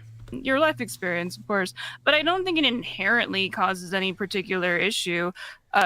Personally, I like the idea of like the loose pussy is obviously complete bullshit, because then it's like, if you're gonna say that, then if you've had a kid, then like what, like you shouldn't like fuck your wife anymore if they have a kid? Like that would just be like crazy, like to think that that like lowers her value because she had a kid. That's ridiculous. Okay. And I just think that it is a very insecure point of view to have, to think that, like, because a woman has fucked a bunch of other people, like, they are for some reason less than. I don't know. I've never heard a good argument for it, so I'm interested to see what everyone else's opinion is. Andrew, you're up next. The answer is yes, and that every single body which is added to the count lowers the value on the marketplace of the woman every single time. At least from the perspective of the man, and the man is the one who ultimately ends up with the woman. And generally speaking, seemingly high-quality men seem to want women who have had less sexual partners or no sexual partners. That seems to be optimal. Okay. Lauren, you're up next. Okay, so I try to look up the statistics, and it seems like as I forget what year it was, but early on, women who had 10 bodies or more had lower rates of divorce, according to these stats. However, I do have to say there was a mathematical, and also as time progressed, it seems to be more evened out. So it doesn't really seem to matter if you have high body count, low body count. In fact, women with 2 people, as I think it was like 1 or 2 people as their body count, had a very high rate for divorce in comparison. However, the mathematical issue that I found with the data that I looked up was it looked at all of the women who got divorced and then pulled them based off how many body counts they had, and then broke up that 100% of divorced into the women. And now that women have more bodies on average, that's going to change what percentage of women are going to be part of the populace. But anyway, so it's hard to look at the math, but as I'm looking at the math, it does not indicate that women with high body counts actually have genuinely higher rates of divorce. I've also noticed that the people, because I've been in these red pill spaces, the people who talk most about wanting these women with low body counts seem to be attracted to women who do OnlyFans modeling or women who have had promiscuous pasts. No, like I don't really follow the red pill. I kind of follow the MGTOW a bit, and no, I don't follow any woman that goes to OnlyFans or anything like that. No, fuck that. Those are just sluts. They're prostitutes, basically. So I don't think these men are being extremely genuine. And also, I have been on several first dates in my life, even though I'm not married. And I've never been asked on like these dates what my body count is. And so I don't really know when in most relationships that conversation happens, or if it ever does happen in most relationships. So I don't even know how men can view women as lesser or better unless they're just guessing her past promiscuity based off, like, I don't know, her face. Like, I don't know where men are going to get that information. And also women lie. So how would you even know? Like, what? And then, also, I don't know if this low body count thing is working out for people like Steven Crowder, for instance. His wife had an extremely low body count. Allegedly, she was a flipping virgin. Look how that's going for him. Now he's a single father of twins. And yeah, I'll leave it there. Let me just quickly clarify, Lauren. Are you talking about the study from Institute of Family Studies? Is that the one, or are you talking about a different one? Let me see. I had it up. Yeah. Yes. Okay, so that study, yeah, I did a whole video on that. So that study is interesting. So basically, I'm not trying to get involved in debate, but this is what the study shows. It shows that divorce, I guess, whatever percentage for virgins is really low. Then it goes up when you go to 1, 2. Then it dips by a little bit, and then when you get past like 9 or 10, it starts going up again. So it's like 0, 1, well, 2. It's because it has to do with the age range that typically those things happen. 3, and then 9. So just to clarify for the chat. All right, Rachel could go next.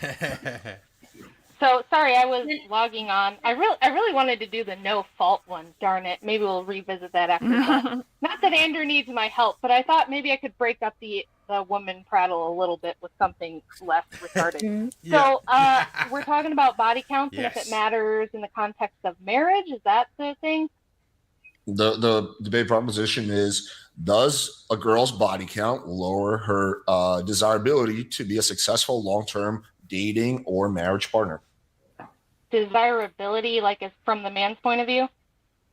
No, it's more, I'm looking at it from your perspective. So meaning like you have a younger brother and he's like, hey, I'm dating this girl, but her body count is like 40. Do you think I should marry her? That from your perspective, do you think that that lowers your value to be a good long-term partner? That's kind of the paradigm we're looking at through. Yeah. You know. Yeah, absolutely it does. And I would say the reasoning for that is a couple of things. Number one, the higher your body count is, the more likely you are to have been on birth control, which alters mate selection. The more likely you are to have an STD. We have about a quarter of women now having STDs. It's higher in some populations. And then also the likelihood of her having had an abortion would be higher, things like that. And then the higher your body count is, we would... These two don't like hearing that coming from a woman. hope you're older, but if you're younger with a higher body count, you're probably going to have trouble pair bonding. It's probably a red flag for, probably growing up in a fatherless home, being a child of divorce. And if you grew up with a single mom, you're probably more likely to have dysfunction in your relationships and get divorced. So if I were a man, or if it was a man I cared about, no, I would not want a chick with a high body count. Yeah. So just to quickly add, since I intervened on the other side, so Rachel is not too far off. It's not 1 out of 4; it's 1 out of 5 people currently have an STD. But anyway, small difference. Anyway, all right, cool. Open panel. Oh, it's people. It's not is just it women. people or is it just women? It's Because you just said women. It's people in general. Okay, so there's no differential. Okay. I have to look Do we into it. know if women have a lower rate of STD versus men? I'm looking it up. Give me a second. I'll look it up. Also, I have a question. If this woman has an exceedingly high body count, but she's never been on birth control, she's never had an STD, and she's never had an abortion, does that change your mind at all about this How woman?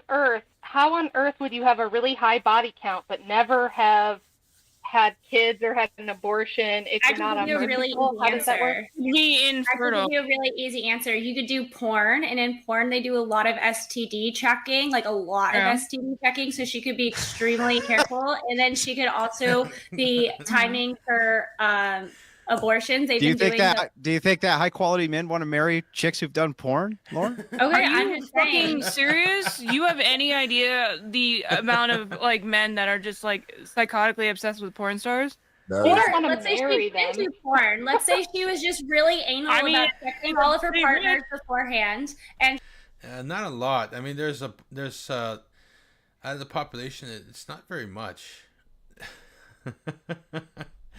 Oh my God, these women are just really dumb. she I made can't sure that hear when you're both harping like that. Can one? I have stopped Why are talking. you- I'm sorry that you're lagging, but let's not get concerned with that. Let's just work with what we got to do. Okay, you Sure. mentioned two times now that you don't like women, so I don't understand the internal hate. No, we don't have to get didn't into say that. We I don't don't get like into that. women. No. Let's stay focused. I didn't say I don't like women. You just All right, called let's us stay focused. orphan.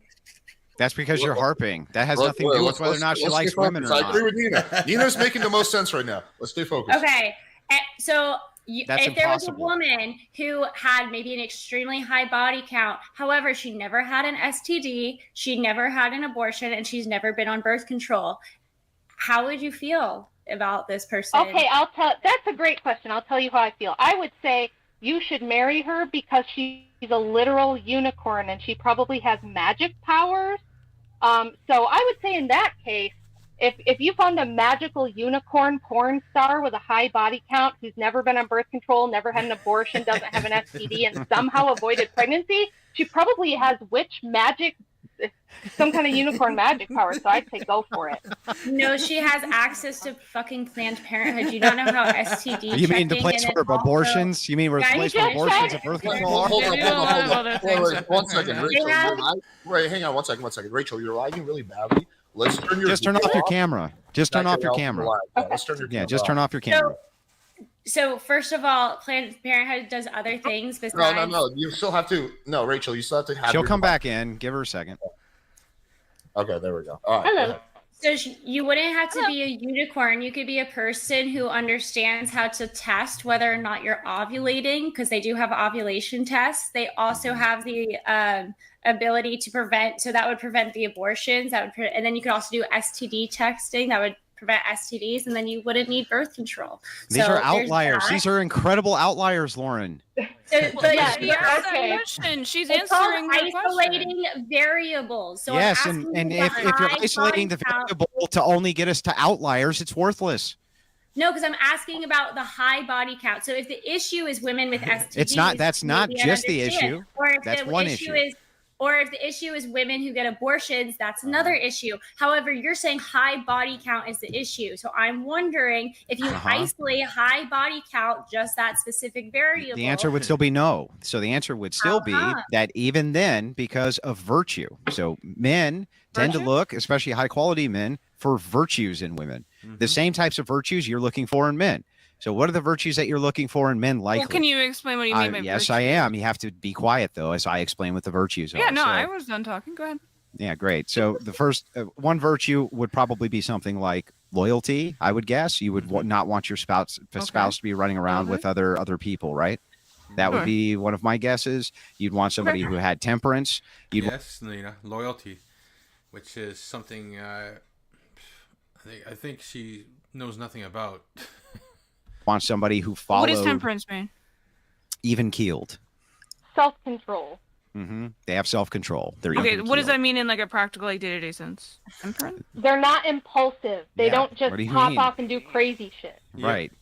They're even keeled. Do you need that explained? Honestly, don't know. I mean, we can't explain it if you need us to, but I think you know what it means, right? No, So even keeled means not, exactly, not impulsive, doesn't go crazy, Not screwing around. very predictable, right? Things like this. Those are the types of attributes that most people look for in a partner. They're not looking People for want boring people? That doesn't seem like that's a very... Boring people. That's people with respectability. That's good people. Like, was she referring to? People that screw around a lot? Fucking degenerates? Jesus. boring. You think that that's boring? Well, I mean, the way you're just to not describing be it makes it crazy? seem like it's fucking boring. Not to be So crazy? men, like being not spontaneous. stable and rational Also, might and not be having able to- emotional control is boring. Okay, we don't have to This get might we don't not have to get be- caught up in this. Let's Yeah. As soon as they start digging into what she's trying to say, especially her viewpoints, she wants to detract right away. Get a porn star, otherwise life is boring. It's just I'm just saying. ridiculous. That you just, okay, so what are your other things? We don't have to get caught up in this. Is that it? Well, those are just temperance. well, no, that's not it. There's many other virtues, and when you're looking at virtues, if you'd like me to give you a list of the cardinal virtues, I can do so. But Well, these you gave are me two. Why are you not giving me the rest of that? I literally am pulling them up so that I'll read them off to you No so worries. that you have them. So right? you could be a non-impulsive person. In fact, it would take a pretty non-impulsive person to wait for STD testing and to do ovulation tests and to make sure that you're wearing a Yes, but chastity is also a virtue. So why do you always interrupt me? Chastity is a virtue. Well, stupid. because I wasn't done. Talking. First of all, I was talking. You interrupted me. Oh my god, you guys but- keep doing this. So anyway, just stay focused. chastity is another one of the virtues. So if you're looking Uh-huh. at women who have chastity, especially this is why virginity is so prized in society, especially as we have So that should very, apply to both, right? especially as we have very Yes, it few does. virgins, and yes, it does. Do you think it that does. a virginal woman should marry a man that's been kind of slutting it up, as you Hey, would say? Here's a really simple way to frame this. Okay, I'm The realizing I'm the derailing. I'm reason- sorry. Let's stay focused. I'm sorry. Let's Okay, stay so, focused. Go ahead. so if you're looking at chastity between both of them, there's a reason that Lauren just stated. When you have two people who are virgins who get married, they actually tend to stay married a lot longer. Sure. But let's go. when Keep you're going lo- with yes, the, it is the list. true. That's not. Okay, Look read at it. Crowder's a perfect example. And Read it. They You're- weren't it's a- virgins. it's They a- were it's just presented. 18 before they got married. The statistics just don't show that to be true, even over time. In fact, the highest Read rate them. of divorce when divorces were first what? legal, the highest the people to first get divorced, like in the biggest numbers were people who were married as virgins. Your study That's that because you just everyone was hang on. married Your as study virgins that you back then. just cited, one of the first things that you said was that people with a low body count tend to stay married longer. That's what you literally just so we're said. moving on Is from your what- opening? Yes, you did. Then read it. Again, I'm read really your trying to study. stay focused. Read your study. It as Alex Literally, explained. temperance, and chastity. That's it. later. Hang on. There is an aberration. I'm not even talking about the aberration, though. I'm just saying that if you have people who are religious and chaste and have a low body count who get married tend to stay married longer. That's in the data that you're looking at right now. No, it's not. Then read And it the changes data. over time too. Yes, it changes over time with body count. That's true. But if you're younger No. and you're virgins, yes, you do tend to stay together for longer periods of time. So I've heard of in divorce US history, there when no fault divorces became available in U.S. history, there was different the rates of which people got divorced and their body counts have shifted over time, and that's shifted with culture. Yes, because there was and a lot more virgins. I have a question. Yeah, there were a lot more virgins before, so yep, but not anymore. Like there's hardly any virgins now. Let her finish. Go I ahead. have a question. When did you have the conversation, and Rachel, you can answer this. Rachel, Andrew, when did you guys have the conversation about each other's body counts before you got married? If you guys don't want to answer that, that's fine too. Yeah, I don't want to do anecdotal stuff, and here's why. This is Did really you guys simple. have that You've been talking forever. Let me talk.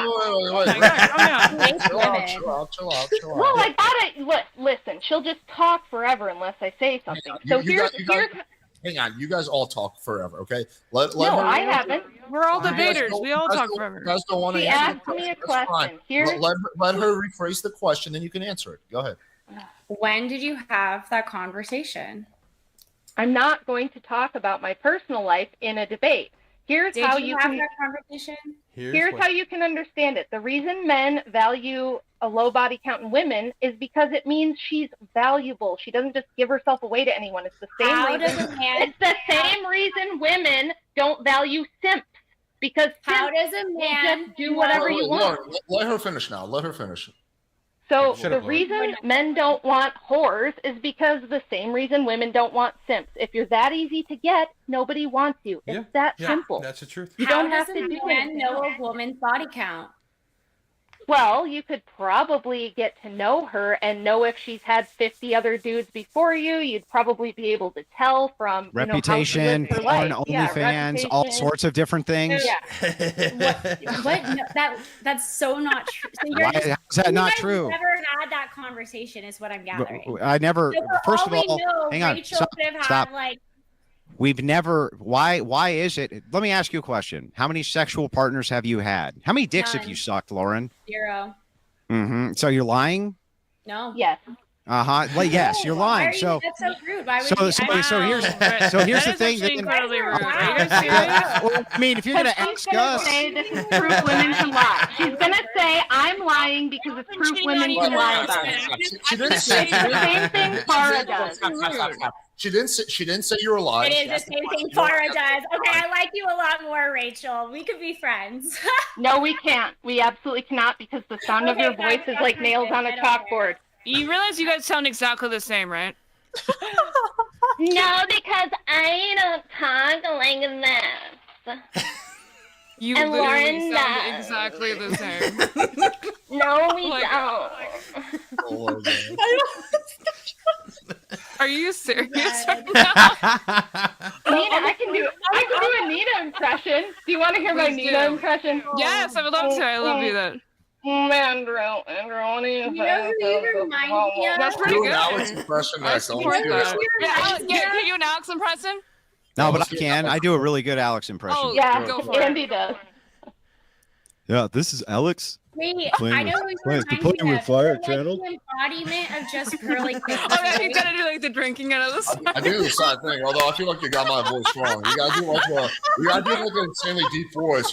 What's up, guys? This is Alex from Playing with Fire. Just finished fucking 20 hoes. No, I know you want to sound. I know you want to sound like that, but you All right, don't. Alex, You have to sound like welcome to my- slightly welcome to my confused. Like, channel. hey, this is Alex, and today I'm going to teach you how to get a chick's phone number sometimes, and it works Not deep enough, almost Andy. 80% of the time. Sometimes. I assure you, Andrew, I am definitely not confused. All right, let's get back to the initial proposition. Okay.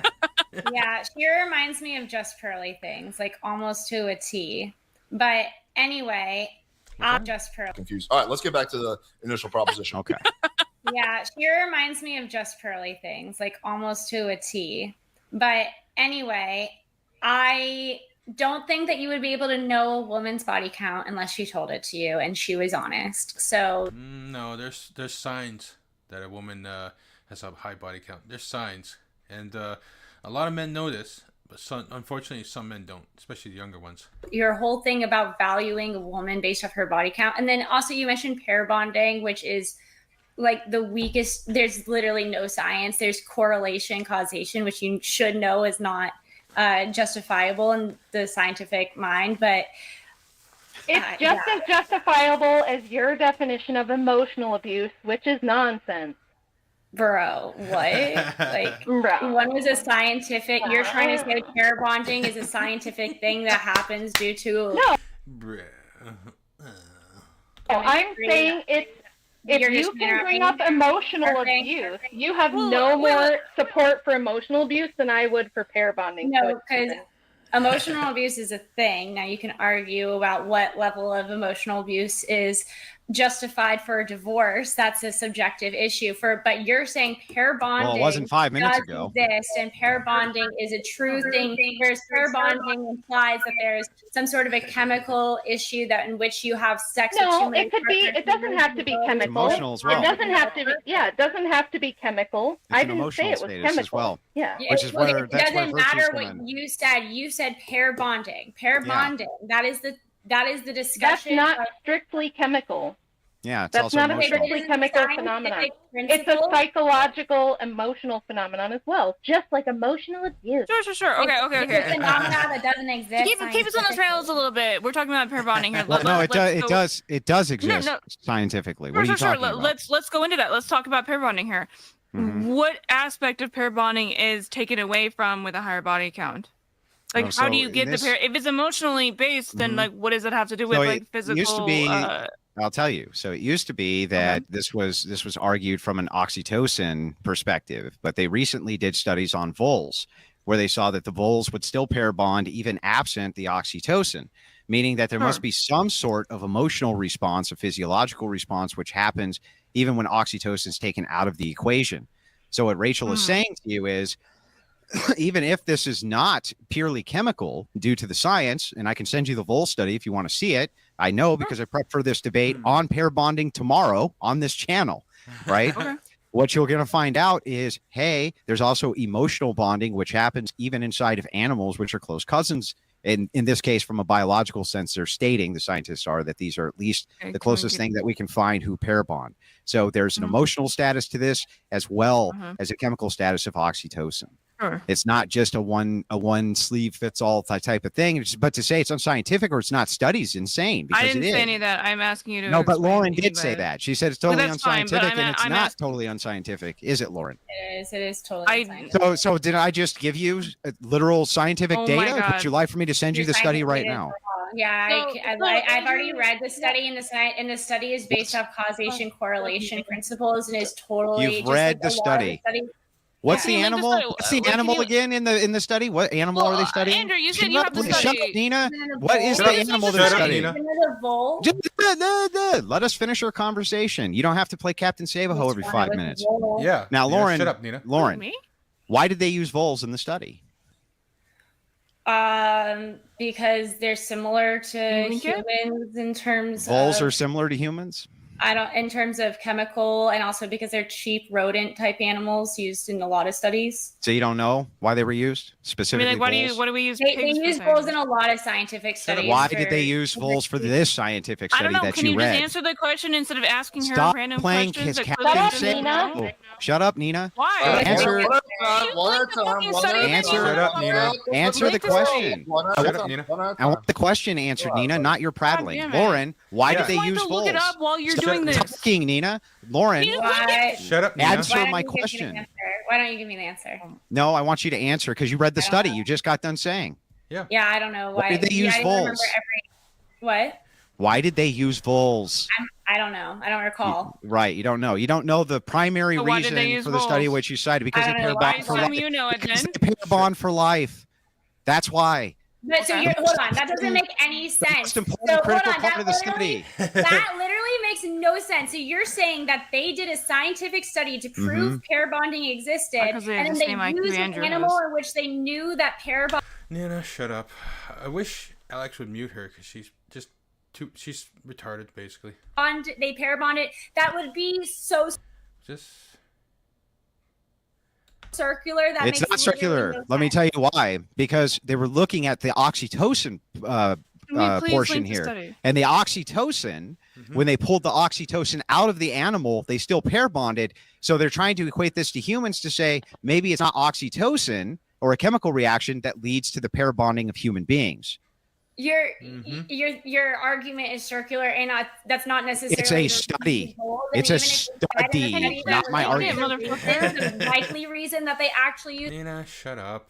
a vole is because it's the most common animal used in No, it's science. because they pair bond for life. That's why. And they wanted to see if they would continue Yeah, to okay. pair It's bond not because, like, I after was, they like, a removed, scientist or the anything, like, oxytocin. Yes, that's why they. It literally says in the study that's why they used them. They You say a lot of lunatic. things in studies, Holy but, shit, you know, you're crazy. You're a crazy chick. Andrew, Andrew, maybe you can link the study in the private chat just so they can take a look at it. Yeah, Also, I would. Angela has been trying to speak for like 20 minutes, so let's just let her get away. Sorry. Go ahead, you're good. So wait, so you guys are saying people with high body counts basically aren't relationship material. What is a high body count to you? Question. Are you asking me? Yeah, I think she's asking you. So for me, I think that it's actually easier to reduce it to this, to just say that every additional person that a woman has slept with in the eyes of men likely lowers her value to most men. That's the way that I would frame it. So giving it like an arbitrary number without system and just saying something like, well, maybe it's 9, maybe it's 8, maybe it's 7. What is the factor? I don't of, know that we would all agree that that's true, but I think that most men would agree that the more that we add, the worse that it is. Yeah. Andrew, it's looking. The question is intended to look at it from your perspective. So imagine your son when he gets older comes to you and says, "Hey, Dad, this girl I'm dating has a body count of whatever. Is that too high?" That's kind of what the question is designed to probe.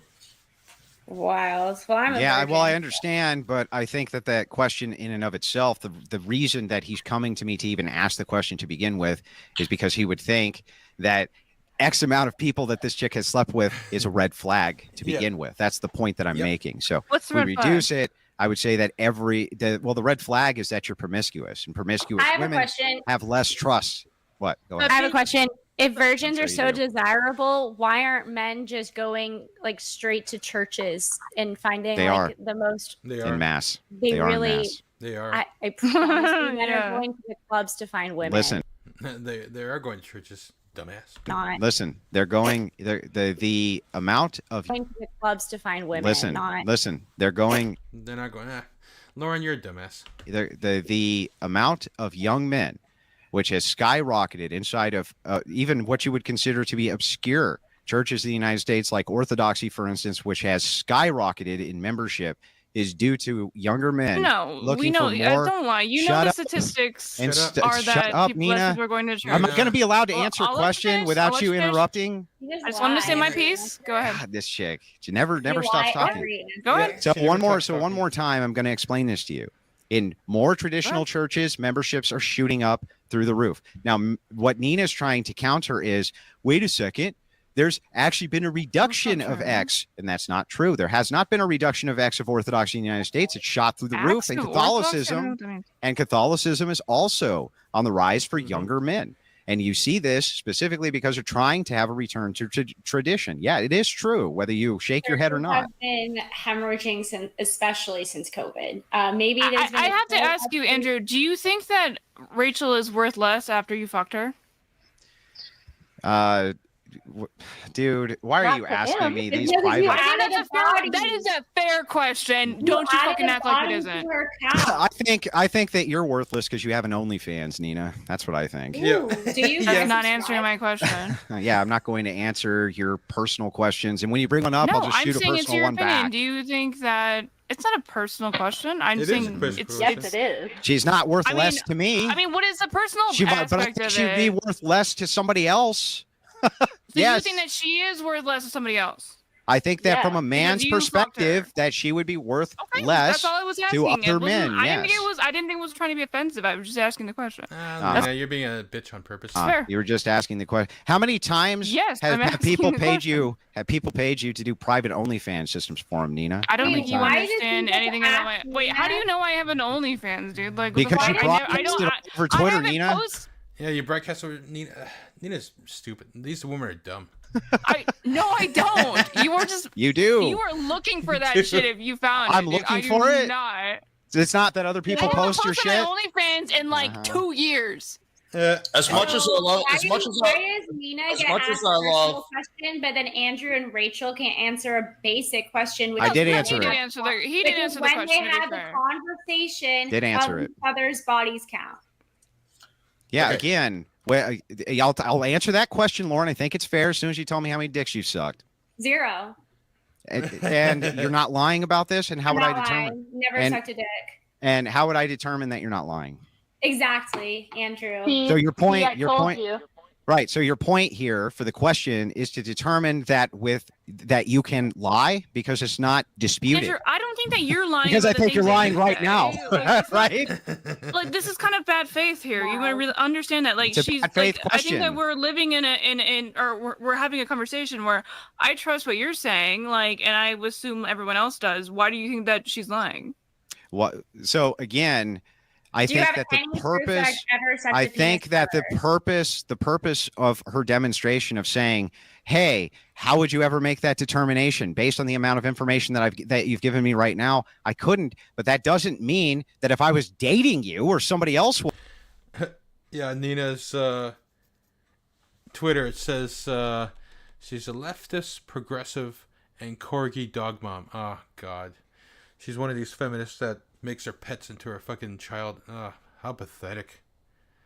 That's why I mean feminism has screwed these women so much that they turn pets, that they project, what do you call it? The delusion that these pets are like their children. Oh God. Pathetic. Was, for God's sakes, that they could not investigate to make a determination as to whether or not you slept with other men. That's just the most ridiculous thing I've ever heard, Lauren. To be honest, it's just ridiculous. You're saying that you can value women and add value to them and subtract value to them based off their body count, a number that you could only really ever get by asking a woman, and then you don't just get it by asking a woman. That's a straw man. Virgin, and you assume that she's a liar. That's a straw man. So I've given you multiple ways that men will investigate women to determine. I don't have an OnlyFans. I don't. That's nice. I'm not dating you, Lauren. So, what's your point?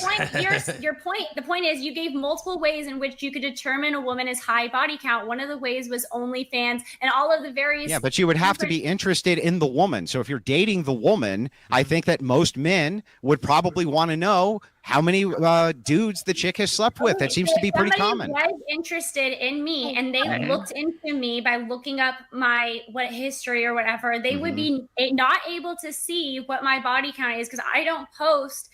So you'd have to assume I'm a virgin, I guess, because I don't post about my sexual escapades, and I don't have an OnlyFans. So you go out on a date with a guy, and he says, "Do you have an ex-boyfriend?"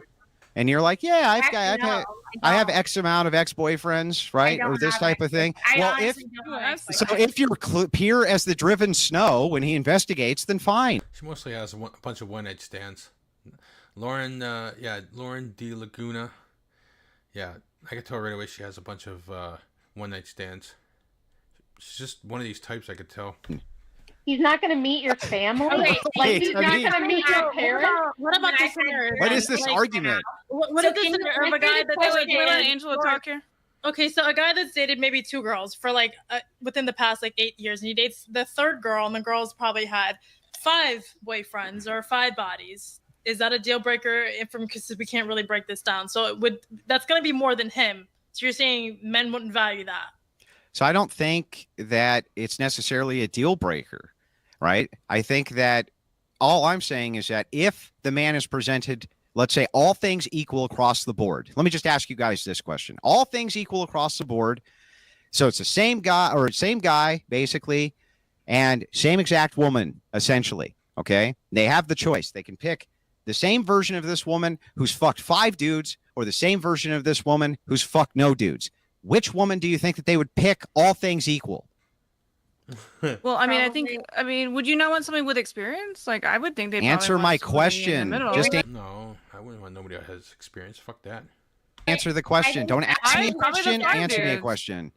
I think many men would go for the non-virgin. I do. I genuinely do. No, like I wouldn't go for the non-virgin. Fuck that.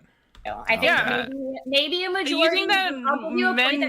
Worst cope I've ever heard in my life. Would choose the virgin. So let me ask Alex. You know what? Let me ask really Alex the same question. Piece of shit cope, Andrew. It's when you ask us a question and when we answer it honestly, you say that we're. You didn't answer. You asked me a question. That's like you're coping.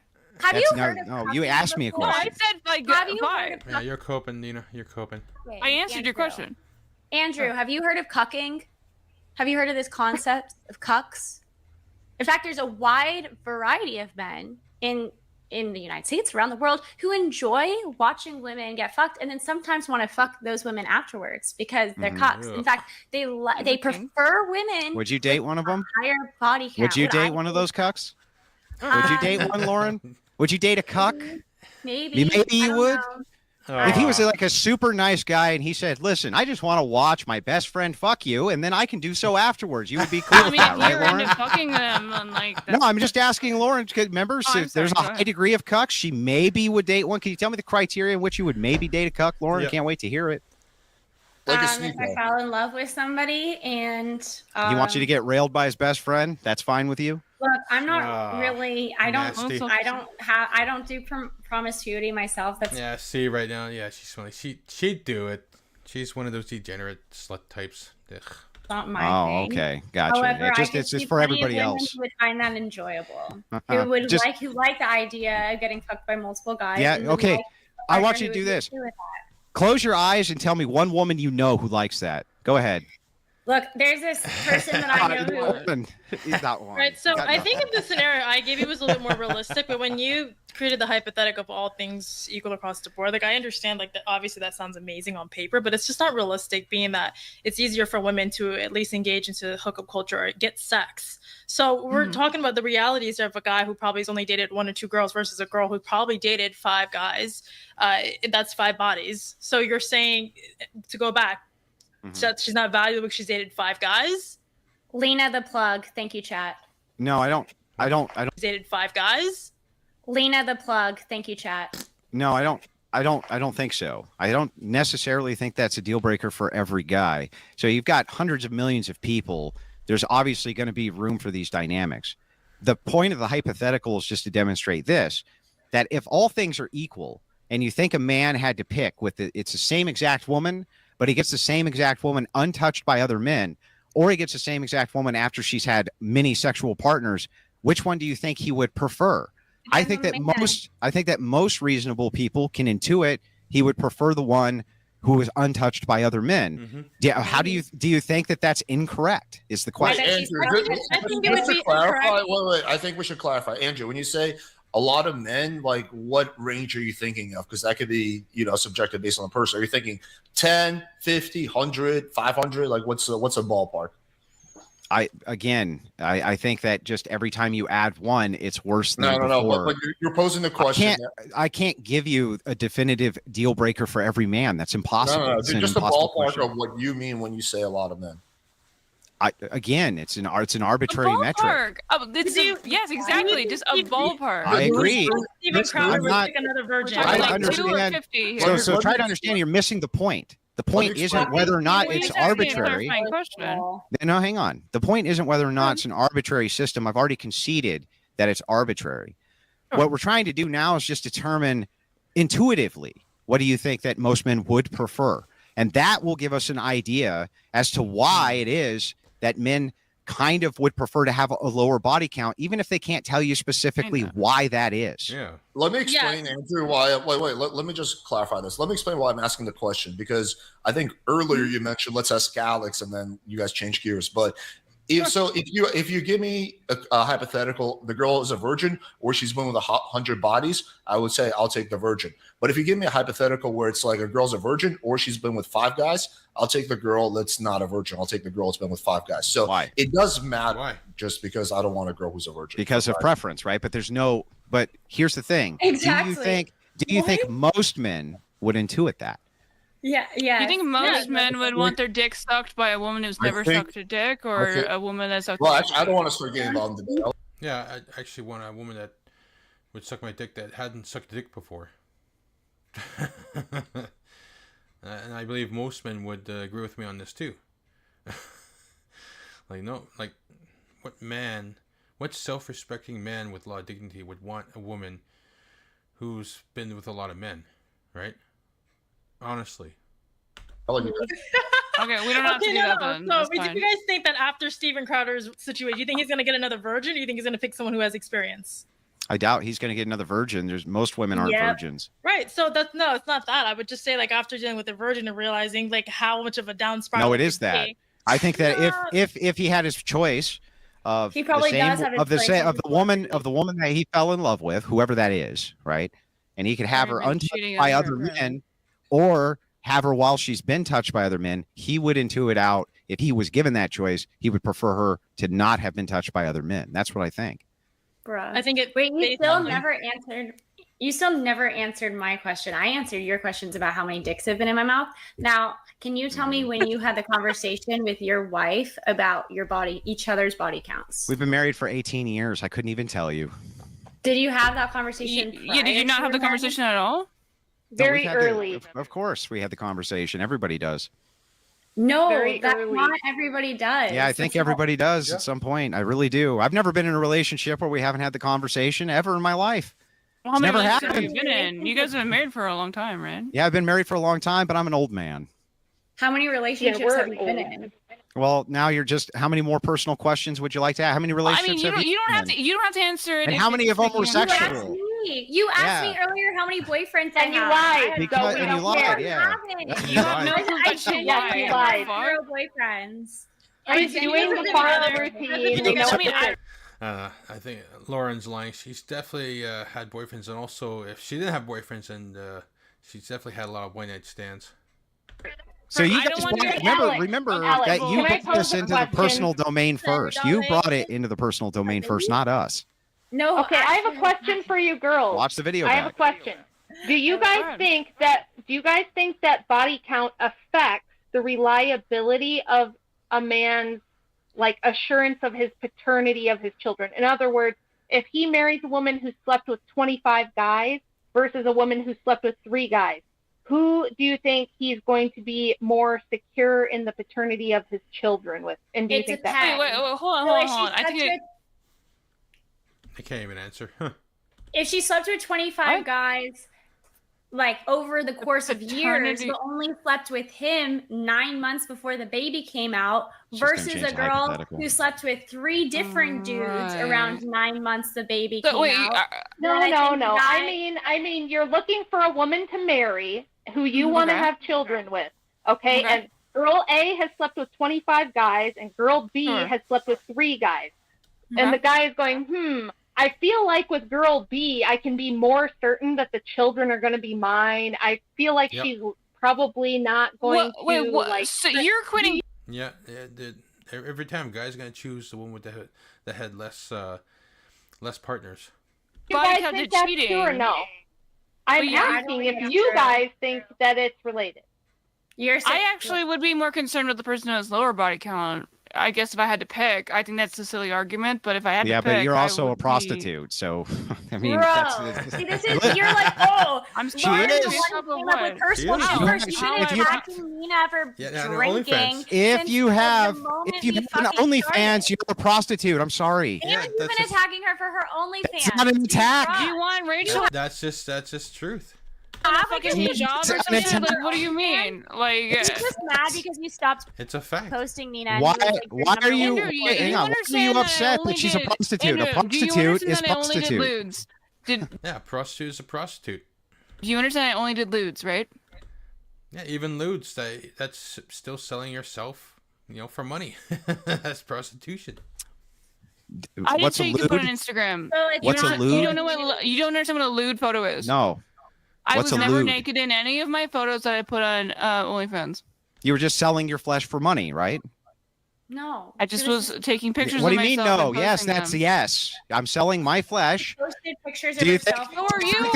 Do you think that You're the? doing the exact same Do you thing. You understand think? how capitalism Hang works, on. motherfucker? Stop. Are you serious? Hold on. Stop. Shut up. Are you saying that you did not post pictures to your OnlyFans that you Mm-hmm. thought were going to make men sexually gratify themselves? Is that what you're really claiming? Not really.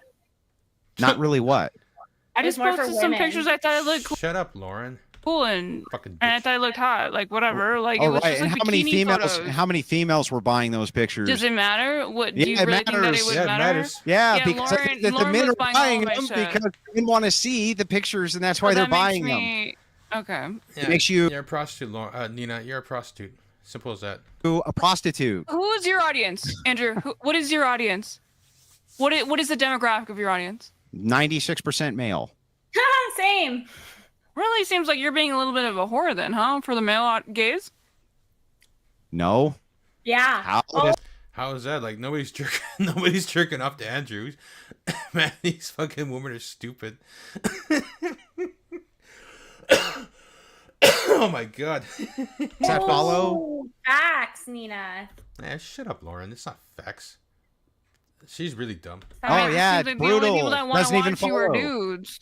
Wow, these two Are are they? so do, smart. do you think I'm that they're just so sexually impressed. pleasuring themselves to be Nina? What the hell? What kind of I argument mean, is you this? think that they don't? You're a handsome guy. They probably You are. are selling. You're selling pictures of yourself, lewds or nudes or whatever, because and men are buying them because it's sexually gratifying. You know that that's why it's being done. Yep. That's prostitution. Yep. I don't know why you'd be upset with me for pointing that out.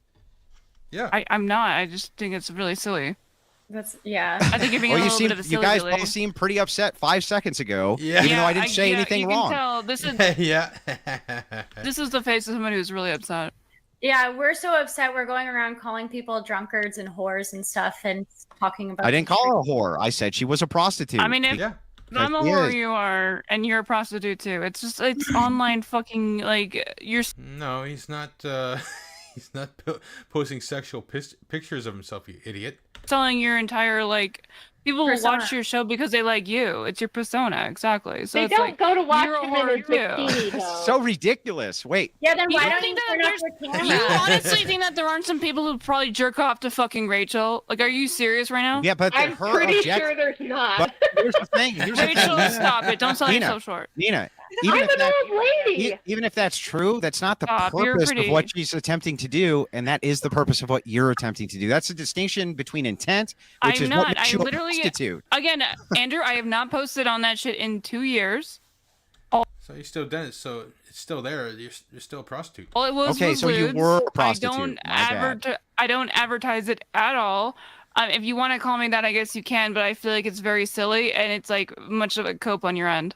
Okay, Look at- so look I'll at correct. You're as much of a Hang on, whore I'll as I correct. am. I'll correct. Sexy. Former prostitute. My bad. Yeah, former The prostitute. Yeah, fact that that fair? you Still a have whore. coming to these ad hominem attacks just shows that you're. Oh yeah, not we really- started those. We started those, You not did. you guys. You did start those. I with mean, I me mean, and- when did I say anything bad? I love Rachel. I love you. You know, we're besties. So like, I don't When understand you, what the whole I've purpose been of you kind guys. of bitchy, but Nina hasn't been bitchy at all. Yeah, and you've been the attacking purpose her, and the like- attempt of trying to dive into our personal life and personal dynamics. we is just asked a question and we No, said if it you were wasn't- uncomfortable, you don't have to answer it. Yeah, and we and you here's the attacked thing. Nina first on her personal shit. No, I didn't. Yeah, over her. You drinking. literally called me a I whore. had not asked anybody on this panel a personal question until one was asked of us. Promise, you can play the video back.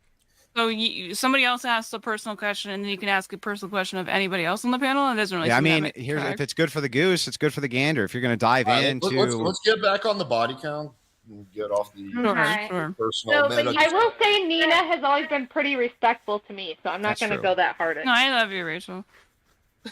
Thanks, Nina. I love you too. Oh. But anyways, that was a very touching moment. It was. So do you guys think that a chick can have a sky-high body count and it just has no effect on her ability to be a good mother and a good wife? It just totally doesn't matter. Oh, God. I think they say yes. God.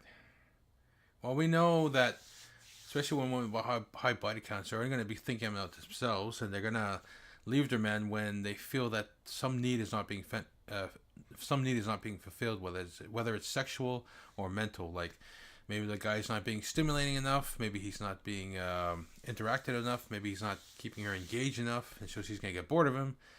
Maybe he's not keeping her sexually satisfied enough for whatever reasons, like maybe because she liked being banged by this guy a certain way, and the one she's with is not banging her a certain way, so she's going to end up being promiscuous and screw around. And eventually she's going to divorce him and leave him too, so that's why men choose women with low body counts. You need to prove why that would become a problem. I think there can be issues, like you pointed out, like earlier, about like maybe she has an STD, or maybe she's done like, I personally don't think I would need to see the data again about abortions and the ability to have further children, because I've heard mixed issues on that. If not having an abortion in the past is important to you, and also I'm pro-life, so that could be important to me as well. Statistically, Lauren, on that one, just to really quick, I'm sorry if I'm like derailing a little bit.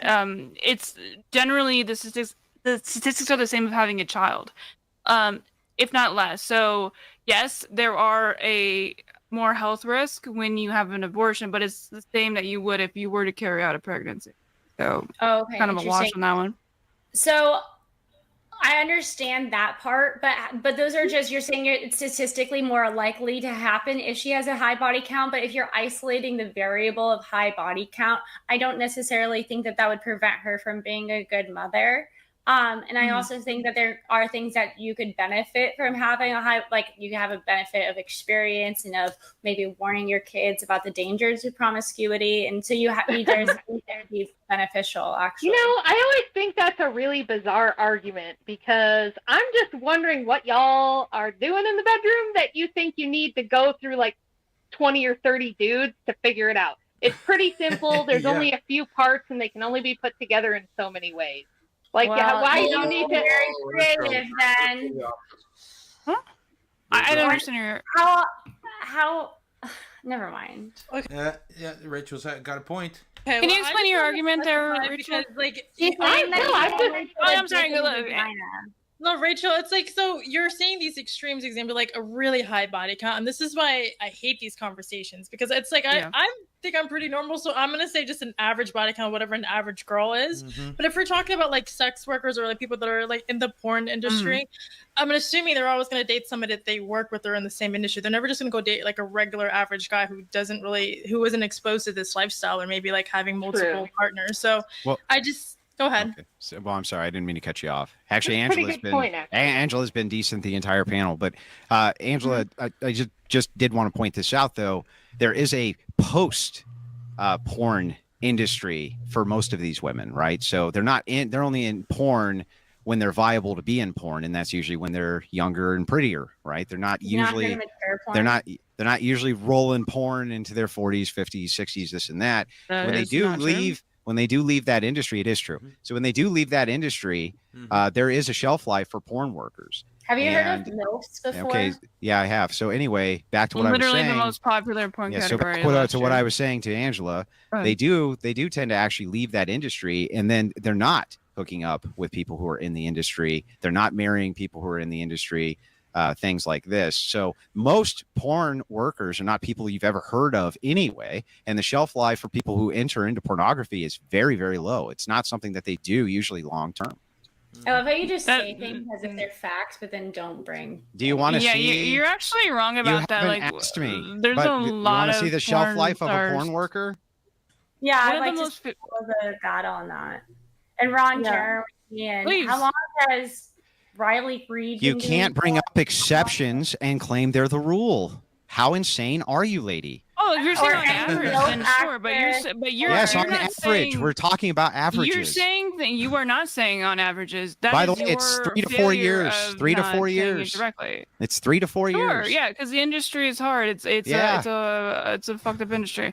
That doesn't could mean say that the like same people thing are not for interested in you after 3 or 4 years. It just means that people just tend to leave the industry after 3 to 4 years because the industry tends to be very abusive, especially if we're going into the industry So then itself if the and not doing argument, working for so yourself. then Nina, if the argument is, but wait a second, aren't all these porn stars just hooking up with people in the industry? It's like, well, probably not, since they're only in the industry on average for only a couple of years, right, Nina?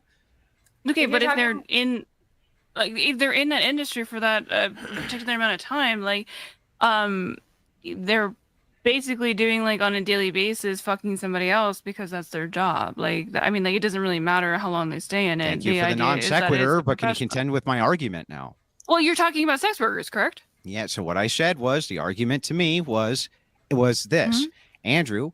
Most of the time, these people are hooking up with other people inside of the industry. It's like, well, Yes. not really, because they have a limited shelf life inside of that industry. So most of them are going to be hooking up with normies, right? It's not a limited shelf No, life. not at all. If you go into work every day, right? Like, I don't know if you're retired or if you're still working in the job you work in, but like, you go to work every day and you do your work. These people are sex workers, so they go into their work and they probably fuck somebody every day. That means if you go in like how many days a year do you think you work? Probably 300 days, I would guess. Something. Okay, so then they probably are fucking 300, maybe some crossover of different people, but they're probably fucking I don't think it's that high, 300 but people. I'll humor it. Not necessarily saying that's the same person. And I'm sure there's some crossover. But like, yeah, okay, so they probably got 300 body count, give or take some crossover with the same people, whatever. So what is that or not like a professional aspect to the fact that they have a high body count? It would be a professional aspect that they have a high body count. Okay, so then why are you acting like that's not? Maybe I'm unsure what your argument was? Clearly, even though I just restated it twice for you. Okay, do it a third time. Okay, so here was the argument to me one more time. The argument was, gee, Andy and Rachel, most of the time inside of these industries, these porn industries. Wait, people call you Andy? Can I call you Andy? Yeah. So anyway, you don't want to hear the argument? No, I'm just sorry. I don't want to hear the argument. Just no, I've never heard you refer to yourself as Andy before. I just thought it was. I'm sorry. I didn't mean to derail. Go. Yeah, I know. They always do that. When about to prove a point, they use these stupid things to try to detract. Go ahead. All people, hang on. Let me make this clear. Let me make this clear on the Andy thing. Anybody who has never engaged in prostitution can always call me Andy. Okay. Wow, what a dick. She was nice to you too. Oh, stop. Okay. Wow, what a dick. She was nice to you too. Oh, stop. I'm not offended by it. At all. You don't know the dynamic of it, but anyway, so back to where we were at. The question that was posed about porn was, are they dating inside of their own industry? It's like, maybe they are while they're in the industry. That's probably every industry everybody works in. They probably mostly date or pull out of their employee pool or whatever. But the shelf life is very limited, and you are going to have to contend with the fact that you were in porn at some point with whoever the normie is that you end up with. And most of them are going to end up with normies if they end up with anybody, because they have a shelf life. That's the point, Nina. Okay, first of all, they don't have a shelf life. It's just like so for acting, I would imagine that the average person who acts is also around 3 to 4 years, because you have so many people trying it for like maybe a few months or a year and then quitting. And so that's going to bring the statistical average down, as opposed to people who genuinely take this on as a career. And I'd imagine the average person who genuinely takes this on career only needs to do it for maybe a decade, maybe decade and a half or two. And every then career has a shelf life. Every single career has a shelf life, but I don't think that the porn industry, I think it has a shelf life, because you just got through saying that, and then you refuted your own argument 5 seconds later and said every industry has a shelf life. Constantly talk over me. Because you don't make any sense, and your arguments literally make no sense. I just showed you a performative contradiction you just made inside of 3 sentences. I didn't even. You said porn stars have no No shelf life. And then you go on to say in every industry, everybody has a shelf life. They both can't be true at the same time. Learn geometry. Learn geometry. Lord Jesus. I didn't say porn stars themselves have like porn stars themselves, just like any other industry, like any other person, like an engineer doesn't have a shelf life, but people in general believe after a certain amount of time, because mathematically that's just, you're going to have a number of averages eventually. That's just how it works. Like a shelf life. That's not a shelf life. I don't think you understand shelf life. No, not only is it a shelf life, it's a perfect example. So it's like milk, right? You just milk, never let me milk has an expiration. Yeah, but here's the thing. Even though it has an expiration date, it can be utilized after the expiration date and still not be bad, or sometimes it'll sour before the expiration date. So what we do is we look at the expiration date when generally it goes bad and when generally it doesn't, and we say this is the shelf life of the milk, just like we do with careers, Lauren.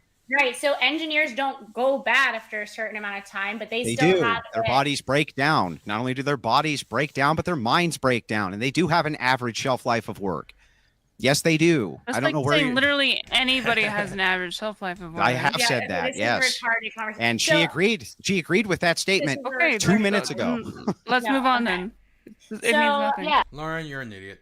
So I have a question that gets more to the point of this. Can I kind of try to put it back on track? So rather than talking about porn stars, why don't we ask what would make, so if you have a girl who sleeps with a different guy every weekend, what do you think is making her do that would not be problematic for a man who is considering, a relationship with her? It's what's behind, like maybe she has been lonely. She's been searching for a guy. Hold on. Potentially she's dating these guys. And if you're saying it's every weekend, maybe she is just really incapable of keeping a guy down and is not realizing that she should wait in a relationship in order to secure the man's interest for long. Well, I guess then I'd have to like flip that argument in a way where it's like, okay, so what if a dude's doing that? Like, what? I think it's just kind of a human condition to like maybe fuck around a little bit. But like, is there a difference between a man doing it and a woman doing it? I think it's perceived differently. I think it's well, what is a man? Well, wait, Rachel, can you answer that question? Like, or maybe you can ask Andrew or Alex here. Like, Andrew and I actually disagree on this a little bit. Andrew and I disagree on this a little bit because he thinks, I do think male chastity is important from a religious perspective because, like if you're Christian and you're trying to achieve theosis, it's important in that way. But I think just like in a secular psychological sense, I think that men have a biological imperative to spread the seed far and wide, and I think that women have a biological imperative to secure resources and security because as the child bearers, we are tied down with any infant we have for about 2 years because we're nursing, we're kind of disabled. Sure. Child, right? So I think it's not as big a deal for a guy to have a higher body count. Now, would I want some guy who just bangs everything that moves? No, because that's just like gross and germy and like shows that he has no respect for himself. But I do think that with a woman, it is more important because we're the gatekeepers of sex and we are the selectors of who gets to pass their genetics on. Yep. Truth. That is true. Okay. So, but then I have to ask you again the entire questions again in the reverse, where is it an issue for you if Andrew had, had multiple partner? I mean, again, you don't have to answer if you think it's uncomfortable. Like, I'm just asking an example. You don't have to say directly him, but like you're obviously you're currently already married, but like, would that be an issue for you if hypothetically?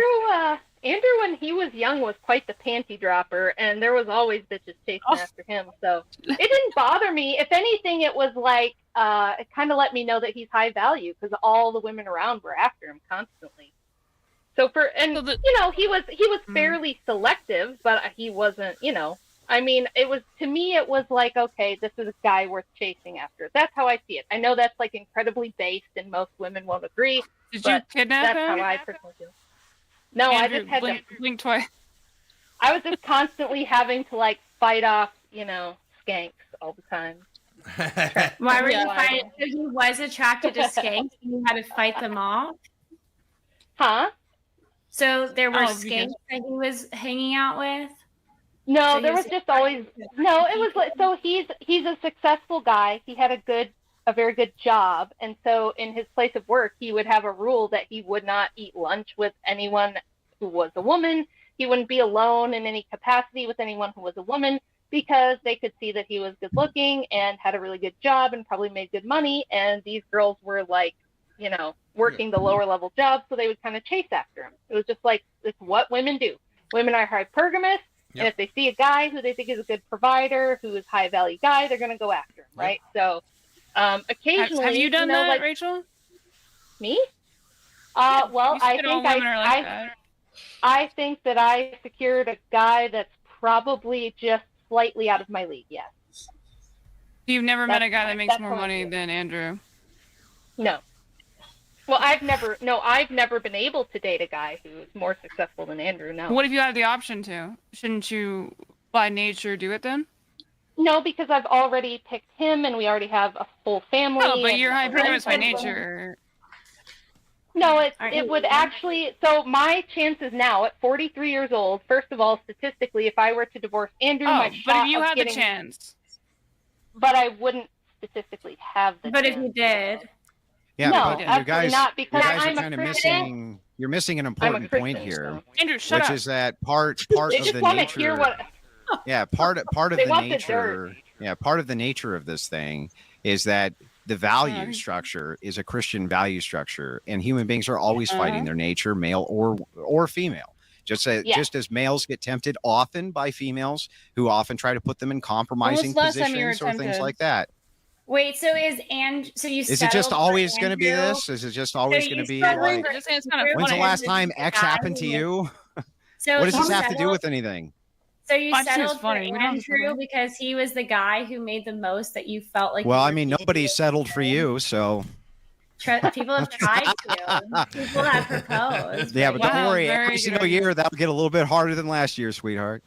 Andrew and Rachel, would you guys come to my I have wedding? my options. Don't worry about me, sweetie. Oh yeah, stringing men along, using men. So even though I get what Rachel's this example of, so Options. Don't worry about me, sweetie. So even though I get what Rachel's this example of Andy being a high value man, how many high value men do we have walking around that women have access to? So saying that men having high body counts aren't actually an issue, I don't see how that's actually like relevant to like the mass majority of men. Right. Well, women always want the top 10%. All of them think that they're going to shoot their shot for the highest, 10%. I'm sure Alex can tell you all about that. I did. And Are you attracted to for a dude me, that's fucking more dude? Or not dudes, I'm sorry. I don't know what the question is for me. Fucking more bitches? No, I was saying that women are always chasing after the best guy they think they can get. So it's relative, right? I'm clearly not an Instagram model. I am not in the top 10% of women looks-wise. So I had to compensate with other things like loyalty, and being less annoying than other women, things like that. Being a really good mom, that was like a huge thing for him. So you can make up Rachel, for I think you're beautiful. that. I know, Nina, thank you. But I'm realistic, and I have eyeballs, and I'm 43 years old now. So was I hotter when I was younger? Totally. Well, yeah. You have to be realistic, and that's a lot of things. A lot of times, women like these can't face reality. They're always in some kind of delusional state. Well, I think.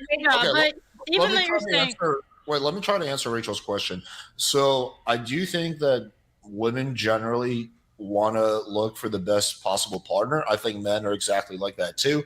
I think human beings in general look for the best possible partner they can get. But I do think one big thing the Red Bull community misses is the concept of like investment. So if you're like in a relationship, like if you're in a relationship with a girl and she's happy and you're happy, she's not going to just like break up with you because a higher value guy comes along. So investment counterbalances, I guess, hypergamy. But yeah, that's just kind of my take. Anyway. If her I would model agree was with that. genuine, though, then you would find what you would consider like the most high value men in society, typically marrying 18-year-old virgin OnlyFans models. But if you look at the high value men in our society, like Zuckerberg, Gates, Musk. Musk continually gets married to new people, but they tend to go for women who are in their 30s or even their 40s. Bloomberg. Who was the other one that I was thinking of? Like all the wealthiest men in the world tend to date older women and sometimes previously divorced women. So, that if your model doesn't actually apply to reality, and then I'm also actually it does. Rachel, and I'm also finding a lot of the times the people who push these models, for instance, the red pill communities, for instance, Sneeko, Zerka, Myron, all of these men date women with extremely high body counts who have done OnlyFans, and are not 18. And so the men who are pushing these ideologies are not even attracted to the woman they say that all men should be attracted to. Absolutely. Okay, but this is the thing that you're kind of missing with that. So, when you're talking about people like Zerka is literally insane. God bless him and everything. Don't talk shit about my boy. He is crazy, though. You're right. Yeah, he is crazy. But I don't think there's anything. I'm not hating on him. I think he's pretty funny. But I mean, these guys are living like a rock star life. So they're not looking for wives and moms. They're not settling down at all. When you do look at men who marry and they're high status, so like Robert De Niro has a far younger girlfriend right now. Leonardo DiCaprio he chucks girls to the curb once they hit 23, and he gets a young one, no matter how old he doesn't want to turn her into a wife. Yes, exactly. The high value men that marry other women tend to marry women who are in their early 30s, maybe late 30s, and are frequently once divorced. Wait, what happened to Andrew? He died when I told him to date. Rachel killed him. His computer crashed. He's getting it back up. He just bought all the stuff to build a new one, but the one he has right now is band-aided together at the moment. Okay, let's do 5 more minutes of this topic, and then we'll move on to the after panel post show. Okay, keep going. It's all ladies now, except for me. Go ahead, Rachel. Do you? I mean, you have kids. I know, right? Like you have 4 or 5? 5, yeah. 5. Do you think it's irresponsible for is it both of them? I don't remember, Robert De Niro or one of them. They're incredibly old, and they're gonna die before their kids ever know them, right? Do you feel that that's a little irresponsible for them to be having children at the age that they're at? I would say it's probably not ideal. I don't know if you would say irresponsible. I mean, it's not ideal. I think the statistics are super duper clear about fathers in the home being a serious. Yeah, if they're gonna die, it's kind of the same thing, right? Yeah, I think it's probably not ideal. No, I mean, I don't know if it's morally wrong, or maybe you could argue it's irresponsible. Wouldn't you argue that it's the same, where it's if we don't have the fathers in the home, if they die because they're old, doesn't that seem like the same level of irresponsibility? Yeah, but I think that men having children in their 70s and stuff is really rare. So I'm not super concerned about that. Right, but you think, do you think it's immoral though? I kind of think it's kind of fucked up personally. I mean, if it happens accidentally, it happens accidentally, sure, whatever. But I think it was not that in this particular situation. Well, I don't know, but we were supposed to be talking about how men should feel about women's body counts, and my point was okay, if you're choosing a potential mother for your children, do you want a woman who's got a super high body count? Because especially nowadays, if she is what does that take away? Model, because if she's an OnlyFans model, especially if it's public, okay. But what if she's not? She just fucked a lot of people. She just had a crazy summer where she went all out. I think a crazy summer where she went all out. Oh God, that says everything right there. She's talking about herself, Nina. I mean, she has a really high body count. She screwed around so much. It's ugh, God. I feel sorry for the guy that goes with her and whatnot. Ugh. There's a reason why she's single too. I think divorce is risky enough for men these days without adding to the fact this woman clearly has pretty low standards. I don't understand what that related with divorce. See, I'll explain it. You're saying about I'll explain it. If you want to know, I'll explain it. Go ahead. if a woman has a super high body count, she clearly grants access very easily, right? The bar for access has to be low. That's not Yeah, true. Andy wasn't wanting to say like what was a high body count. What would you consider a high body count? Well, it depends, because I think that if you don't get married by the time you're 30, like your odds of getting married at all drop off a cliff. And if you get to 30 and you're not a virgin, you're probably having a decent amount of partners. Maybe not, but if you're not, it depends on why. I'm just asking more of a number. I love how this is not based on like. Yeah, like what are you basing this on? Like, do you have like a number? Really be, because there's too many, as you said earlier, there's too many variables, right? So it depends on the age of the person. It depends on. Have you heard of isolating variables? Have you heard of that concept? Yes, I know what isolated variables. Right. But like, I'm just asking you for a number. What do you think is? What would you think? Like, I mean, like, I don't want to delve too much into your personal life. I know you're saying that you don't want to talk about this, so I don't make you uncomfortable. Virginity is ideal, and the less the better. I think if it's, I would probably, but this is the thing, right? It's arbitrary. No matter what, it's going to be somewhat arbitrary. No matter. I have to ask you. I have that. Hold on. Just really quick, Alex. Rachel, you're right. It is arbitrary, but the question is, like according to your standards, right? So it is. I do think it's important to give at least a ballpark, because what could be a really high body count for you is I'll try to ballpark it. Yeah, just ballpark. So to use the example that Alex put out, if my son came to me and my son is 22 and he's dating a girl his same age, I would say under 5 would be good if she's 22, because hopefully she hasn't been. For a second. No, like under 5 bodies if she's 22 years old would probably be good. But yeah, there's like factors. So again, if you get to like 30 and you only have 5, that's pretty good. You know, say you've been sexually active for 12 years, you've only done it with 5 guys, that's only 1 guy every 2+ years. If you are 18 and you've got a body count of 12, that's a problem. Yeah.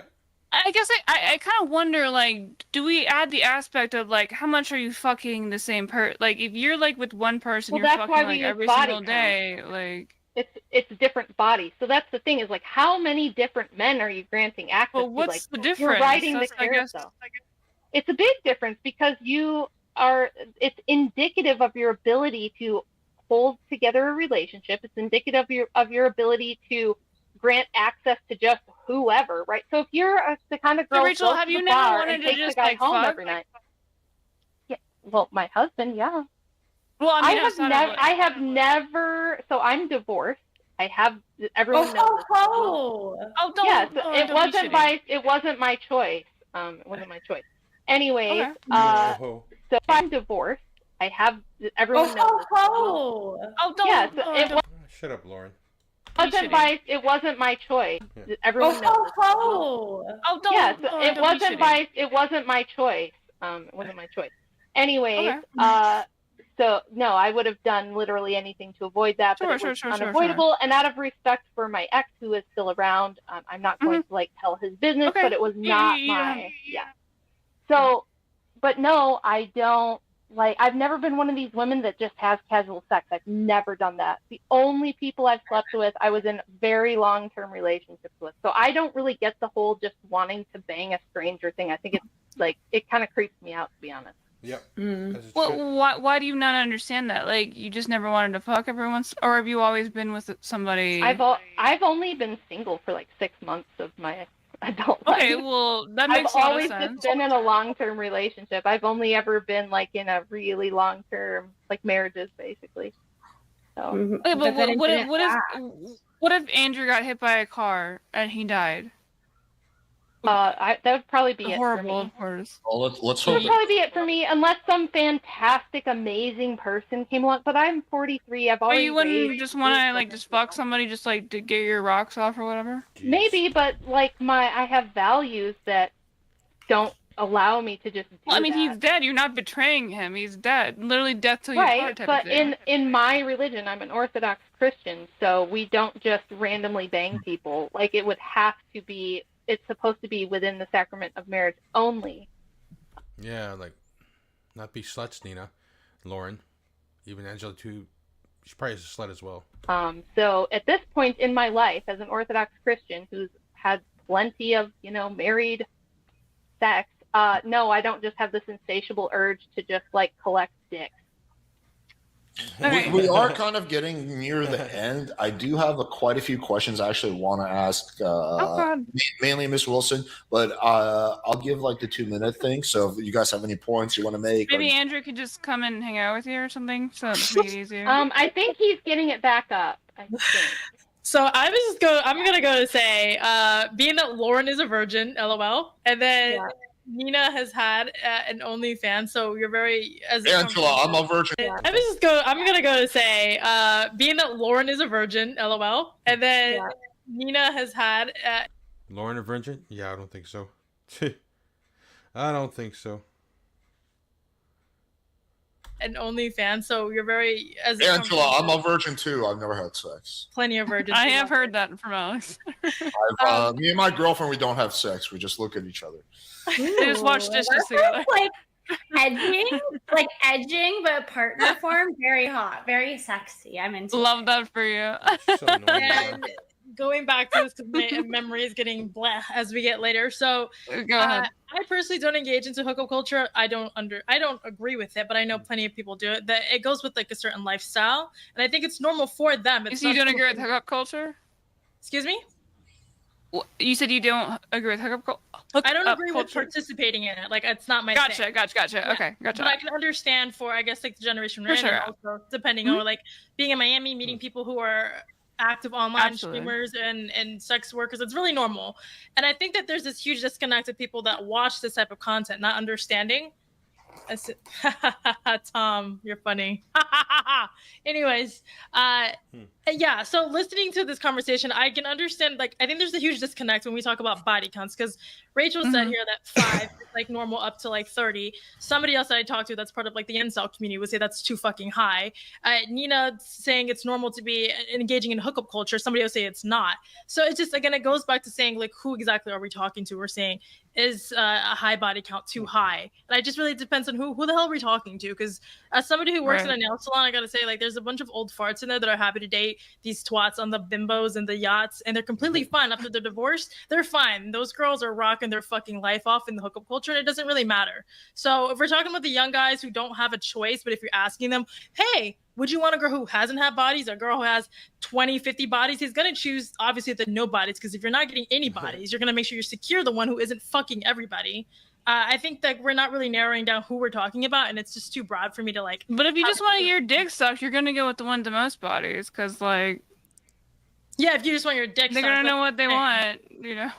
Yeah, but I think like if these guys are trying to secure, hopefully, a long-lasting, I don't know, a body that continuously come around whenever he wants, this has to be somebody who's like stable enough to want to be sleeping with. I will say this: I did poll the chat, and I asked, which would you prefer, a virgin or a girl with 5 sexual partners? 73% said a virgin. There's a lot. W for Alex's chat. Let's go. And that just proves our point that there's a large portion. In fact, you said about 30% of your chat said that they didn't want 30. Virgin. So 73% said they want a virgin, and 27% wanted a non-virgin. You're saying so all then men. What would the average be, Lauren? Can you ask the same question with a blowjob? And also, you can't. I think the answer. You know the answers are gonna be different. Okay, I'll do it for you, Nina. I'll do it for you. You guys want a fucking blowjob from some fucking random asshole who's never had a dick in their mouth? Like, come on. Again, what on earth are you doing that you need vast amounts of different dicks to figure it out? I do not understand. A dick is a dick, for God's sake. I disagree with all of them. I would take the girl. I mean, I remember being like a younger person and like thinking like it was called sucking dick, so it was just like literally sucking it like it was a fucking straw, and that was probably the worst blowjob that anyone's ever gotten. Yeah, so let's be real here. Going from like what you just said, your poll, like Alex, this is your channel. Your channel is predominantly like a dating thing where a lot of these guys are struggling. Sure. So they're gonna be picking virgins. Yeah, Nina, like totally degenerate, of course. Lauren, I think so too. Alex, yeah, it's his own channel thing, but he seems like a degenerate himself. And Well, which channel? I would, Angela. I would actually expect it to be the opposite because I feel like my chat may be right heavily Christian dominant. I'm actually surprised by the responses because I've made countless videos where I said, "Yo, virgins are overrated." I've hooked up with virgins; it's not that pleasant, but yeah, I guess. So now knowing that, hooked up with virgins not that pleasant. Okay. This guy sounds like he's full of shit. Oh, sorry. Go ahead. No, sorry, but like Alex, you're the host. It's your channel. That's your view. You're teaching them. So people that you're teaching obviously don't have the exact values you. They have to be taught these things. So they're gonna be like holding strong on the fact that they want virgins because they can't even get a date with a girl. So to play it safe, that's their first option. But like, for example, Steven Crowder, I really don't think he's gonna be picking another virgin, someone who has experience or someone who's had partners like Alex and the other people who engage into hookup culture. But the main factor is that feminism. Feminism influenced that woman he was with, and then she said, "Yeah, I could get better," and she's gone. It's because of feminism. Feminism is just ruining everything in America and Canada and other places too. Are going to say, hey, I want someone who has a normal amount of bodies or bodies that doesn't bother them as opposed to getting a virgin. Steven Crowder's gonna be picking a dude because he's gay. True. Yeah, you know the recent controversy now knowing with this, him, knowing this, I just straight guys don't send dick pics. If you guys would modify your answer now when I asked the question, if all things were equal between the two women, if it's the exact same woman, it's just you could have her before she had the body count or after. Your mic went out. Thank you. You cut out. I think he said before or after, like if like somebody had like a high body count. If you count. had two identical women, one had a body count of 5, one had a body count of 9, which one was more preferable to the average dude? And once again, it's just preference based. And you're going to have a group of men, whether it might be a slight. Would be though. You're really quiet. So average meaning above 50. Meaning above 50, that means almost nothing. So yeah, there's a group of men, and maybe that group of men is slightly larger for those who would want the virgin, but there's also a very large group of men that wouldn't prefer the virgin. It's a large group, I agree, but it's a minority in comparison to the average, at least with this poll chat at 27%. So I'm going to ask you again, at least based on this poll chat, and these are degens, which do you think they'd prefer? Because they just told you. It depends on the person, and maybe more men would choose the virgin, but there's a large group of men who would prefer not the virgin. Yeah. I mean, I've taken. I mean, I know a lot of other dudes who are friends and coworkers, and yeah, they would choose the woman who has the lower body count any day. Just the degenerates always choose women with high body counts for some reason. Like a dude's virginity, like, and it's like they fucking suck. Like, it's like whatever, but I liked the person, so it was like fine. But like, it just like I don't understand why that would be appealing to people. Alex, I hope these virgins. Nina, how many different dicks do you have to suck in order to figure out how that works?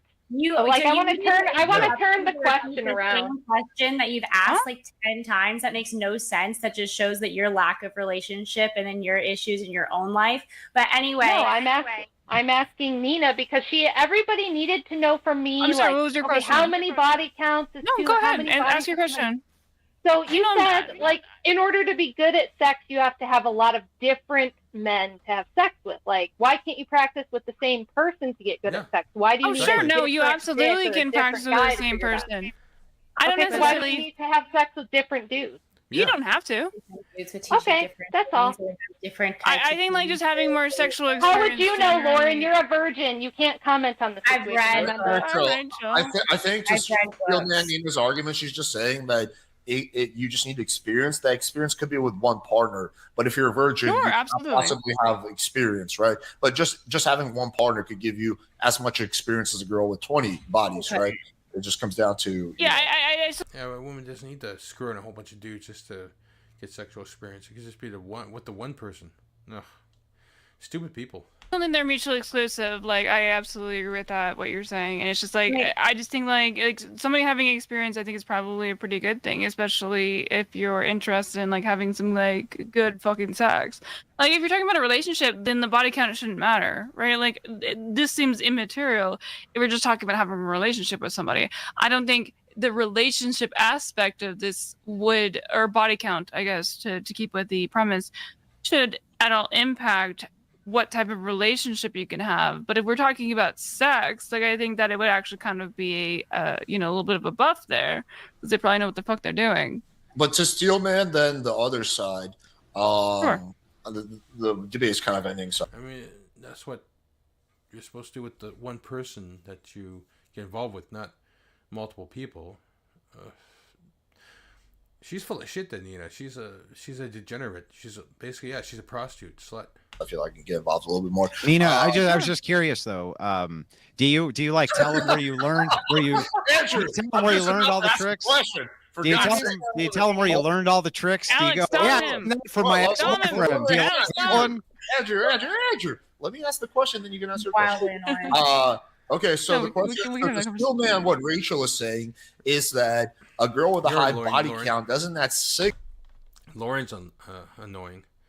Lauren, fucking De Laguna, stupid ass name she has. Signal that she might have other characteristics that are incompatible for a long-term relationship. Like she could be very novelty driven. Like she could be afraid of commitment. Like she could have some emotional trauma. So maybe it's not directly the body count that's making her less suitable for a long-term partner. It's all the other things that are associated with it.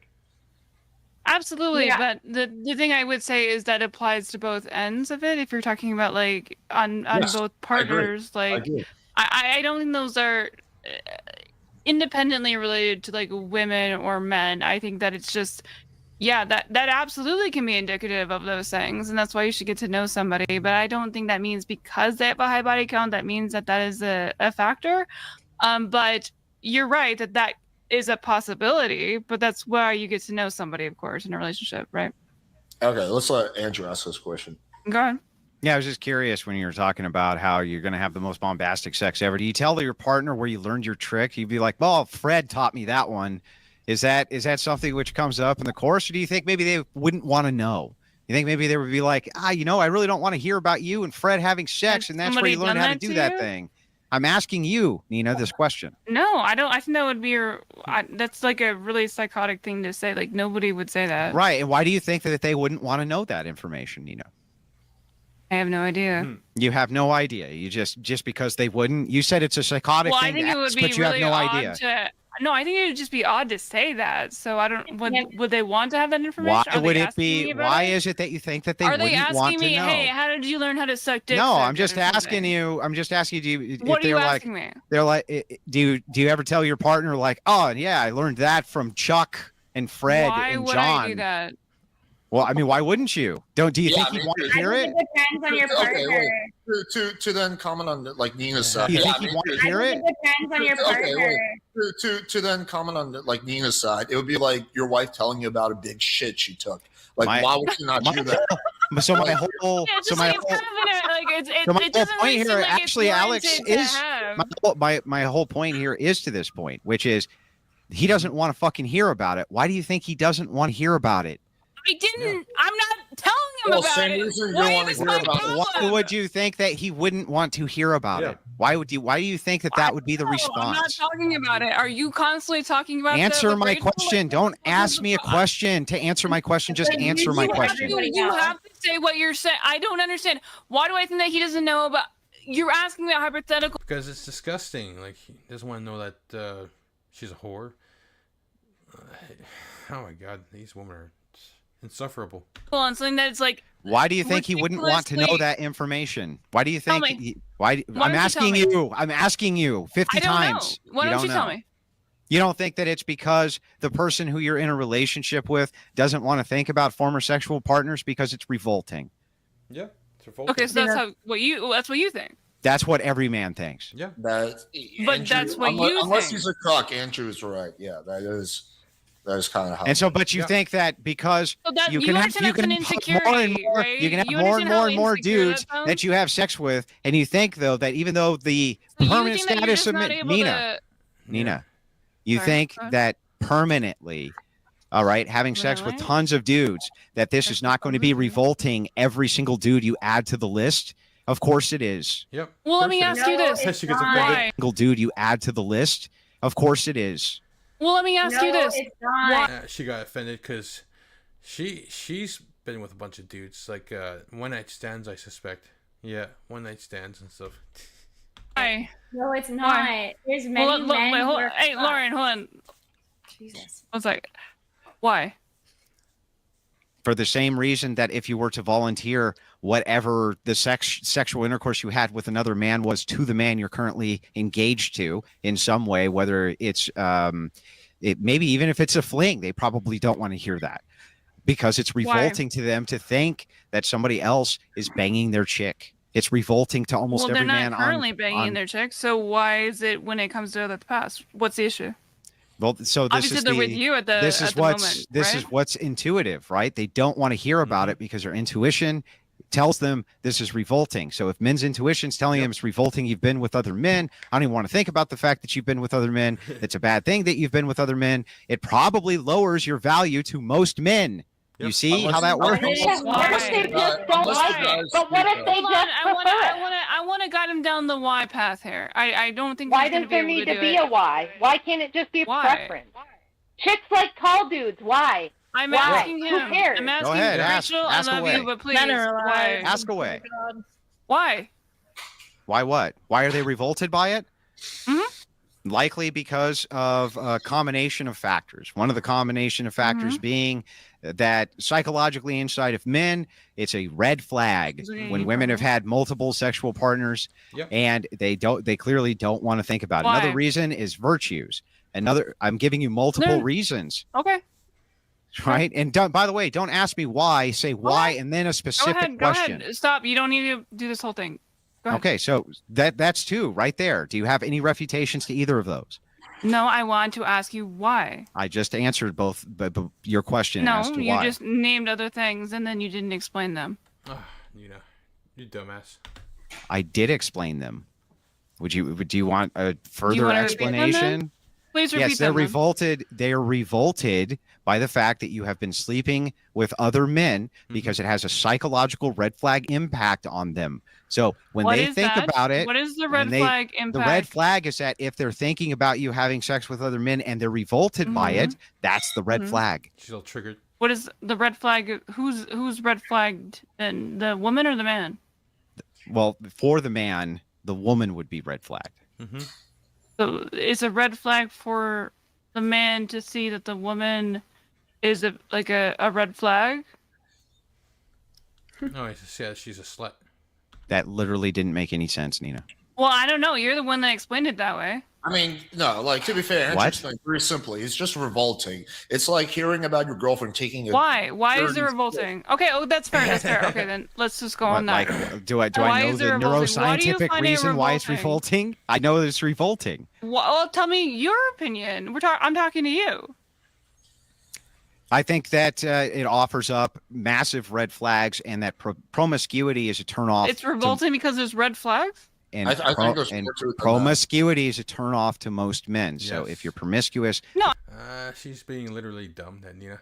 I'm Trust- asking you. and I'm telling you, literally telling you the answer to your question, Nina. Okay. Yep. So promiscuity is a red flag for men. The more promiscuous you are, the less loyal For that you. you think you are, including Other men as well. Stupid.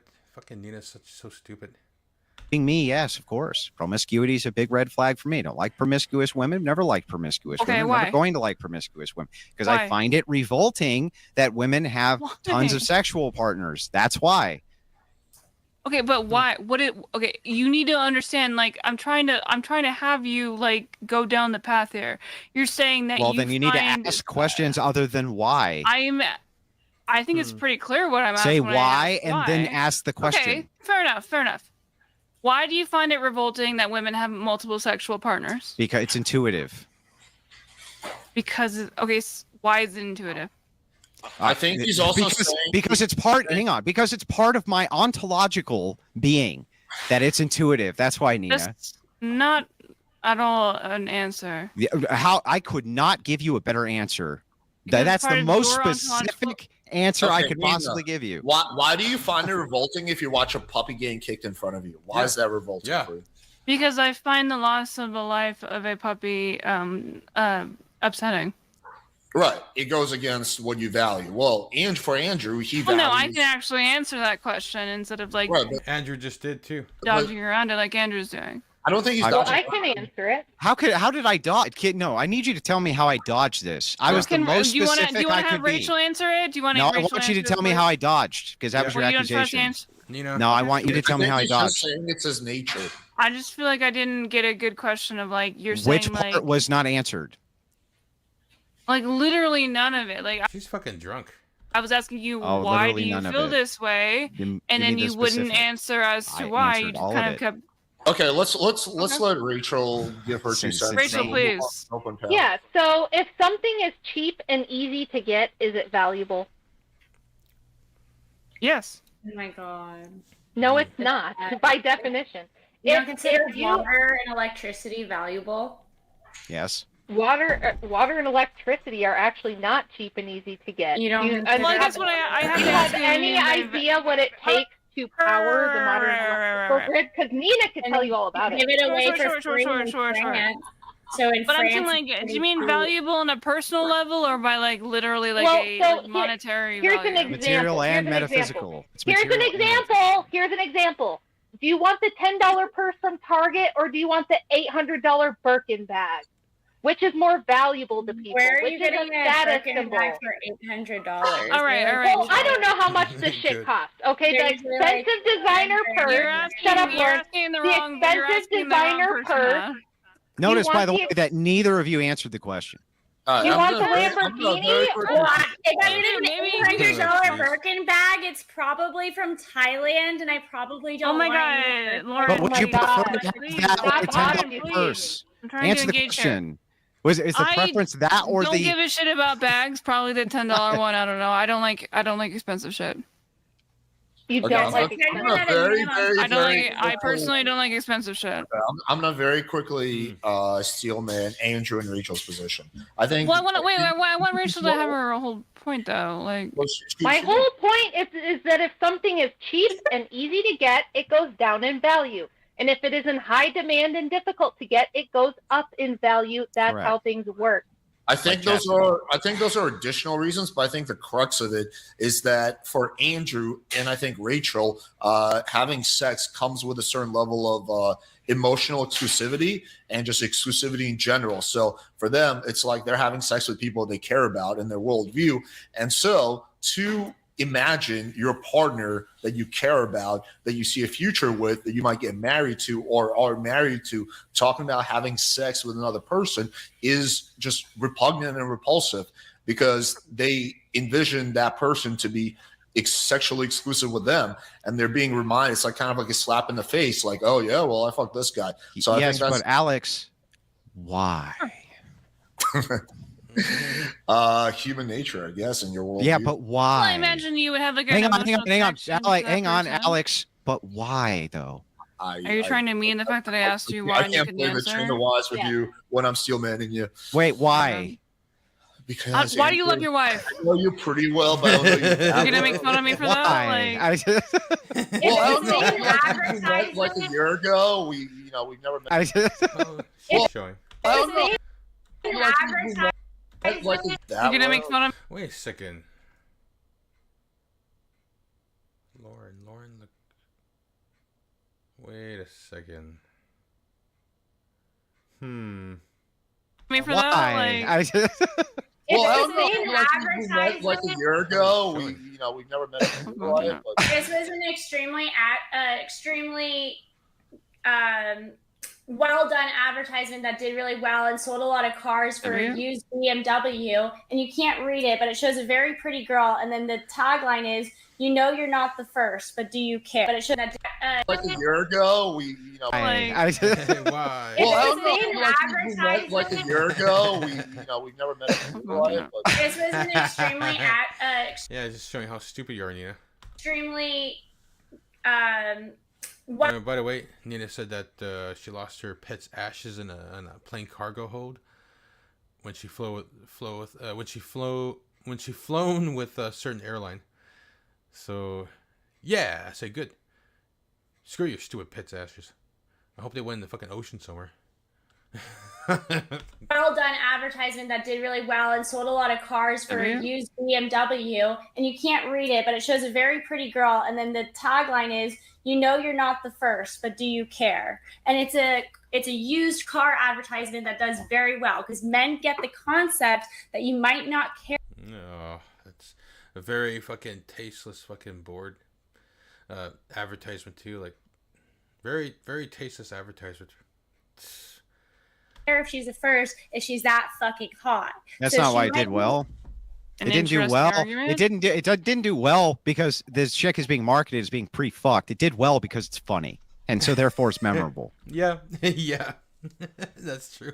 That's why it did well. Okay, but why is it funny? It's funny because it's true. You wouldn't care. Yes, it's if funny. you first, No. it's valuable That's not, the ultimate irony is what makes it hilarious, right? Is that it's ironic. Yeah. It's ironically not true because you do care. No, you don't, because it's for You used do. cars. And you I don't know. care. That's what makes it funny is the irony. That's literally what makes it funny is the irony. Yes, it is. Like, it would make sense that you wouldn't get the joke, but All right. I'm just Andrew gets joked, but Lauren doesn't. She's a woman, that's why. like, I just think This is keep why it on men the are real objectively here. funnier than women. Women don't understand Angela humor. is also married here. I'm curious on her opinion on this particular subject. That's why every female comedian mostly fails because they're not really too funny. A lot of them. Some there's a few exceptions, but most are not funny. Do that. Let me just introduce one piece of data to this. So I did the poll you asked me for, Anita, and you were actually correct. The results were pretty different. So for a blowjob, would you prefer a virgin? 52% said a virgin, and 48% said a girl with a 5 body count. So the results on that were slightly different. Yeah. slightly. Yeah, everybody knows that men will just pump and dump hoes, and they marry girls who are have a higher bar for access. And no matter how much these girls want to cope, no matter how much these girls want to cope, Yeah, no according matter to data how too. much these girls want to cope, men cope. don't like hoes Yep. except for to use them and I throw think them men away like hoes Kleenex. quite a bit. Yeah, no, they just want to use them. That's it. Nina is really delusional, same as Lauren. Very delusional. To use them and throw them away like Kleenex, not to wipe them. True. You're coping pretty hard and not bringing data. I mean, like, men. Yeah, no, Lauren, you're coping pretty hard, same as Nina too. I mean, You haven't people presented people any for that data. exact reason. You literally have not presented any data. Where? Where is the data? Where is it? For what? What do we look I up? brought up the divorce rates. Where are they? Show me all the hoes getting wiped up faster than girls. You want me to look up Alex, Can hoes you getting post that wiped study? up? You know what I brought up earlier. You want me to that look you up that mentioned? exact word? Where are they? Which study on you? The The one Institute of where Family you Studies. did the video on it about how it dips and you. Yeah. Lauren is trying to tell I us can- water isn't wet. She's insisting water isn't wet. I never said water isn't wet, but that's okay. Can you You're show trying us? to tell us that men want hoes. You're trying to tell us men would rather marry hoes than they would It's not. ridiculous. I don't want to marry no fucking hoe. Jesus, that's why Lauren and Nina, women like these, they're just fucking totally delusional. Totally delusional, fucking delusional hoes. Let me ask you guys. Honestly, it is ridiculous. Rachel, your husband was calling me a whore because I have a OnlyFans. No, that I wasn't calling you a have whore. not I posted. said you engaged in You prostitution. literally specifically because I No. have a OnlyFans. No, he said you were a prostitute, but to me, you are a whore, Nina. No, I wasn't calling you a I've whore. not I posted. said you engaged in You prostitution. literally specifically called me a whore directly. No, I don't that know would why mean you're a gonna- hooker. I said prostitute. Yeah, prostitution. Sure, whatever. Does it really matter? It matters care. because one's engaging in sex and the other one's prostituting It themselves. matters to him because he's autistic, so that he matters on his diction. Well, I'm very autistic, it's so autistic. like, It's I don't autism. matter about this I'm distinction. not I'm trying to- sorry. Listen, I'm sorry. Intelligence upsets you. Hey, okay, It's a I'm just problem. asking the question. I'm asking How Rachel. long before Lauren says that you have a small dick, or that you just We want to don't- fuck her, and if you we don't all want to have fuck small her, that you're dicks and gay? big pussies or whatever. Yeah, I get it. Anyways, moving on. Do you think that it's unfair for your husband to say? I said if you want me to repeat, I said I probably for your husband to say. I said if you want me to Do you think that it's Yeah, her nagging, her prattle. Lawrence prattle. Unfair for your husband to say. I said, if you want me to repeat, I said I probably do think he's gay based off what the woman looks like who he married. We're all gay. It's okay. Oh, It's fine. I would be so hurt. I would be so hurt if I wasn't already married and had 5 kids and had a successful life, and you're 29 and alone because nobody can stand the sound of your voice. You've been married how many times? You guys both literally sound the No, exact she's same. saying I've been married twice. She's Wait, twice as many times as I will Lauren? debate you one-on-one. Rachel, we Lauren, love you. Lauren, you Lauren, should we love debate me you. one-on-one, and I will end you. I will completely terminate your online career in one debate. That seems to kind of like a threat. Maybe you should be careful about that.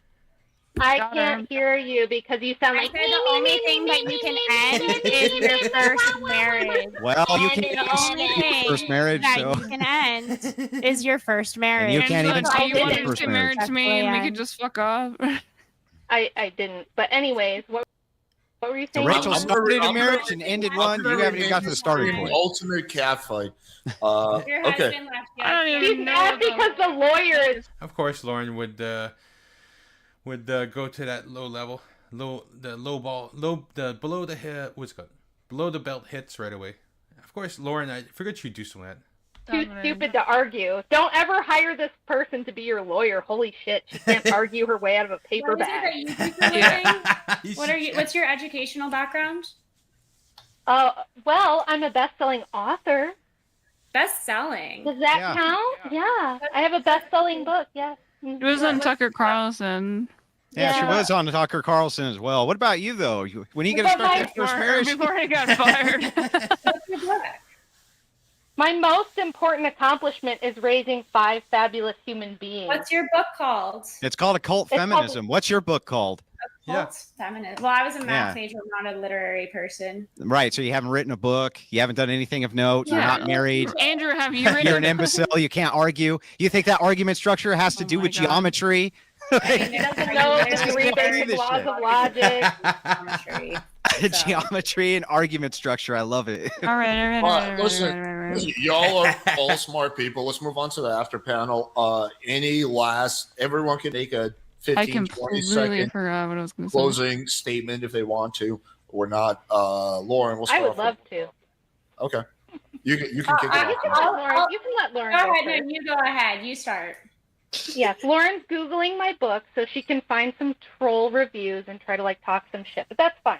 Yeah. Everybody can see what happened here, and what happened is giant coke from Lauren about men actually would rather marry girls who are kind of hoes. There's no data proving that body counts matter. I wish I would have gotten to argue no fault divorce with her because she was wrong about a lot of stuff there. That's kind of my jam. It's my specialty. She was asking about my educational background, and this is I'd love to what know I do your for a living. educational So. background. Hey. But what what Lauren has done here is just devolve into total. This is what happens anytime that I debate a woman for the first time. They have absolute emotional breakdown. They resort to name calling, personal attack. Yep. She doesn't have any arguments. Her closing. Yeah, it's my closing. You can just shut your mouth. But she's not used to being. She's not used to being told no. She's not used to having anybody not tell her, "Oh, sweetie, you're so smart and so wonderful." Yep. So the minute Okay, she I don't think runs personal into attack real should be in your life, closing. Let's keep to the subject. what I'm Oh, trying that's to I say think is- it's not your panel, Nina. I think you It's have her It's closing. also not your Well, I'll closing. give It's her my another closing. 15 So seconds. yeah, Sure. 15 seconds. There was no argument here. Andrew did not need any help to do this. I just wanted to jump in because it was just so. It was like nails on a chalkboard. Except for Angela. Angela was nice. Nina's fair. At least Nina's fair. But no, there was no. Andrew absolutely, completely, single-handedly demolished this whole panel. What the fuck? I don't get a compliment. Alex, you were a great moderator. Oh, That's thank you. adorable you saying that, and I do love you, Rachel. But He doesn't even understand I think Lauren had some I solid need points. validation every 20 minutes so I can Lauren was just a moron. feel good. Okay, let's Alex, you're great. We love you. Fair. let's go to Angela and then we'll go and Andrew will wrap it up. Okay, Angela. You have any closing Yeah, so as I stated, the body count conversation, I find it highly irritable. I just think that there's no way to really measure what is high. I think it depends on who we're talking about and what you do on your day-to-day basis, and depending on who you are and what's your preference. And I think that, yes, if we're going to the extreme and say an average guy wouldn't want to grow as like a body count of like 50 or 60 when he's only had 1 or 2, yeah, I get that's a huge extreme, obviously. But I just think these conversations are just so extreme. So yeah, I wanted to be combative and annoying, but I couldn't do it because I couldn't find something that I solely agree on, because there's no way to measure these things. And yeah, that's pretty much it. All right, Nina. Oh, this is all messy. I just think that obviously my best friends, Andrew and Rachel, it's hard to always argue about them. But I think Lauren had some really good points going into this. I think that it's really stupid to think that somebody's value is based off of their sexual experiences and as a bad thing. Because honestly, you ever been with? Well, of course you would, because you're a degenerate. You slept around. Plus, you did OnlyFans. You're a prostitute. Of course you would think that. Somebody who can make you come? It feels really fucking bad, dude. I would be pretty fucking pogged out to have a dude that like is able to like make you come immediately. Like, I don't understand like what. Yeah, it's because you're a degenerate slut. So, ugh. This argument is about like, oh, I want somebody less experienced. The only thing that I could possibly think of. That's what Nina and Lauren, they're perfect examples of what feminism does to women. How it warps their mind and makes them really delusional. Of somebody wanting somebody less experienced is because they're insecure, they don't understand how to do it, and they don't want to learn. It just seems like some dumbass like ego bullshit where like I'm really worried that like some other chick got dick down harder than I could possibly do, and I think it's pathetic and it's for fucking losers. You're the loser, actually. I mean, it's gross. We're not worried. When we think about it, it's just fucking gross. Ugh, gross. Nina, I'll introduce you to my man Ben Thorpe. He's Ew, you're so mean. No. I would like you to call the police about Ben Thorpe. If he's anywhere near, there should be a Ben Thorpe like camera that if it spots him near your property, it automatically calls the cops. Andrew has been very explicit about the fact that he doesn't want to be on the panel with the I told you I am not going to be on a panel with him or Grace anymore because everyone's requested. Okay, Lauren, you're next. I think that it's hard to isolate the variables of body count, and if we're looking at this from a scientific perspective, or if we're saying that men in general prefer something, you're negating how small that minority or how large that minority might be, because maybe the minority is just 48%. So if you're trying to paint things as a paintbrush of men in general prefer things, we're really not talking about men. We're excluding a large portion of men, and we're not talking about the reality of the world that we live in. Furthermore, the people that push the propaganda and the ideology that men only want virgins are not the ones who end up dating virgins. Even Andrew on this panel has married somebody who has previously been married and had her husband leave her for whatever reason. So he's not choosing a virgin in his life, and yet he's saying that men prefer virgins. So the men who propagate this propaganda don't even live to their own values, and he's a perfect example. Okay, let's let Andrew go. When I say the word stupid, I need you to understand exactly what I'm talking about. Take this moron above me who claims that my argument was that I wanted to have a virgin, which wasn't my argument, but rather that if you were to go to most men, including me, and say, would you prefer the same woman with less bodies or more bodies? Or more bodies, shut up, it's my closing, or more bodies, they would tend to prefer the woman with a lower body count. This was demonstrated in the poll. Lauren, once again, strawmanned me. Done at this entire panel, has no idea what she's talking about. Now, Nina, I don't, we're always going to go back and forth because she's a blood sport debater and so am I. We've been throwing hands for a long time online, and we're going to keep on doing it. It's brutal blood sports. We've done it on the Crucible for a long time, and it's going to continue to happen. It was nice to meet Angela Knight, but Lauren, listen, unequivocally, you are one of the dumbest human beings I've ever talked to in my life. And that's saying something. What is the dumbest I've ever talked to? It is, even though it's very personal, it is his closing statement. Yeah. And when you said geometry, I couldn't make good argument structures based on when I was in school. I went and took geometry classes. That was literally the dumbest thing anybody has ever said to me in my life. There has never been a thing which has been said to me which was dumber than that. Yeah. So what was your score in geometry then? Okay, Lauren, since he went after you personally, I will give you a quick response. To Go ahead, Lauren. What was your score in geometry then?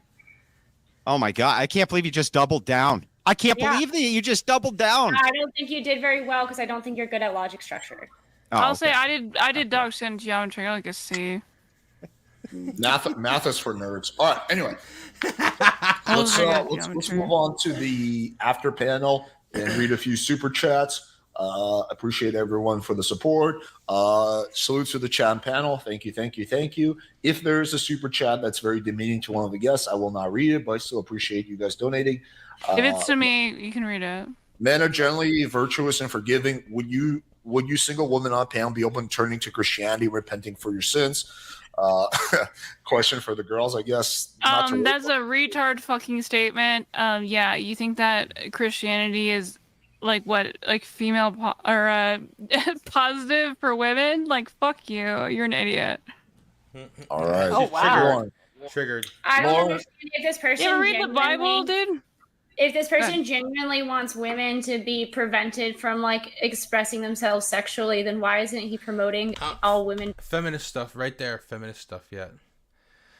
Yeah, you can tell she's a moron too. Like, yeah, this one, and maybe this one. Just red flags on feminism right there. Become Muslim and cover themselves in tarps. Why Christianity? Why stop there? Why allow us to show our hair? Why? Wait a second. Why is that the argument? Why is that problematic? He's saying that we need to repent for our. I have nothing against Christianity, but he's saying that like in order to be virtuous and like non-promiscuous, and yet Christianity wouldn't be the most extreme. I guess to have why a serious. why would that be the requirement though, Lauren? Yeah, but hijab ruins the sexiness of a woman. Come on. I don't understand how that would be. Why is being a Muslim the standard for virtues? I don't understand. It's why is being Christian more preventative of promiscuity than Christianity. Christianity allows women to show their hair, to show more skin. It's not as repressive for women. So if you're saying that women need to repent for their sins because like promiscuity is a sign showing your face is promiscuous, Lauren? That's weird. That's the first time I've ever heard that. I've been very tempted looking at all this hair and faces. I never heard that before. Showing your face is promiscuous by Lauren. Andrew, you're being pretty big slutty brain right stuff. now. Big brain stuff. Bro, is that why you had? Is that why you had your wife turn off her camera? Can't even figure out how to work a laptop, and he thinks he's big brain. I'm just kidding. We love you, Rachel. I don't have a laptop. What are you talking about? Your desktop just fucked up in the middle of the my desktop crashed. Oh no, wow, that's never happened to anybody in the history of mankind, Lauren. During a debate. I always He's hoping so hard. Totally. Just looking for anything. Anyway, why don't we just accept the fact that most religious and chaste people want chaste? Is he trying to say chastise? Chaste? Or chaste? Yeah, I'm not sure. What does that mean? Really, it means like having chastity, like being chaste.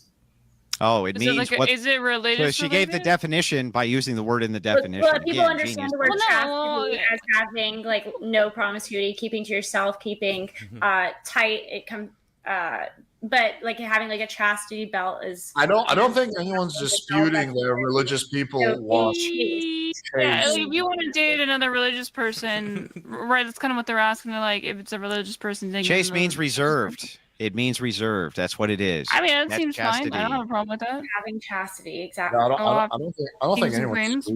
No, see how I didn't put the word in the definition, and you did. A lot of times, if you go to oh my god, dictionary, if you go to a dictionary and you look up jumping, it'll tell you the verb form of jump. So apparently, you've never opened a Does the dictionary say it means to jump? Yeah. Does it say jump? Jump means to jump.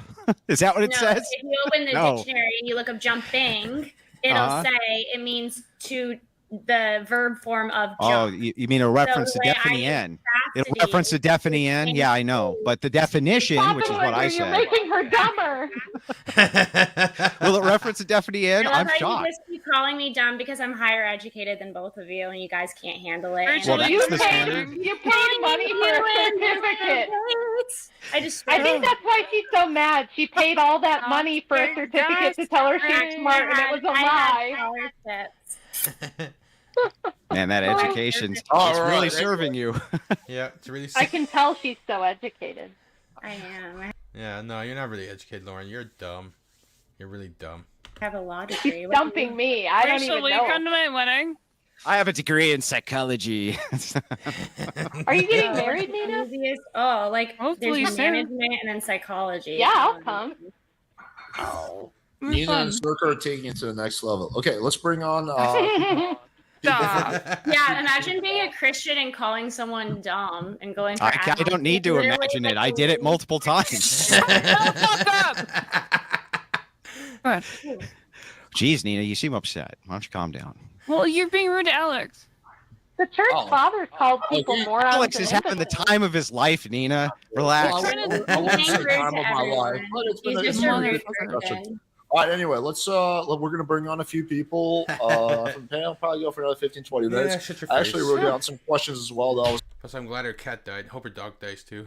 gonna ask, but let's first go through the people. Okay, Ashley, how's it going? Who's this? Hey, how's it going? I just want to say, I love you, Ashley. Angela, how are you doing? I feel like I'm learning. I feel like I'm learning everybody right now. This is fun. I didn't get through anything. I'm doing good. Nina, I'm not gay, but I'd be gay for you. Lauren, you have beautiful hair. Rachel, you are such a cold bitch. I love it. Andrew, cannot wait to take a bite out of you tomorrow night on this very subject. Alex, There better be a compliment coming from me. Okay. Ashley, you love me. Come on. I do love you. You know that. And when you said that the first time I debate a chick, like, it's always brutal. Seriously. So, guys, the very first debate I ever had in my entire life, let alone YouTube, it was with this bitch right here. And at one point during the debate, Rachel goes, "What the fuck? Is this your first debate?" And I said, "Yes, actually." Your eyelashes look beautiful, by the way, Ashley. Thank you so much. You're so hot. It was actually really funny because Ashley was like, "Well, you're full of yourself and very pretentious," and I was like, "Well, you need to put a bra on and brush your hair," and we were just like going back and forth. It was really funny. Brutal. And then at the end, it was the infamous, like, "I do have great tits. Thank you." You should never have to put a bra on. It's braless or flawless, in my opinion. Shut up, Lauren. And we know you're all fucking full of feministic fucking bullshit. Fuck yeah, dude. You too, Nina. Fuck off. Bras are for people who want to hurt their back for the patriarchy. Let them Shut up, Lauren. free. Keeps them perky, too. I do agree. Look at our titties out. Lauren, Nina, I hope we both fucking get into car accidents. Alex, put your titties out. The easier it is for me to get to where I'm trying to go, the better. What's up, Nick? How you doing, man? Hey, not too bad. Can you guys hear me? Yeah, you sound perfect. Okay, perfect. Are we just going Uh, questions from everybody that pops in, or? Are you gonna do some like lifts or what? No, I'm post-workout right now. I think I'm done. You're gonna do a thing in a gym and you're not gonna do any lifts. Not today. Not today. It's the normal shtick, but not right now. Can I get like a barbell? No, just like I want you to lift something of some size. Nina, are you ovulating? Yeah. Oh, there we go. You were We got something of some size. I want you to put something big in your hand and yeah. I just needed something to be lifted so it didn't look like it was a green screen. There you go. Juicy. Okay. What was your question? Yeah, Go it's a question and a statement, I guess. Love you, Ashley. I just wanted to say I think it's really cool, BGF, that like you defied the norm insofar as deciding to marry someone who I assume previously had a body count coming out of like a previous marriage. I think that's really cool of you because I think that generally speaking, like men of character, Chads, if you will, basically live their life based on their own understanding of the world, right? Like what they observe and the decisions that they kind of like reap out of it. You know what I mean? So if you meet a woman that you think is beautiful and of good character that will make a good wife for you, you pick them. You don't base that off of a statistic. Only an idiot would do that, right? That's something called ecological fallacy, when you apply a broad statistic to all individuals. Like we don't make decisions that way. So I think it's really cool of you to do that, and I'm really happy for you guys that you didn't make a stupid decision based on a statistic and lose out on your, like if you want to use Nick, soulmate, your wife, whatever. That was a really nice way of putting our points. I genuinely appreciate absolutely. that you explain what something is after you say it because it helps. I'm being dead ass. Great. That was beautiful. That was like, Shut up, Lauren. that was like a nice way of saying Nobody likes you, Lauren. Shut up. Nina's and my point, but like in the nicest possible way. In a way, it's like, why would you rely on body count as a reason to value a woman when you could actually meet the woman and see that she's very valuable despite whatever her previous history is, and she would make a great mother based off attributes that you notice from her from interacting with her, as opposed from trying to dig into her history and seeing how many dicks she sucked as a exactly. And like biblically, like we even have the example of Mary Magdalene, right, who is a prostitute and becomes one of Jesus's most devout followers. She had character, she had faith, and that was more important Yeah, than go her off, history. Queen. Okay, wait. I'll jump in on this. Andrew, So, you're muted. I'm not sure if you're in. I do think that Nina and to a small extent Lauren, you are strawmanning the opposition. I don't think they're saying that body count is the only thing that matters and that's what you should focus on, or that it's like the fact that she has more dicks in her, which makes her less suitable. I think what she's saying. I don't think that's a straw man. I think that's actually pretty accurate. I think it comes down to, and you're making. Well, Alex, is that not your point? I think a lot of them are saying that it's about risk mitigation, like lowering the risk. And at the end of the day, if a girl has a body count of 100, she's more likely to be highly novelty driven. She's more likely to have novelty. Yeah, which means she's seeking like the next dopamine high. The purple pill. So why would you base anything on probability when you're meeting these people one-on-one, so you get to make these determinations about their characteristics and their attributes without having to rely on I'm being honest. I think that you're a dumbass if you can't tell a girl is like probably got a high body count because she likes novelty shit. I think mostly they're pretty upfront about these type of things. No, I mean, first of all, I think that it depends. So if a girl senses that you're the kind of guy that really cares about it and she wants to have a relationship with you, she has every incentive to lie or at least minimize it significantly. Okay. So men do the same thing. Sure. But it doesn't change the fact that, I agree that men do that. I'm just saying that women. Oh my God, your dog is so cute. We're discussing women right now. So it's like about risk mitigation. You don't have a crystal ball. You don't know what actually the girl's true intentions are. There's a lot of things you can go off. Like, does she seem like she's loyal? Does she seem like she's? But is this really gender based though? It just seems like that goes on both sides. Well, let's be straight. We make risk mitigating decisions on the basis of investigation, right? And a really weak level of investigation would be looking at a statistic that's not involved with anything else about the person. A really high level of investigation would be you date the person, you suss out their character, you see what their values are, and then you make decisions based on that. Like that's why we date people, right? Like even if you want to go back, that's why we court people, is your parents are trying to figure out if this person seems legit, if they're worth your while or whatever. Nick, would you have married Kyle if her body count was 200? If her body count was 200, now I'll be nuanced about it. So if her body count was if her body count was 200 and she had some kind of figurative, not literal, come to Jesus moment, and she was like, I think I was kind of chasing crazy whims back then, and I was engaging in behavior that wasn't super safe for me, but I've kind of changed. I've seen the importance in delaying gratification. Then I'd be like, all right, yeah, you learned something from your walk on this. Fucking simp, man. Come on, man. Don't be a fucking simp. Fucking pathetic excuse for a man. Earth, and I think you're probably better for it. But if that wasn't the case, if she didn't have some kind of come to Jesus moment, then that would be a deal breaker for you. So in this case, the come to Jesus moment is she's acts super crazy and does risk-seeking behavior all the time. No, let's just say that you don't know. Like, she seems cool, she seems chill, but her body count is, let's go more extreme. Her body count is 500, and she hasn't had any kind of come to Jesus moment. She hasn't realized that, you know, she's seeking validation. Would you still consider marrying her? So somehow in this crazy hypothetical, if this didn't generalize to how she acted or how she was in any other way, then yeah, it's fine. But in reality, it that's the point, is that being that promiscuous changes who you are as a person. Yep.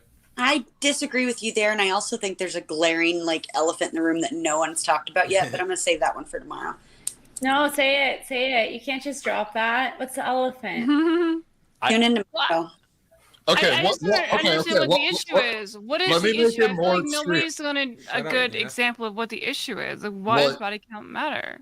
Okay, the reason it matters potentially is because it's correlated with a whole other behaviors. They're not. Yeah. Why does it matter that people kick dogs? Why does it matter that China and those other Asian places where they eat dogs and cats? You know, sometimes they boil them alive. They cook them alive. Why does that matter? Right? Like, it's disgusting. It's revolting. It's cruel. And men, when they see a woman that has a high body count, after dating them, sussing them out, you know, seeing if they're searching for the red flags, and then that's why they take them, you know, to their parents eventually, so their parents can sniff them out, like, or suss them out, as you could say, like, see if they're this kind of woman who would sleep around and whatnot, because other women would know, right? Other woman's intuition. So to men, most men with respect, self-respect, dignity, they would notice these red flags, and to them it would be revolting. They'd be like, "Oh, what the hell? I don't want that." And they'll look at it saying, "Well, since this woman had this promiscuous past, her chance for being faithful would be lower. So it would be very concerning for him." And then it doesn't help when you got all these women who are sleeping around, who with a guy, but then they sleep with another guy, and then they go with that guy and make him believe that the kids that she has is his when it's not. There's a lot of that going on. Paternity fraud. Not suitable for a long-term partner, like, for example, being highly novelty-driven, highly novelty-driven, like having validation-seeking issues, like, for example, having some emotional issues. There's a whole girls generally don't fuck 2,000 dudes unless they have some issues. Unless somebody who has been raped shouldn't be able to have a good relationship with somebody because they have trauma. Nina, that's a total. No one gets raped. Analogous. No, hold on. Let me cook here. Of course, you would make an exception for rape. I'm not saying the girl has to be a virgin. Okay, but it's obviously a situation where it's something that is different and is a trauma aspect of it, where they're obviously more vulnerable to a particular situation. Do you think that that's like a situation that, like, because it's like more difficult, that's like a problem, or what? Wait, Nina, do you mean like why I can't debate women? Wait, but because they were raped and they had that trauma, they were more susceptible to like sleeping with more men after that experience over and over, and that's why their body count?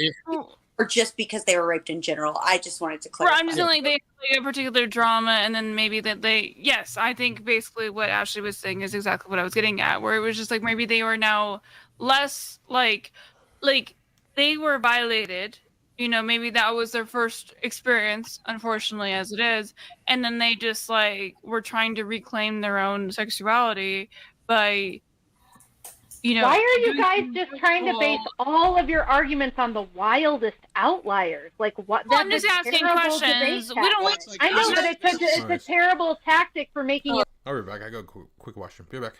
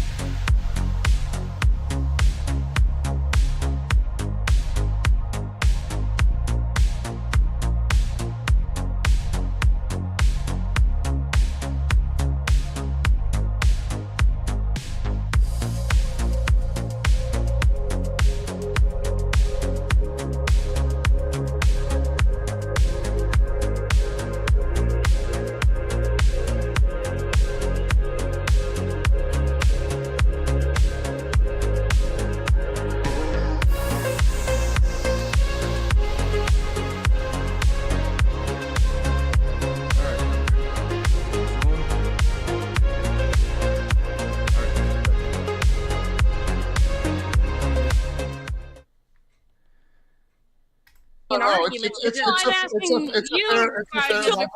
you have not made the best arguments tonight. It's a fair hypothetical. We don't get personal. Thank I you, hypotheticals of like what would you guys think of? But it's a terrible tactic for making an argument. Rachel,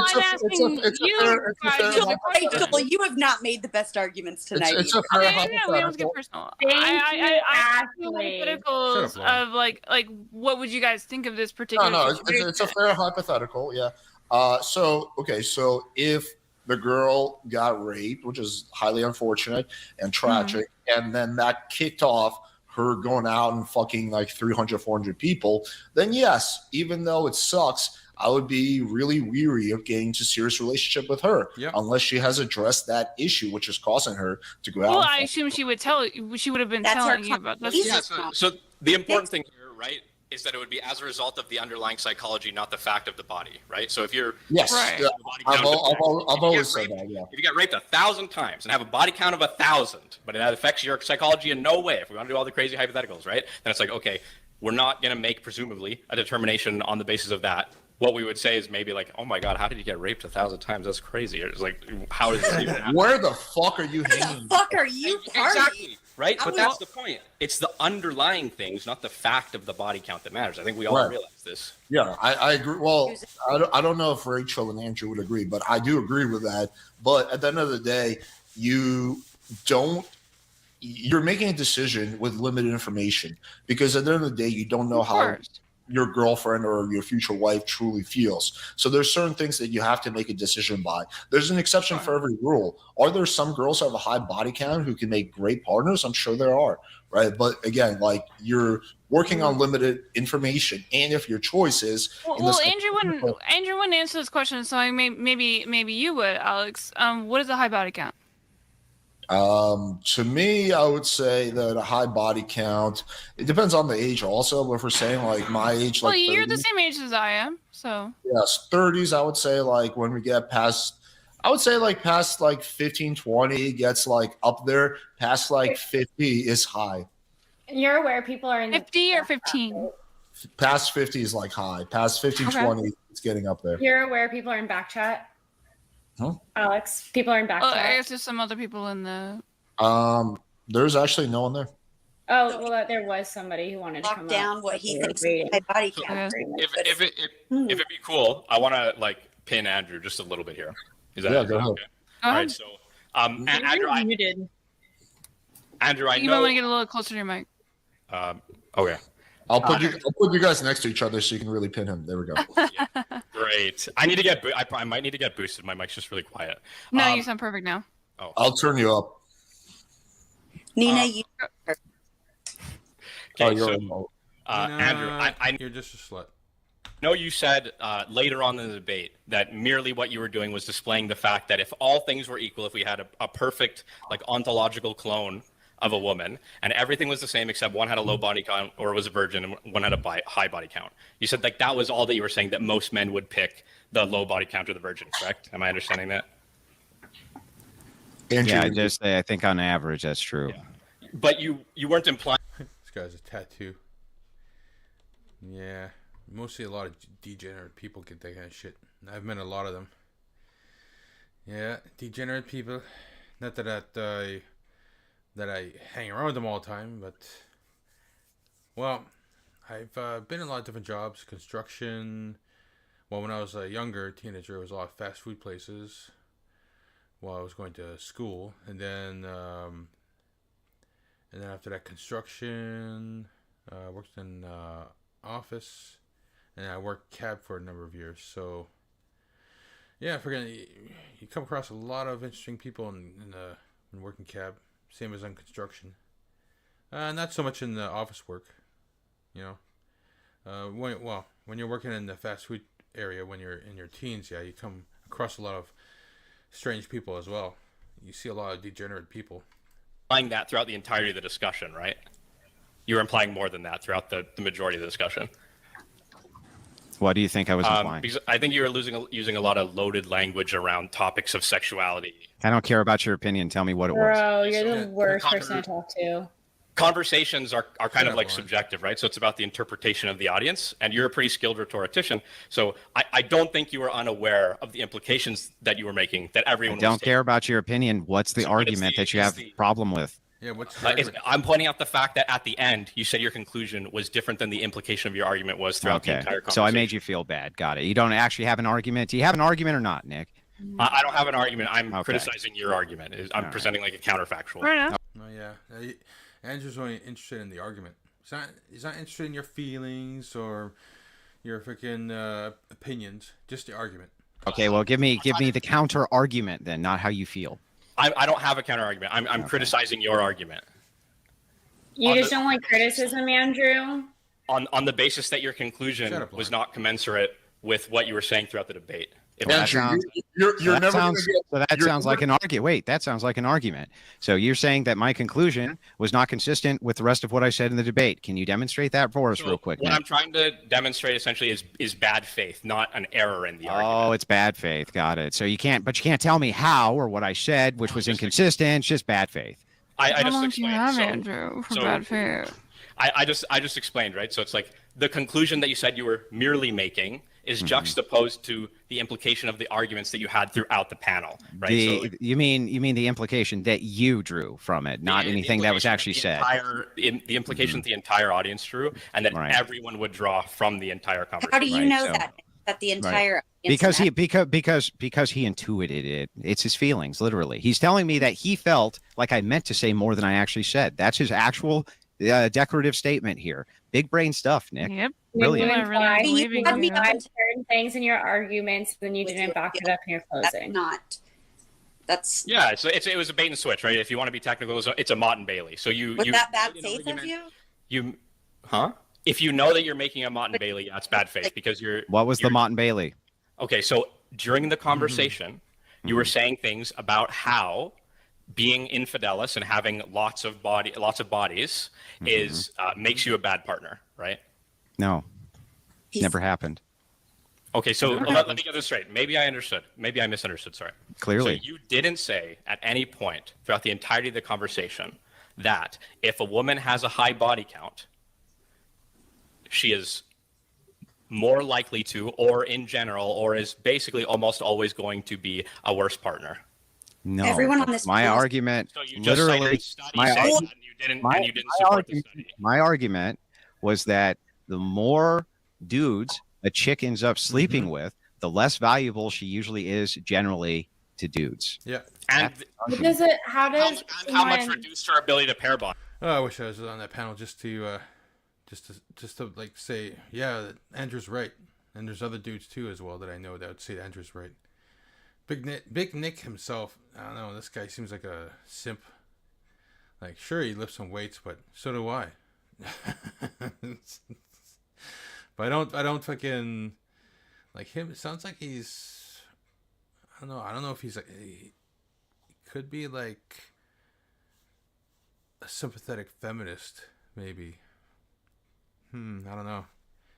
We'll have to see. Bond is, right? I didn't bring up pair bonding.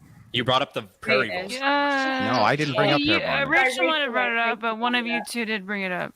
You were literally pillorying Lauren about the implications. That's true, but that doesn't mean I brought it up. Okay, so are you saying that you disagree with the prairie vole study and its implications that you seem to be addressing about it having an impact on human pair bonding? So you don't think that's true? No, in fact, my argument is that I think that if you look at that vole study, especially when it's talking about the chemical makeup of the voles, that you could maybe make some application here, but that wasn't what our dispute was about. Yeah, so but I'm asking you then, so what do you think about the study about the prairie voles then? You're going to have to wait till tomorrow when I have a debate on this with Ashley, literally. Nick, did you know that they've actually debunked that by actually studying prairie voles? I sent that article to Andrew, so. Yeah, I know about the initial I don't think he knows how to read, so. So you're saying you refuse to answer the question about whether or not you think the prairie vole study has. Well, not when I have a debate scheduled with my debate opponent tomorrow, literally. Yeah, no, okay. What does this have to do? Maybe you should go to bed and get some sleep if you're going to be that worried about this. What does this have to do with what you claim is the bad faith argumentation due to the implication of an argument I never made, Nick? Well, so it is literally an argument that you made. Okay, and what's the argument again that you're claiming I made? That ran through hoes are worse partners. Worse partners or less desired by the opposite sex? I would say Either it was or. pretty clear that you made both. Oh, okay. Well, then you just go ahead and show me that clip that you won't be able to find because you just lied. But that's well, why fine. don't we ask him right now? Let's just ask him right now. Let's just ask him right Nick, now. Whoa, may I please, Nick? I don't think though that would be the definition of bad faith. So I can give the definition of bad faith. Please do, and then explain how what he did was bad faith. I'm confused on that one. I'm not trying to troll. I'm dead ass. Yeah, so bad faith is very explicitly when you're engaging with people in discussion or negotiation on the basis of deception of either them or yourself. That's what bad faith is. So if you're... That's why I've been getting from Lauren and Nina. A lot of bad faith from those two idiots. If, for example... Feministic idiots. If you can make an argument throughout a debate, right, that is very big in scope, and then at the end of the debate you say, and so simply, simply, only this tiny little conclusion, right? I'll give a good example. What I thought was really bad faith was when Nina was talking about her best friends and she said Rachel and Andrew, but she didn't mention me. That was really bad faith. And she should be ashamed of herself. I am ashamed of myself. You guys all are all my Alex, best I'm friends. super sorry, but I gotta go. Thank you so much for having me on. Everybody catch me on InfoWars 4th hour of Alex Jones tomorrow. Oh, yeah. All right, love you, Rachel. I'll ask Andrew. We love you. Have a good night, We Rachel. love you. All right, Nick, do you have any more questions for Andrew? Feisty. Andrew, my brother in Christ, I have no enemies, and I love you, and I wish that you would change your ways. Shut up, Nick. Friggin' simp. Friggin' covert, sympathetic feminist. And stop lying to people all the time. Can you give me the any lies that I've given to people? Can you go ahead and do that for me, Nick? Okay. Or are you just slandering? Lies. Are you just on here to slander? So would you? You just are you just mad because I blew out your wife in a panel the other day? Because I think you're just mad. Maybe bro. we can like I think do you're like just mad that Not So Erudite has two conflicting sets of values, and she got exposed as having two conflicting sets of values as a Christian. You're just mad, and so you're coming on here to vent. That's what I think. I think you're bad faith, bro. I don't know about that. Why are we talking about Not So Erudite who's not here? I think Not So Erudite's an idiot too. She's the biggest idiot of them all. Wait, you guys talking shit on Not So Erudite? I will fight you over her. I love her. Why are we talking about her? Not So Erudite's an idiot, just like you, Nina and Lauren. Just bunch of, oh my god, just a lot of brainwashed feministic morons. Her when she's not even here. I think the fact, Andrew, that you won't let me speak and keep having to uproariously interrupt me is proof that You've spoken far more in this exchange with me than I have, Nick. So that's because I was asking the question that you keep dodging. So right? then you saying that point you interrupt me like you are right now. Yeah. Okay, if- go ahead, hold on, Nick. Let me ask the question about deception, right? So would you extend the definition of lying to any sort of interaction in which you're being deceptive with people, intentionally deceptive? Would that be lying? No. There could be instances. There could be instances where you could be deceiving intentionally, where it would not be a lie. For instance, a magician. I don't think a magician. That's cool. Yeah. I just trying to figure out. I think that's to be a lie. To me, anytime you're interacting with someone deceptively, I call it a lie. So I'll change my phrase.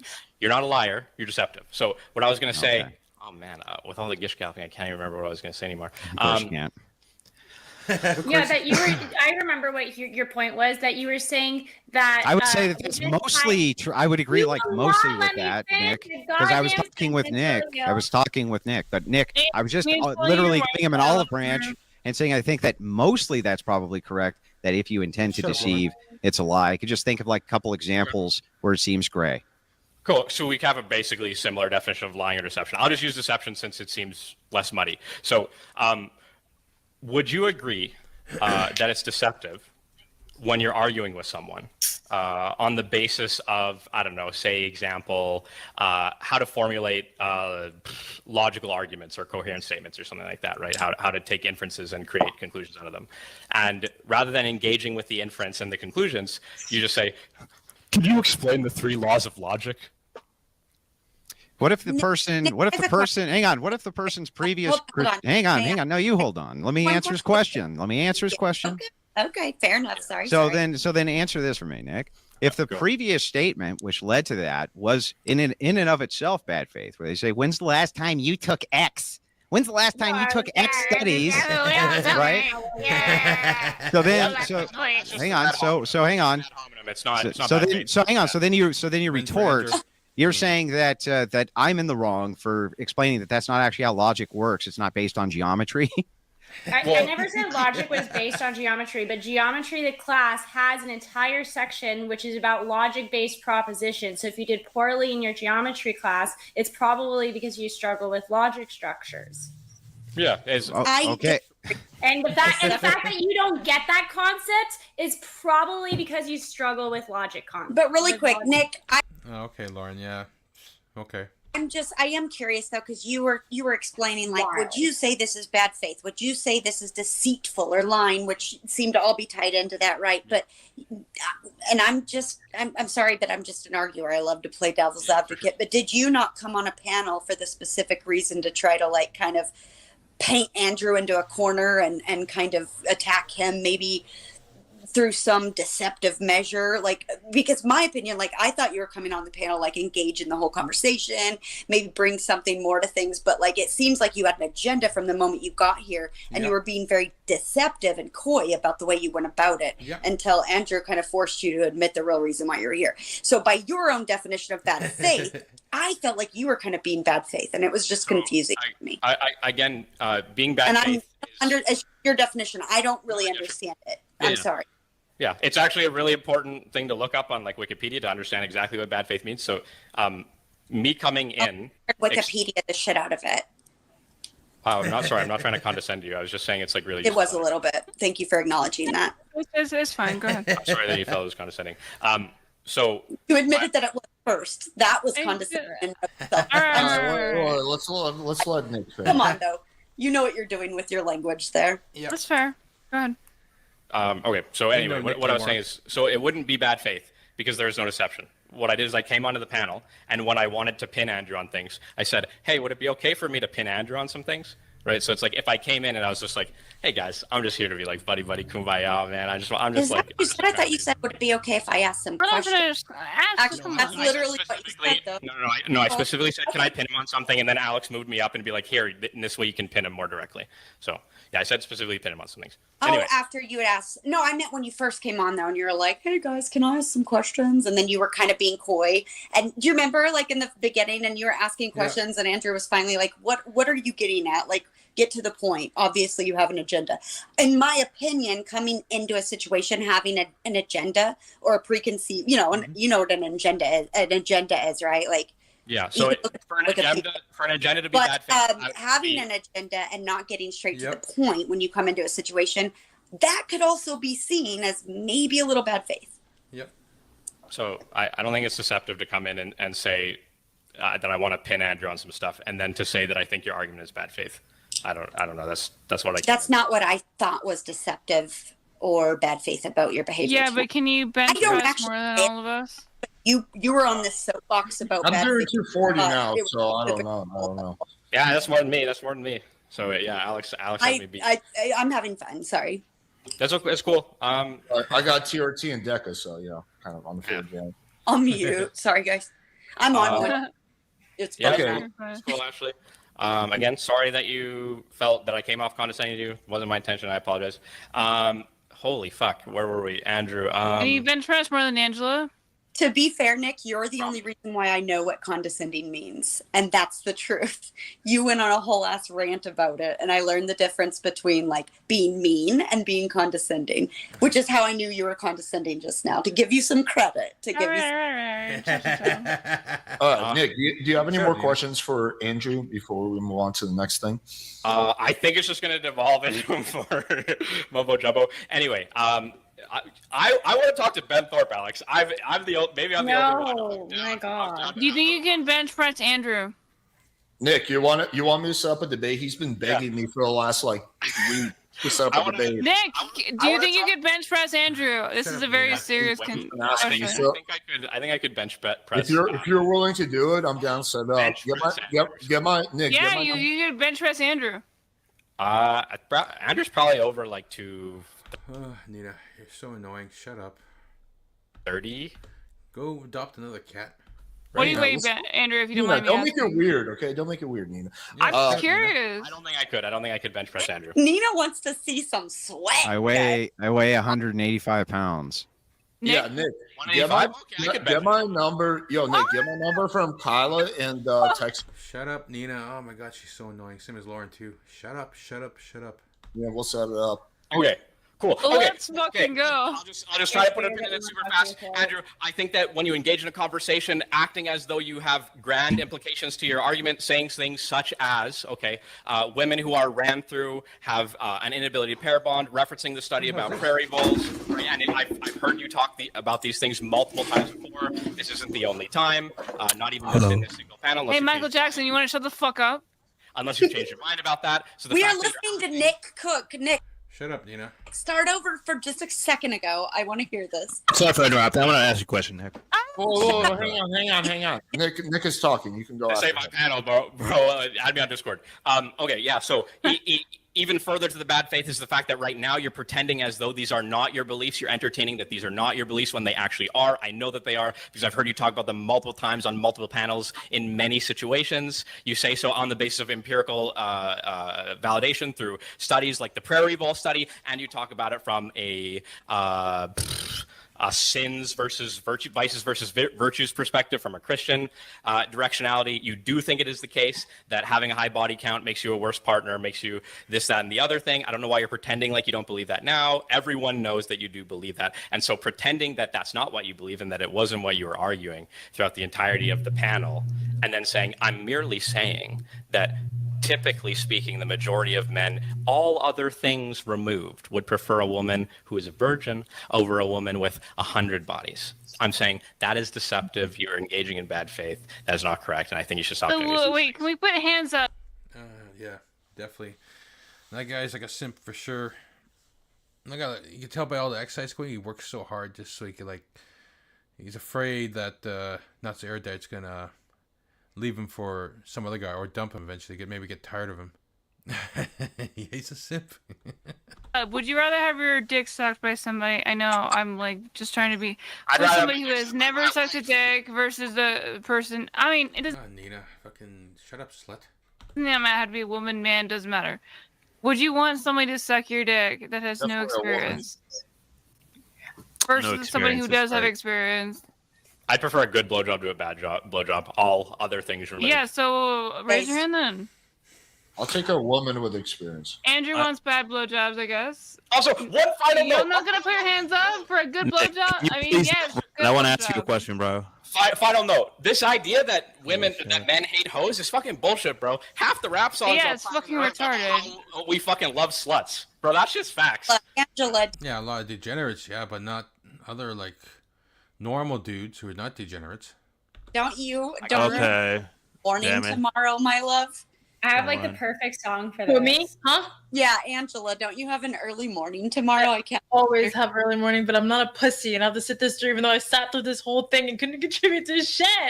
So Angela, yeah. I love you. I'm sorry. I feel like I All right, let's let Michael J ask his question and then. Go ahead. I have a question for Michael J though. Well, where did he get that super sexy picture of Destiny for his avatar? Well, when you say the night at my house after we, that's nice. I'm just kidding. I mean, it's true that, but yeah. It's kind of funny. The story I have about Destiny is when I first got my puppies, he went to my friend's house. I don't know if you know who Trump is, and Just a shit about your fucking dogs. when I first got my dogs, he was there. Just gonna. Yeah, and then you probably had your dogs like your pussy too. So whatever. Nina, that's about to take the whole time, my question. I love it. Whatever. Yeah, so I just want to ask Nick a question about you sort of I watched an erudite stream, like a not so erudite, you guys are Christians, right? I'm just so shocked by you. Yeah, we're so Christians. you guys are in favor of promiscuity, women. Who is you? Fucking degenerates. Yeah, that's who are you referring to? Nick and Erudite. I don't think they're in favor of it. Well, you guys are like open to these things. Like you guys would be okay with like homosexuality and let's say like women, like doing OnlyFans and stuff. Like you'll be okay with it. You guys would be okay with those things, right? Right, Nick and absolutely. I think basically like our society is fine with it, so I'm not gonna say anything about it. Basically, but like basically, like actual religion, like you as a Christian, like would you be okay as a Christian? Do you think as a Christian, as a practicing Christian, would that be like an acceptable, or would that like not make you a bad Christian at all? So here's where it gets complicated. Me and Erudite are not Eastern Orthodox Christians or like Catholics, right? Who have like a broad, super easy list of dogma. We are like non-denominational Protestant Christians, and so we think that like figuring out what is right and what is wrong is really important to do within a cultural context of your society. So like fucking pagan Christians. Society, your civilization, your period of time and stuff like that. Really? I thought you guys said you weren't sola scripturis. I don't know we're not sola scriptura. I don't know how these. Well, if you're not sola scriptura, then how do you know that your interpretation of the Bible is correct? Who do you appeal to for your? Andrew, what does it mean? Who do you appeal to? It means by Bible God the Father, the Son, and the Holy Spirit. Yeah, I don't appeal to any of the. That's sola scriptura. That is sola scriptura. So you think that the Holy Spirit is giving you the correct interpretation of the Bible, right? Wait, get out of here, Nina. You're fucking stupid, anyways. No, hold on. This is a misinterpretation of any of the five solas, which I don't hear to any of the five solas. So where do you draw the authority for the Bible? Yeah, so I already told you through my own revelation and with God, basically. And is the Holy Spirit involved in that? Yeah. Okay, so then that's one of the five solas. So it'd be faith alone, that'd be sola fide and sola scriptura. Both of those would be involved in that, right? No, that would be if I only regarded those, right? So if I thought that, so for example, with sola scriptura. Big Nick, you're full of shit. You're not even big. Fucking small little runt. Sorry, I don't want to derail the panel into theology. But if I was sola scriptura, I would say there is no other book, there is no other text. It is not okay for me to accept any other. What other text and book do you use then? What do you mean? For your Christianity. The Book of Enoch, for example, and lots of teachings that come out. You use the Book of Enoch? How do you know it's canon? Can we not get into a religious debate? This is like ultra boring. Well, it's not actually ultra boring, right? Because the thing is that the question which was asked to Nick is, how these values that you have, you said that you don't believe in any of the five solas, so where would you be drawing your church authority? I'm just curious, what authority are you appealing to if it's not through the solas? I already said revelation. I already explained divine revelation. But that's going to be ratified by the solas. What else could you use? What else could you use, Nick? Well, no. I do not want to get into a religious debate. I mean, honestly, I just want an answer to that question. I answered his. Okay, what else could you use besides the solas? What else could you use? Just that question. Yeah, go ahead.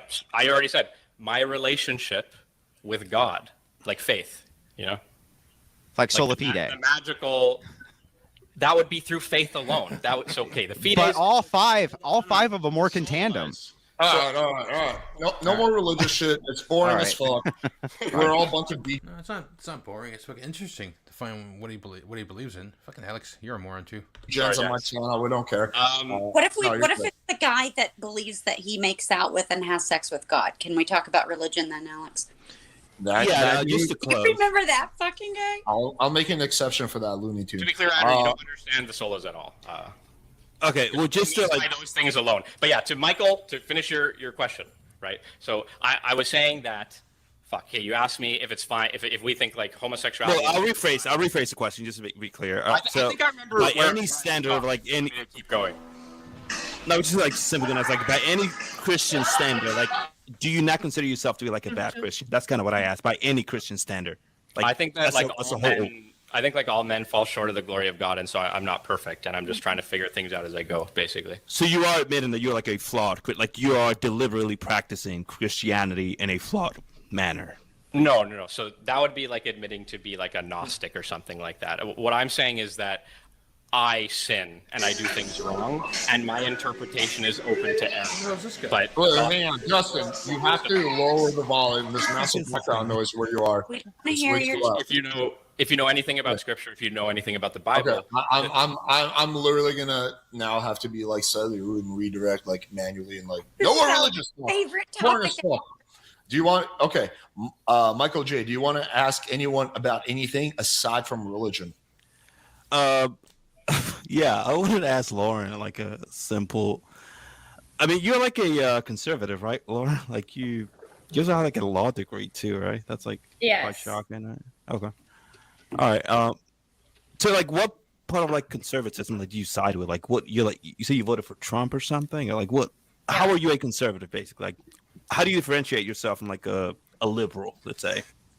Oh, Like- in many aspects. Let's So say for like a instance, Destiny person. Let's say like think of Destiny for instance. Like, how are you different? Any different than Destiny? I'm not a communist for Destiny, one. do you even know who that is, Lauren? Neither Like, is Destiny. Follow you back. Thanks.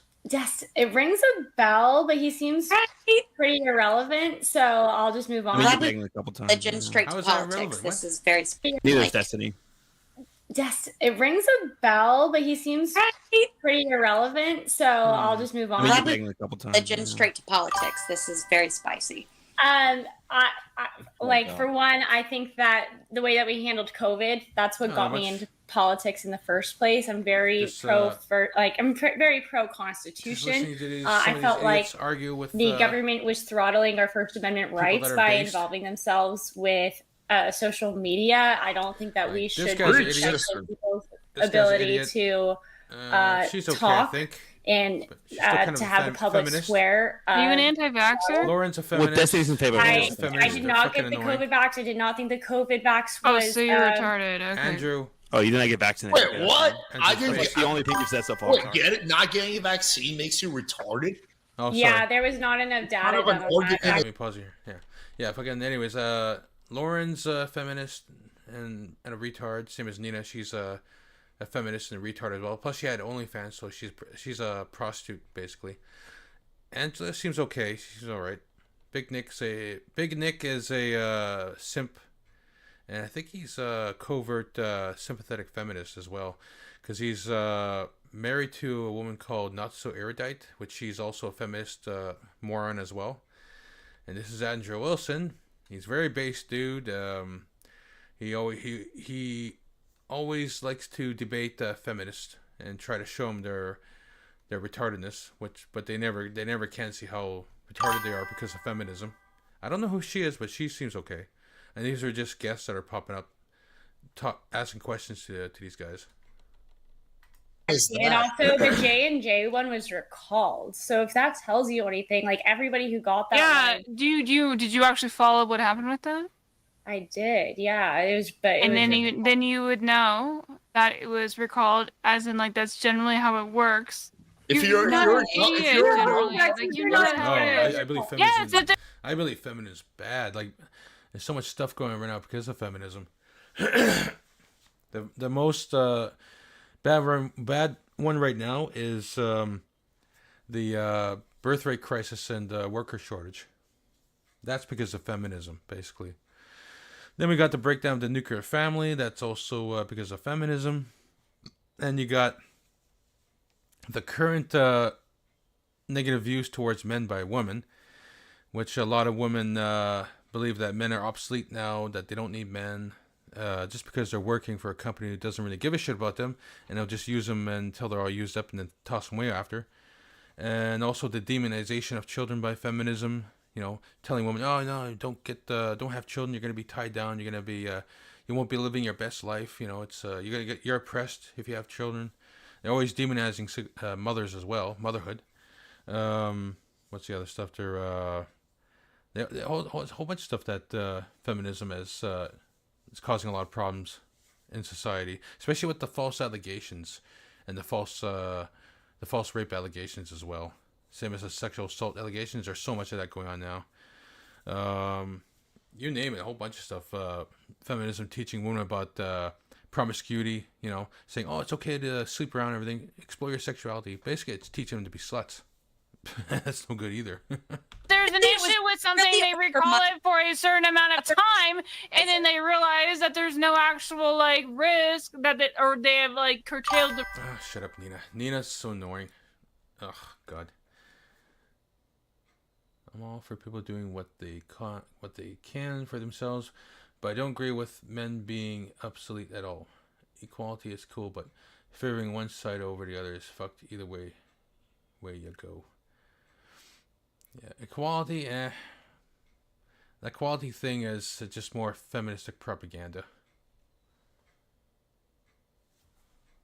The risk that was the issue. So they just this is like the most normal. I can't even tell you how boring. This makes me want to take a nap. How boring this process. I'm sorry, but this kind of outside of like the frame of my. By the way, I just wanted by the way, guys, if we're gonna get into the jabby stabbies, I actually got a book. Okay, no, wait. Out of respect for Andrew, let's not get into that. It won't get your guys' channel banned, but it'll get my channel banned.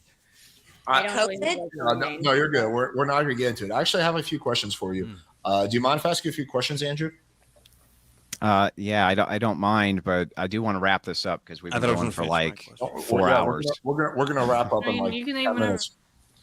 Well, that's not going to work if I have questions for you. Right. So, Wait, first I Alex, want before you, I'm sorry. Could I allow Lauren to like finish answering my question if that's okay? Okay, fine. Sorry. Yeah, Okay, okay, so so I just like ask you to name like how you did from Destiny. You so far you named one thing like the vaccine. I don't believe in global warming. I said that multiple times. Yeah.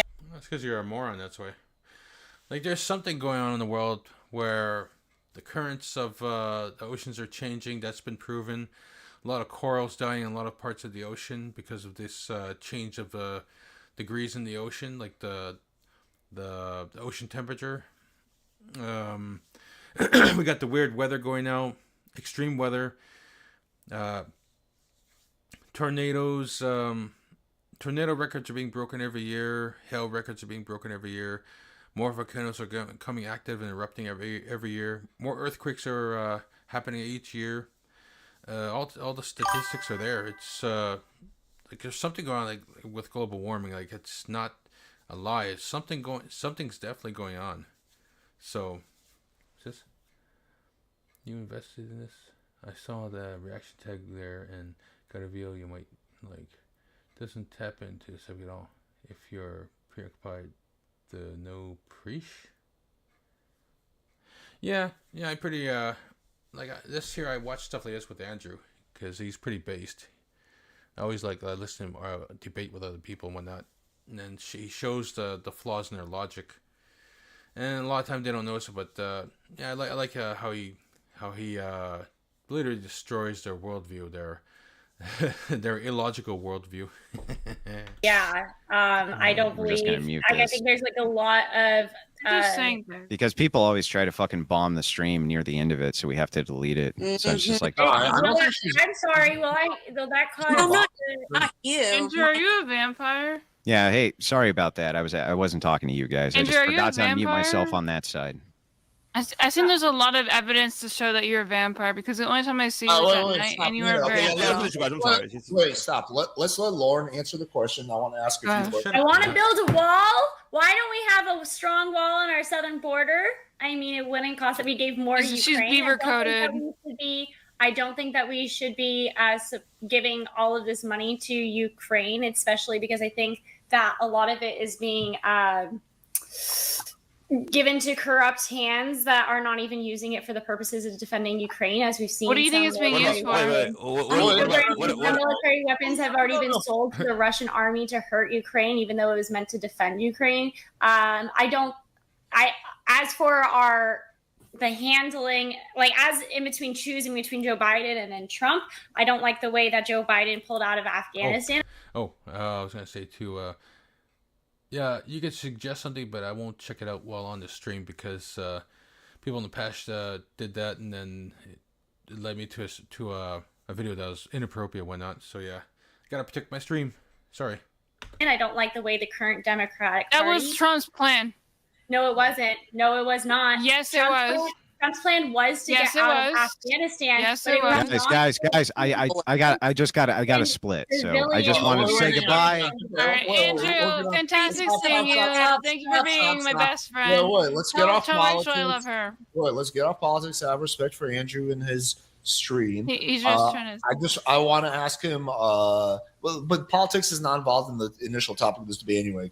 This is going to go for another 5 hours if we get into like fucking Afghanistan.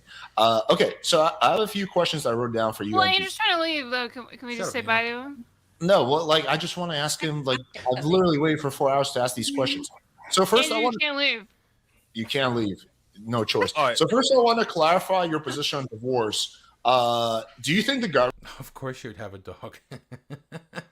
Lauren, Nina, yeah, they have dogs. They have their babies. Like, feminism has taught them, like, yeah, don't have kids. They're gonna tie you down. They're gonna oppress you. You won't be able to reach your full potential. You won't be able to get a career where your boss or the place you work for is gonna use you until you're used up. But yeah, okay. Government should be involved in enforcing. How is Andrew trying to leave? Like, no, just Nina, let me ask him. Talk, Nina. Yeah, shut up, Nina. He's an adult. He can leave if he wants to. He said he's down to answer a few questions. I won't keep him for more than 5 minutes. So anyway, do you think the government should be involved in enforcing get divorced, or is that purely something that should be done by the church? Do I think that the government should be involved in forcing people to get a divorce? Is that your question? Who can get a divorce, or do you think that's something that should be relegated purely to the church? Yeah, I think for secularists, if they were going to do some kind of secular marriage, I think that they would probably have to have the state involved for an enforcement arm, from whatever that means to them. So then my follow-up question, why is it that the government should be involved in enforcing divorce but not enforcing alimony? I didn't say that they shouldn't. I said there's isolated cases, I think, where even the church would probably demand alimony. But I think you said that generally alimony should not be something that the government should pursue, except for small exceptions. Yeah, well, I mean, I don't like the idea of alimony to begin with, but I do think that there are going to be exceptions to that rule. It just depends. It's situationally based. So I think that there could be times where alimony is appropriate, depending on the welfare of the child.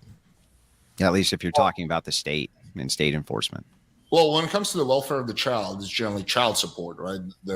That's what will kick in. We're talking about alimony. We're talking about for the wife who didn't work, or it could go the other way, which it rarely does. So I guess, like, I don't know, like, I feel like either the government should play a role in both. I don't separate these two things. If you're going to have a secularist state, right, where there's no religion involved, however you want to format secular marriage, I don't really care. It's not important to me because I don't believe that it's real marriage. I don't think that you have a real marriage, so I don't really care how you structure it. Yep. Right? I think that marriage is sacramental. I think that it's an actual sacrament. So from my purview, if you're talking about the church and church enforcement, I think that the church may have some isolated examples. I don't know what they would be off the top of my head, where maybe they would allow there to be alimony. And I'm sure that secularists would have some standard for that, for whatever framework they had for divorce as well, or marriage. But it doesn't sound. Whoa. I'm sorry, Alex. I was very confused. It doesn't sound like you want just the church to be doing the enforcing, because the church doesn't have much power when it comes to like forcing people to stay together and whatnot, aside from like social pressure. They do.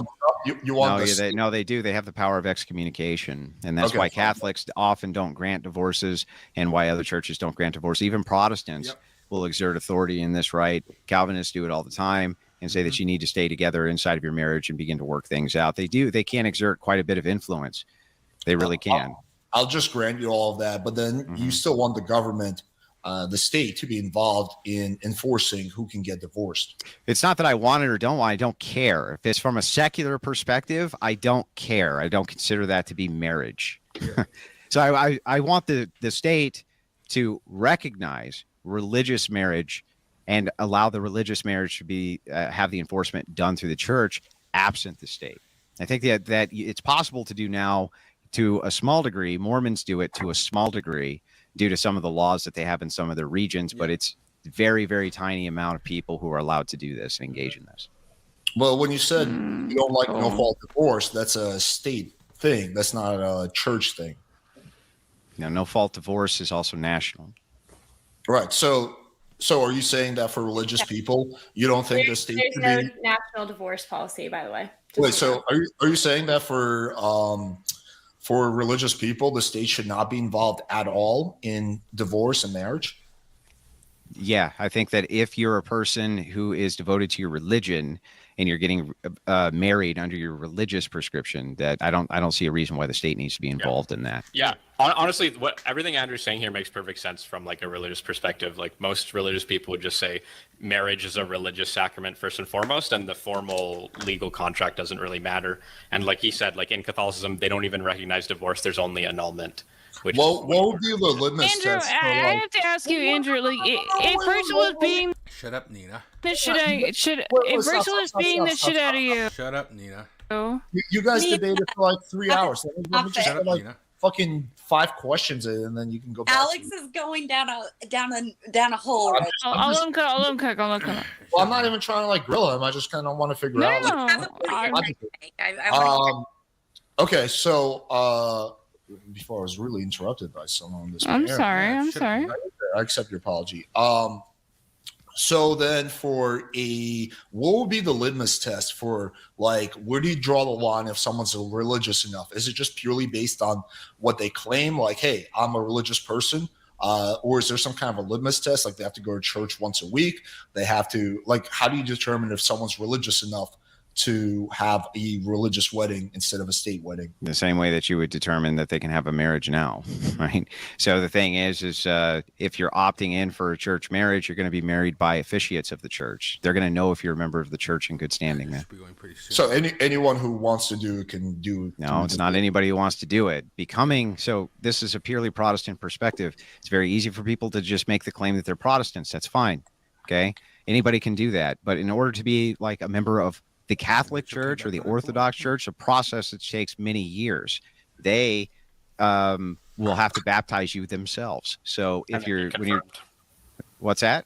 I just said, and then get confirmed. Like, it takes many years. It's not something that you just go, oh, I am. That's not how that works. So you have to be inducted into the church. So there's quite the process for it. Well, so if you're saying, you can't just say I want to go have a religious marriage. That's not how that would work. Well, if you're saying that for religious people, the government should stay out of marriage and should be enforced through the church, I agree with you. I don't think we have any disagreements. So then the follow-up question is, what about for secular people? Should they just not get married at all, or should that involve the state, or how should that?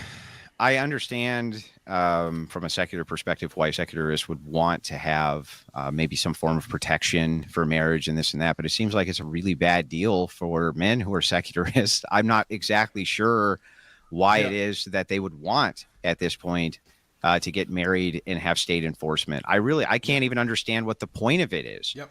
I really don't even understand what the point of it is. There's no actual grounding or divine command saying you must. So why the hell do you do it? I don't even get it. Yeah, I mean, I think I agree with what you're saying. Okay, your position is different than what I thought it was going to be, but you're basically saying you don't actually want the state to be involved. You want the church to be involved for religious people. Yeah, okay. I really don't understand, and I never have understood. Why do non-religious people want to get married in the first place? I don't actually get it. You're asking the wrong guy. There's no reason. What is it hard to believe that people want to get married if they're not religious? Because you can do all of the same. The state could have the same exact enforcement mechanisms that you would want, everything across the board, without ever calling it marriage. But my family is. I'm personally non-religious, but my boyfriend or how would you want to get married then if you're not religious? Like you shouldn't be getting married at all. Marriage is a religious thing. Fiance is religious, so he wants to do a religious kind of ceremony. So do you think I should be denied that? I think that the church would deny you that. Yeah. Yep. They would not do that. You're just lying. But like, why do you think I'm they not should? Just lying. I think that they very well may deny you a marriage if your husband was a member of the church and you were not. They very well could deny you that. Yeah. He does have a point there, Nina. I don't know what else to tell you. They could. The point? It also depends on what religion. That's psychotic. There's no point there. Wait, I do want to go back to like the few. I just have a few more questions. Look, there are some exceptions. Like for instance, there's a problem going on inside of Orthodoxy and Catholicism. I mean, I'm more godly than you are. Let's be real here. Where sometimes you have. No, you're not, Nina. You're just a slut. like an Orthodox who will marry a Catholic woman, and that can be very challenging inside of those relationships. And it takes a lot of, I mean, it's hard. And so there has to be a submission aspect, and the church basically has to ratify it and say that it's okay to do. You have spiritual fathers inside of these churches. This is not, you guys only think of this through a Protestant prism. You go into the church and you wave your hands around and then you leave. Andrew, do you go to church every Sunday? 2 Sundays a month. So no. Not every Sunday. No, 2 Sundays a month. My church is really far away, so I made the commitment to go twice a month. Argument. I mean, that seems like you're really not very godly. It's not a weak argument. Listen, it's not a weak argument in the middle of a Michigan winter to try to drag my entire family 2 hours to the closest Orthodox church. I'm sorry, it's not a weak argument. I mean, it's kind of weak that you didn't want to live close to an Orthodox hold on. church. I meant True. No offense, but I meant it was a weak argument of Nina's. Oh, sorry. My bad. Oh, but it's kind of weak that you didn't want to move to near an Orthodox. If Orthodox church is that important to you, I wasn't really trying to make an argument. That would be between me. That would be between me and the spiritual fathers of the church who say that, hey, this is okay to do within the framework and purview of your situation. So why That's wouldn't between you us. want to live near your church members in that community, which is the whole point of the church and the so the what realm I that mean, you're trying to just Lauren and Nina, Lauren and Nina. Why do you think that would be good for my children? Let him cook. Why do you think that would be Listen, good for my me and Andrew children? do What are you talking prayer about? FaceTime every Sunday, so he's covered. He's good. Okay, anyway. Alex, you've never been inside a church, and I know you haven't. Twice. Hey, Anyway, Andrew. so- It's really small. It's really small. It's really small. Oh my God! You guys are still looking at wording. Okay, go ahead. No, you know what? Actually, hang on, Nick. No, you can't ask the question. Absolutely I've got to not go best soon. friends, you Alex, can't. finish your line of inquiry. Okay. You So can't we put were, wait, stop. We kind of agree on the marriage thing, so I'm going to move on to the next thing. I want to kind of explore where you stand in emotional abuse. So I'm going to ask you a few questions. If your wife, for example, doesn't fuck you for 3 years, would you divorce her? Divorce? Divorce her? Divorce. Yeah. Well, what are the circumstances? Divorce.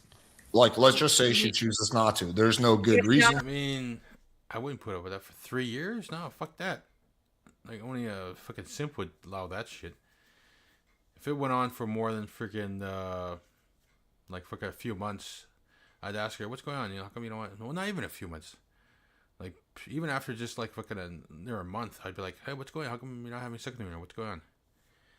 And then she didn't want to really talk about it. Said, I don't want to talk about her, you know, and avoided the subject. And then, yeah, I consider that to, well, not that I'd marry anybody, but if we're just a couple, I would dump her. Yeah, just like that. Don't need to bull. I wouldn't need to deal with that fucking bullshit. Fuck that.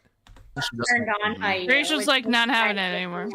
So if Rachel were to abandon her faith and we were to have tons and tons of interaction with spiritual fathers of our church, and under absolutely no circumstances was she willing to perform what is part of her duties as a wife, then they may grant a divorce. Yeah.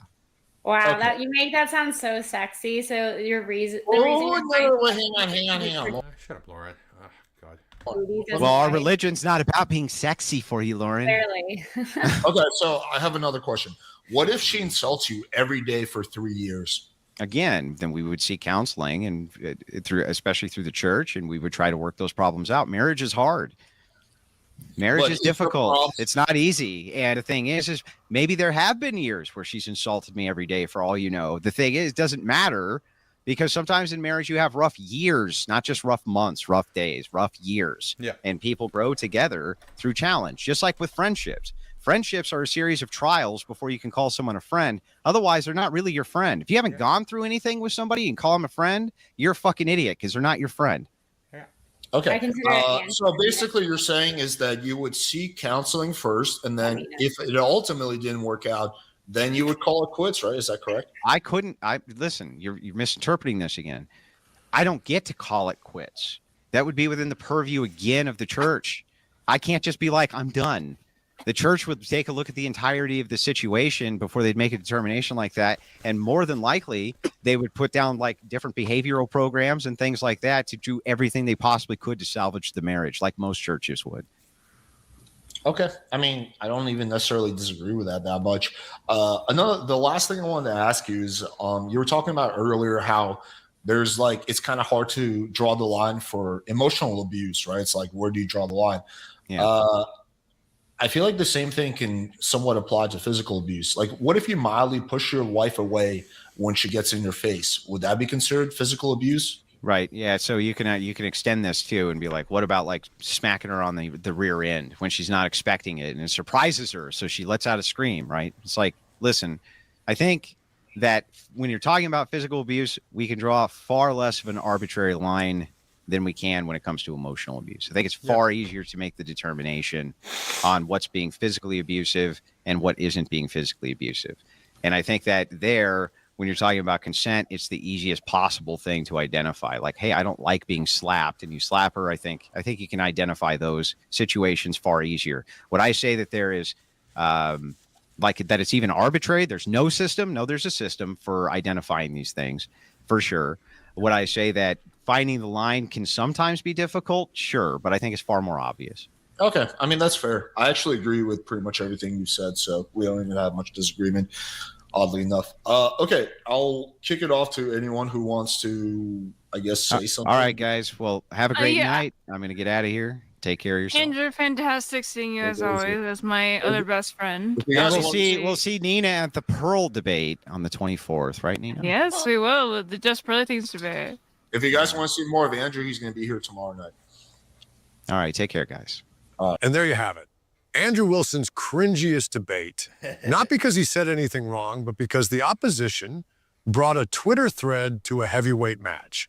Watching Andrew Wilson try to hold a serious debate while the other side fumbled through buzzwords and feelings was like watching a brain surgeon try to operate while the nurses are throwing glitter around the room.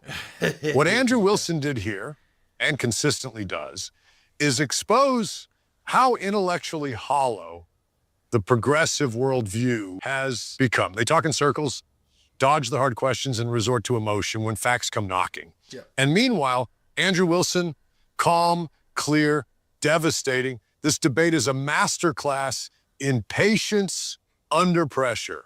And it's also a reminder of why the cultural tide is shifting, and because people are waking up. They're done being gaslit.